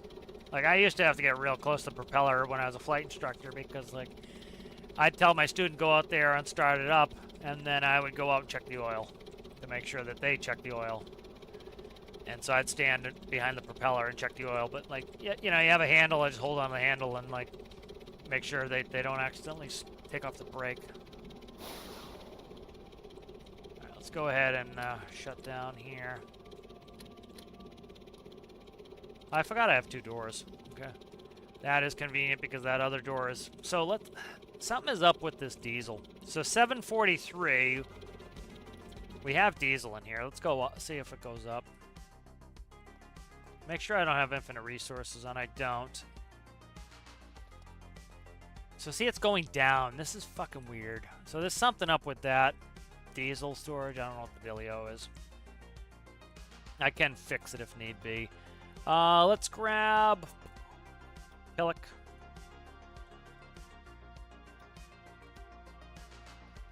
Yeah, let's head out there. I keep forgetting this is Japanese drive, and I end up getting in the left side and jump across the seats.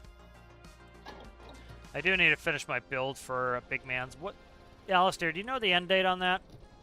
I know he said like 8 days the other day, and I haven't been paying attention. I don't feel like working on it too much. Like, I'm content with it as it is.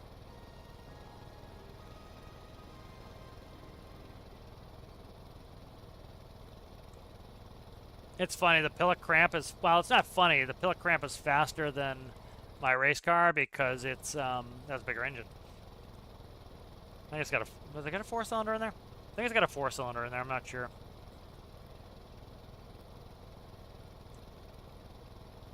Let's see what it is for an engine. I think it's a 4-cylinder. I'll look when I get over here. I can't remember. Yeah, I think it's got a 4-cylinder. I have a 2-cylinder in my car for the Big Man Challenge. And I don't really care about the top speed. I mostly want it to be a fun car that's engaging to drive. That's why it doesn't have suspension, as I find the suspension to be too... It unsettles the chassis too much, so I'd rather have a hard suspension that doesn't unsettle the chassis. It could certainly benefit from some front suspension, but then I need to invert the steering on the steering stability controller for the port side because I can't just flip the tire upside down, which is usually what I do on a hard suspension.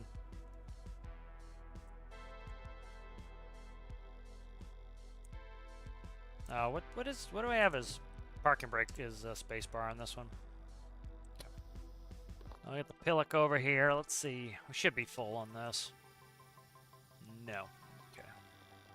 That's jet fuel. That's got nothing in it. Okay. I need to put a landing leg on these. Right, we're pretty much filled up though. Let's go ahead and we'll run this back.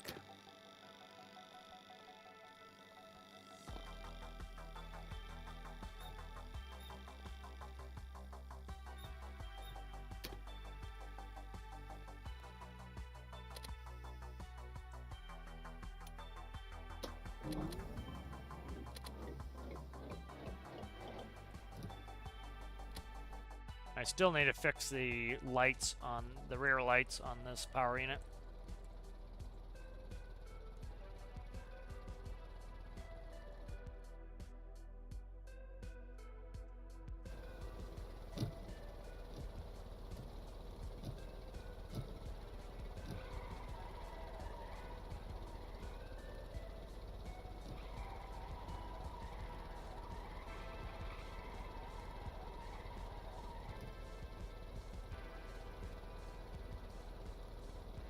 $50 miles an hour. Not bad speed, full of liquid. We're not completely full, but we've got quite a bit of weight on there. We got not quite 1 kilogram per liter. It's like 0.8 something kilograms per liter. No, what is it? Yeah, it's like 0.8 something, 0.87 kilograms per liter for diesel. Jet fuel's got to be close. Got to be the same, almost the same. Avgas would be less, I think. Yeah, no, I can't remember. Can't remember off the top of my head. So it's quite a bit of mass on there. 5 days, yeah. Yeah, I thought there was a little bit of time. I couldn't remember.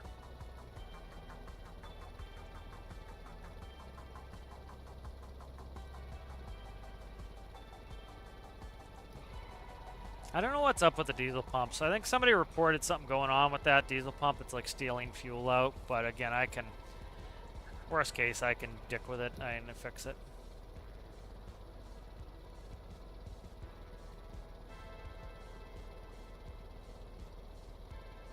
Yeah. Eventually they'll get to it. They've been doing a good job with bug fixes. They came out with quite a few bug fixes there last Wednesday. You know, fixed cats, fixed defibs, added a workbench, which a lot of people have been asking for. Like, I love that. The military base, it was ripe for having 2 benches, having both the ability to fly a large vehicle out of there. It has 3 workbenches now, doesn't it? The military base, because I thought I saw 2 in the hangar, and then you've got 1 down at the dock. Especially for my seat is cool because that is up around the beginner base, so you have a big airport and a big seaport right around that area towards the north of Sawyer. So it's kind of convenient. Downshift a couple gears here. Right, see if I can, I'm going to save and then see if I can just despawn this. It might be a pain in the ass with diesel. Diesel's being weird. Alright, what do we got on board? I can't tell if this is jet or what. That's 2659. 5.8, that's nothing. Okay. Let's check them. We got 20, 59, and 440.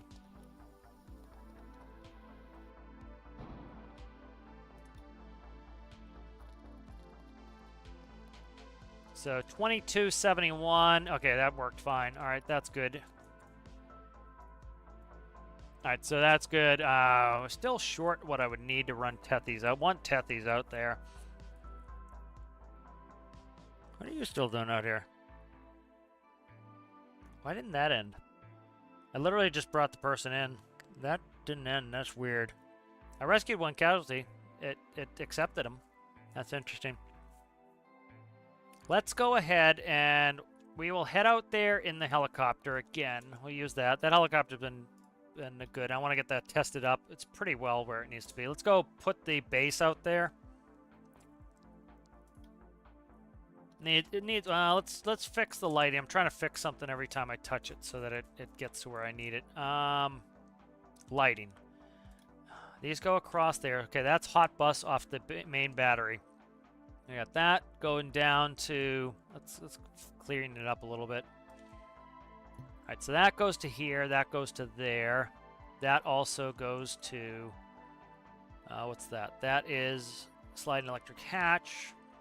Let's go down. Where are you hooked up to? All right, you're going to where? Can't tell.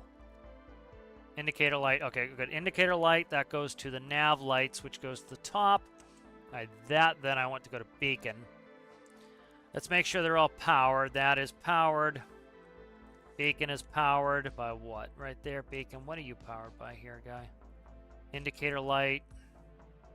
Strobes. Okay, we have strobes. We have nav. Nav is powered.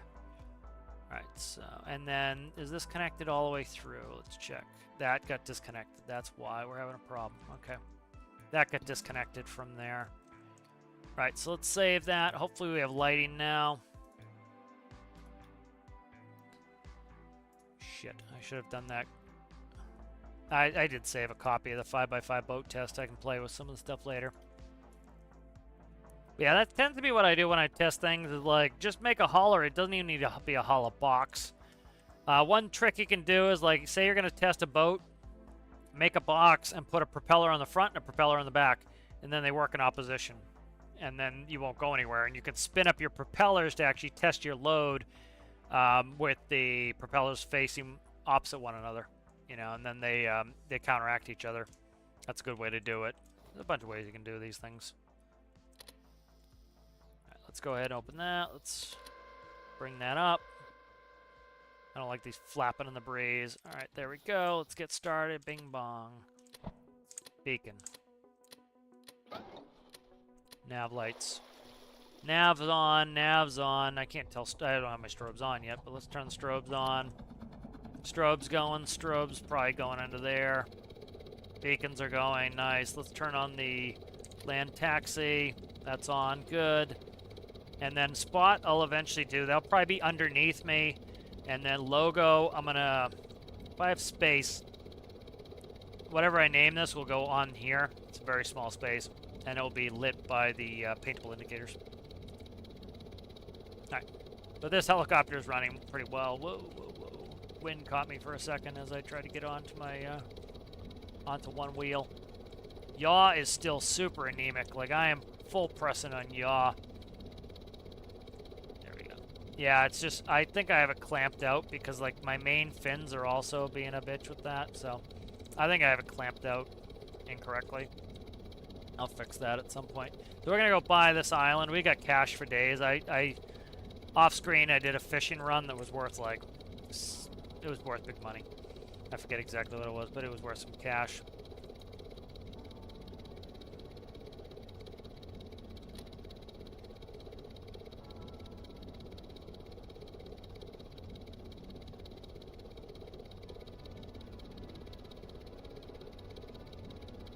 $357. Oh, I didn't enter it in. It's going to 0-0.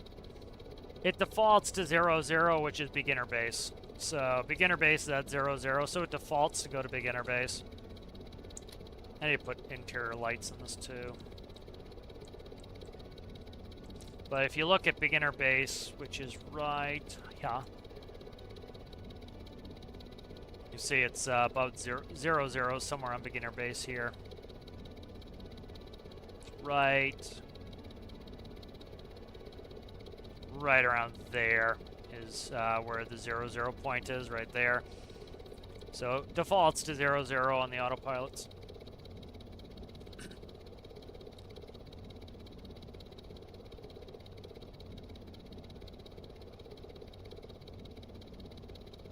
Yeah, so we'll head over there, we'll buy that, we'll install my Cape House. That has a helipad, a crane, some fuel storage.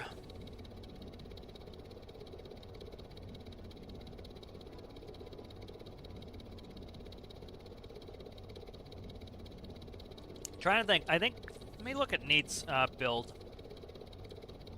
I gotta check out Neat's build for, I need to run that for the last challenge, but I also Raptors. I know Raptor put T-Tis on his, so I want to do is take Raptors and I'll go do a container at some point. If Neat Knots will take a T-Tis, I'll run a container with that. If not, I'll just drive it around.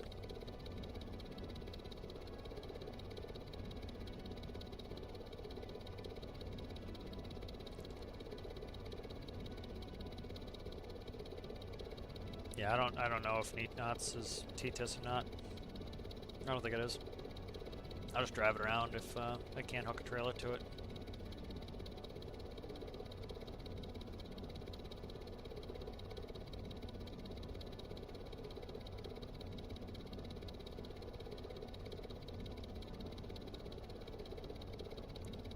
I left the lights on in the Pelican. I left it sitting over there, so I'm gonna have to go drag that away at some point with a tow truck, but not the end of the world.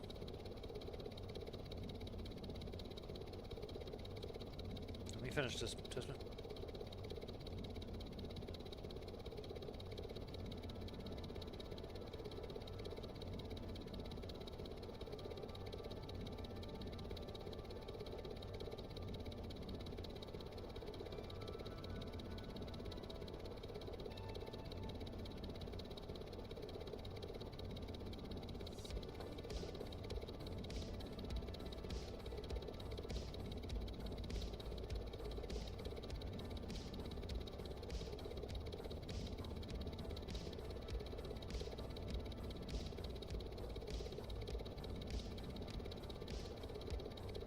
Alright, there is the old wind turbine island. We're going right there. This is a cool base too because like we're close to Ring of Fire, and so we'll be able to get a bunch of cool missions there. There's a bunch of good submarine missions there, so we can launch Pilot Whale from there, head across. Like there was one to repair a cable or something, so that'll be fun. I would like to start up the multiplayer career game at some point. I gotta get some builds built for that, so I want some... I need to work on beginner fishing. We have the regular boat with rod fishing, but I'd also like to do some nets. I think we were talking before. I think the net capacity is 64, which makes sense from a computing standpoint. Rasmus was explaining that if you went to 128, you'd have to add an extra bit, so you're not actually really going up that high, but you're actually adding a lot of... I pulled on my microphone, so I'm afraid that I broke it again. But yeah, you got to worry about stuff like that. So like, it's understandable like wanting more fish in the net, but again, it could add a bunch of issues to the game where it's just like, well, just bring them up more often. So I'm in the camp of like, I'd rather bring them up more often too. It's like, I don't want to drive around for 20 minutes and then pull up 5,000 fish. I would rather drive around for a minute, pull up, empty them, drive around for a couple minutes, pull them up, empty them. That's more engaging as far as I'm concerned, and for me, more entertaining.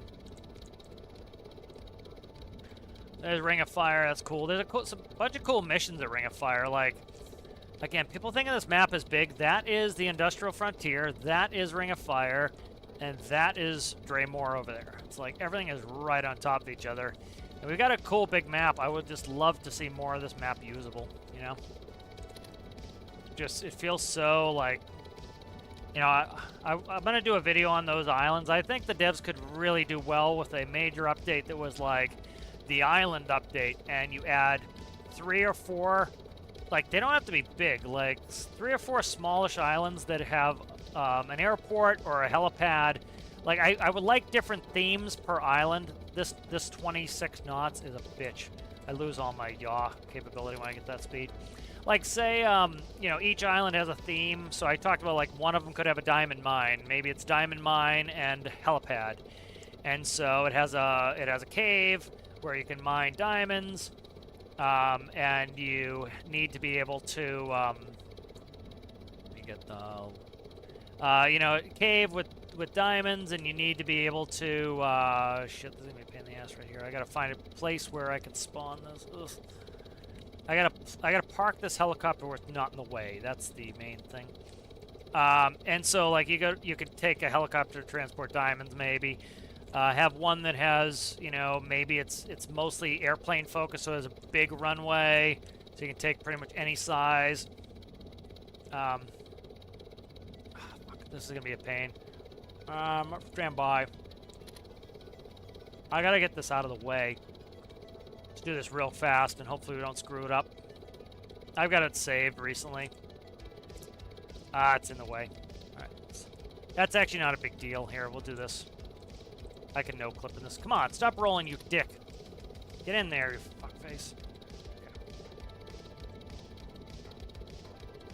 Right, let's go ahead and just put on altitude hold of, I don't know, 250.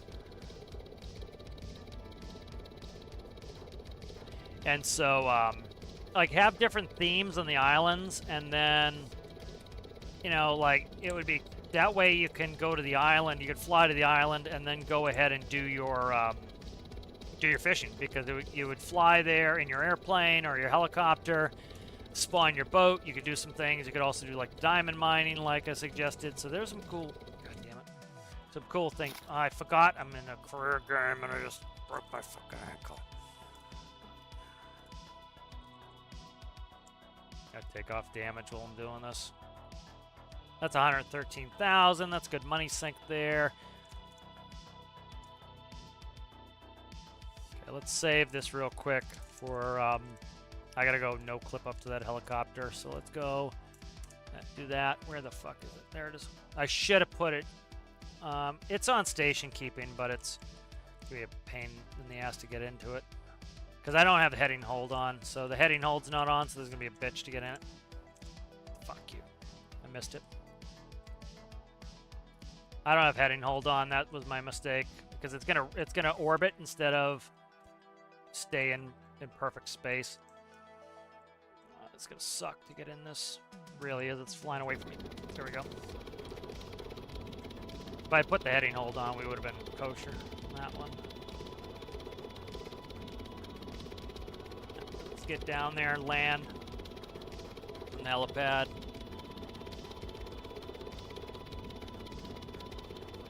Electricity screwed up in the space? Whatever, I can fix it later. I'm trying not to land on the, trying not to land on the crane.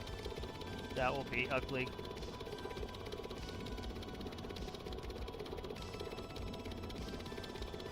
This bullseye is screwed up.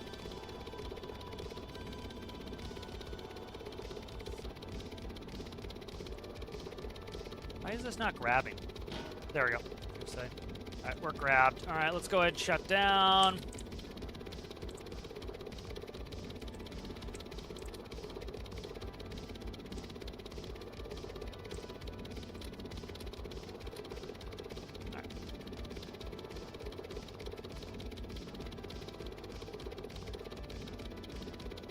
I've got the lights left. I left the lights on. It's not good.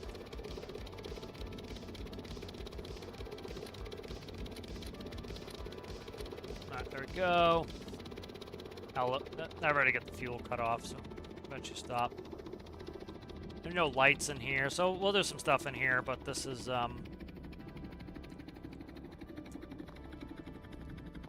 it's powered. I just don't have lights in there. I guaranteed I thought I put light. I do. The lamps are lights. Why are the lights not on? Let me see. Are you so... True. Why are you not on light? This is a light. Why the friggin' hell is this not going? What time of day is it? Maybe it's not late enough. I don't know. No, it says light true. Something screwed up. I gotta fix it. I gotta put the ding in the microwave here now. It's a different microwave too. Yeah, so this is the base here. Let me just make it daytime. I'm sick of being in the night. for no reason. Let's do this. Let's stop with your nasty weather. Stop with your nasty weather. All right, let's go up here. So this is me crane.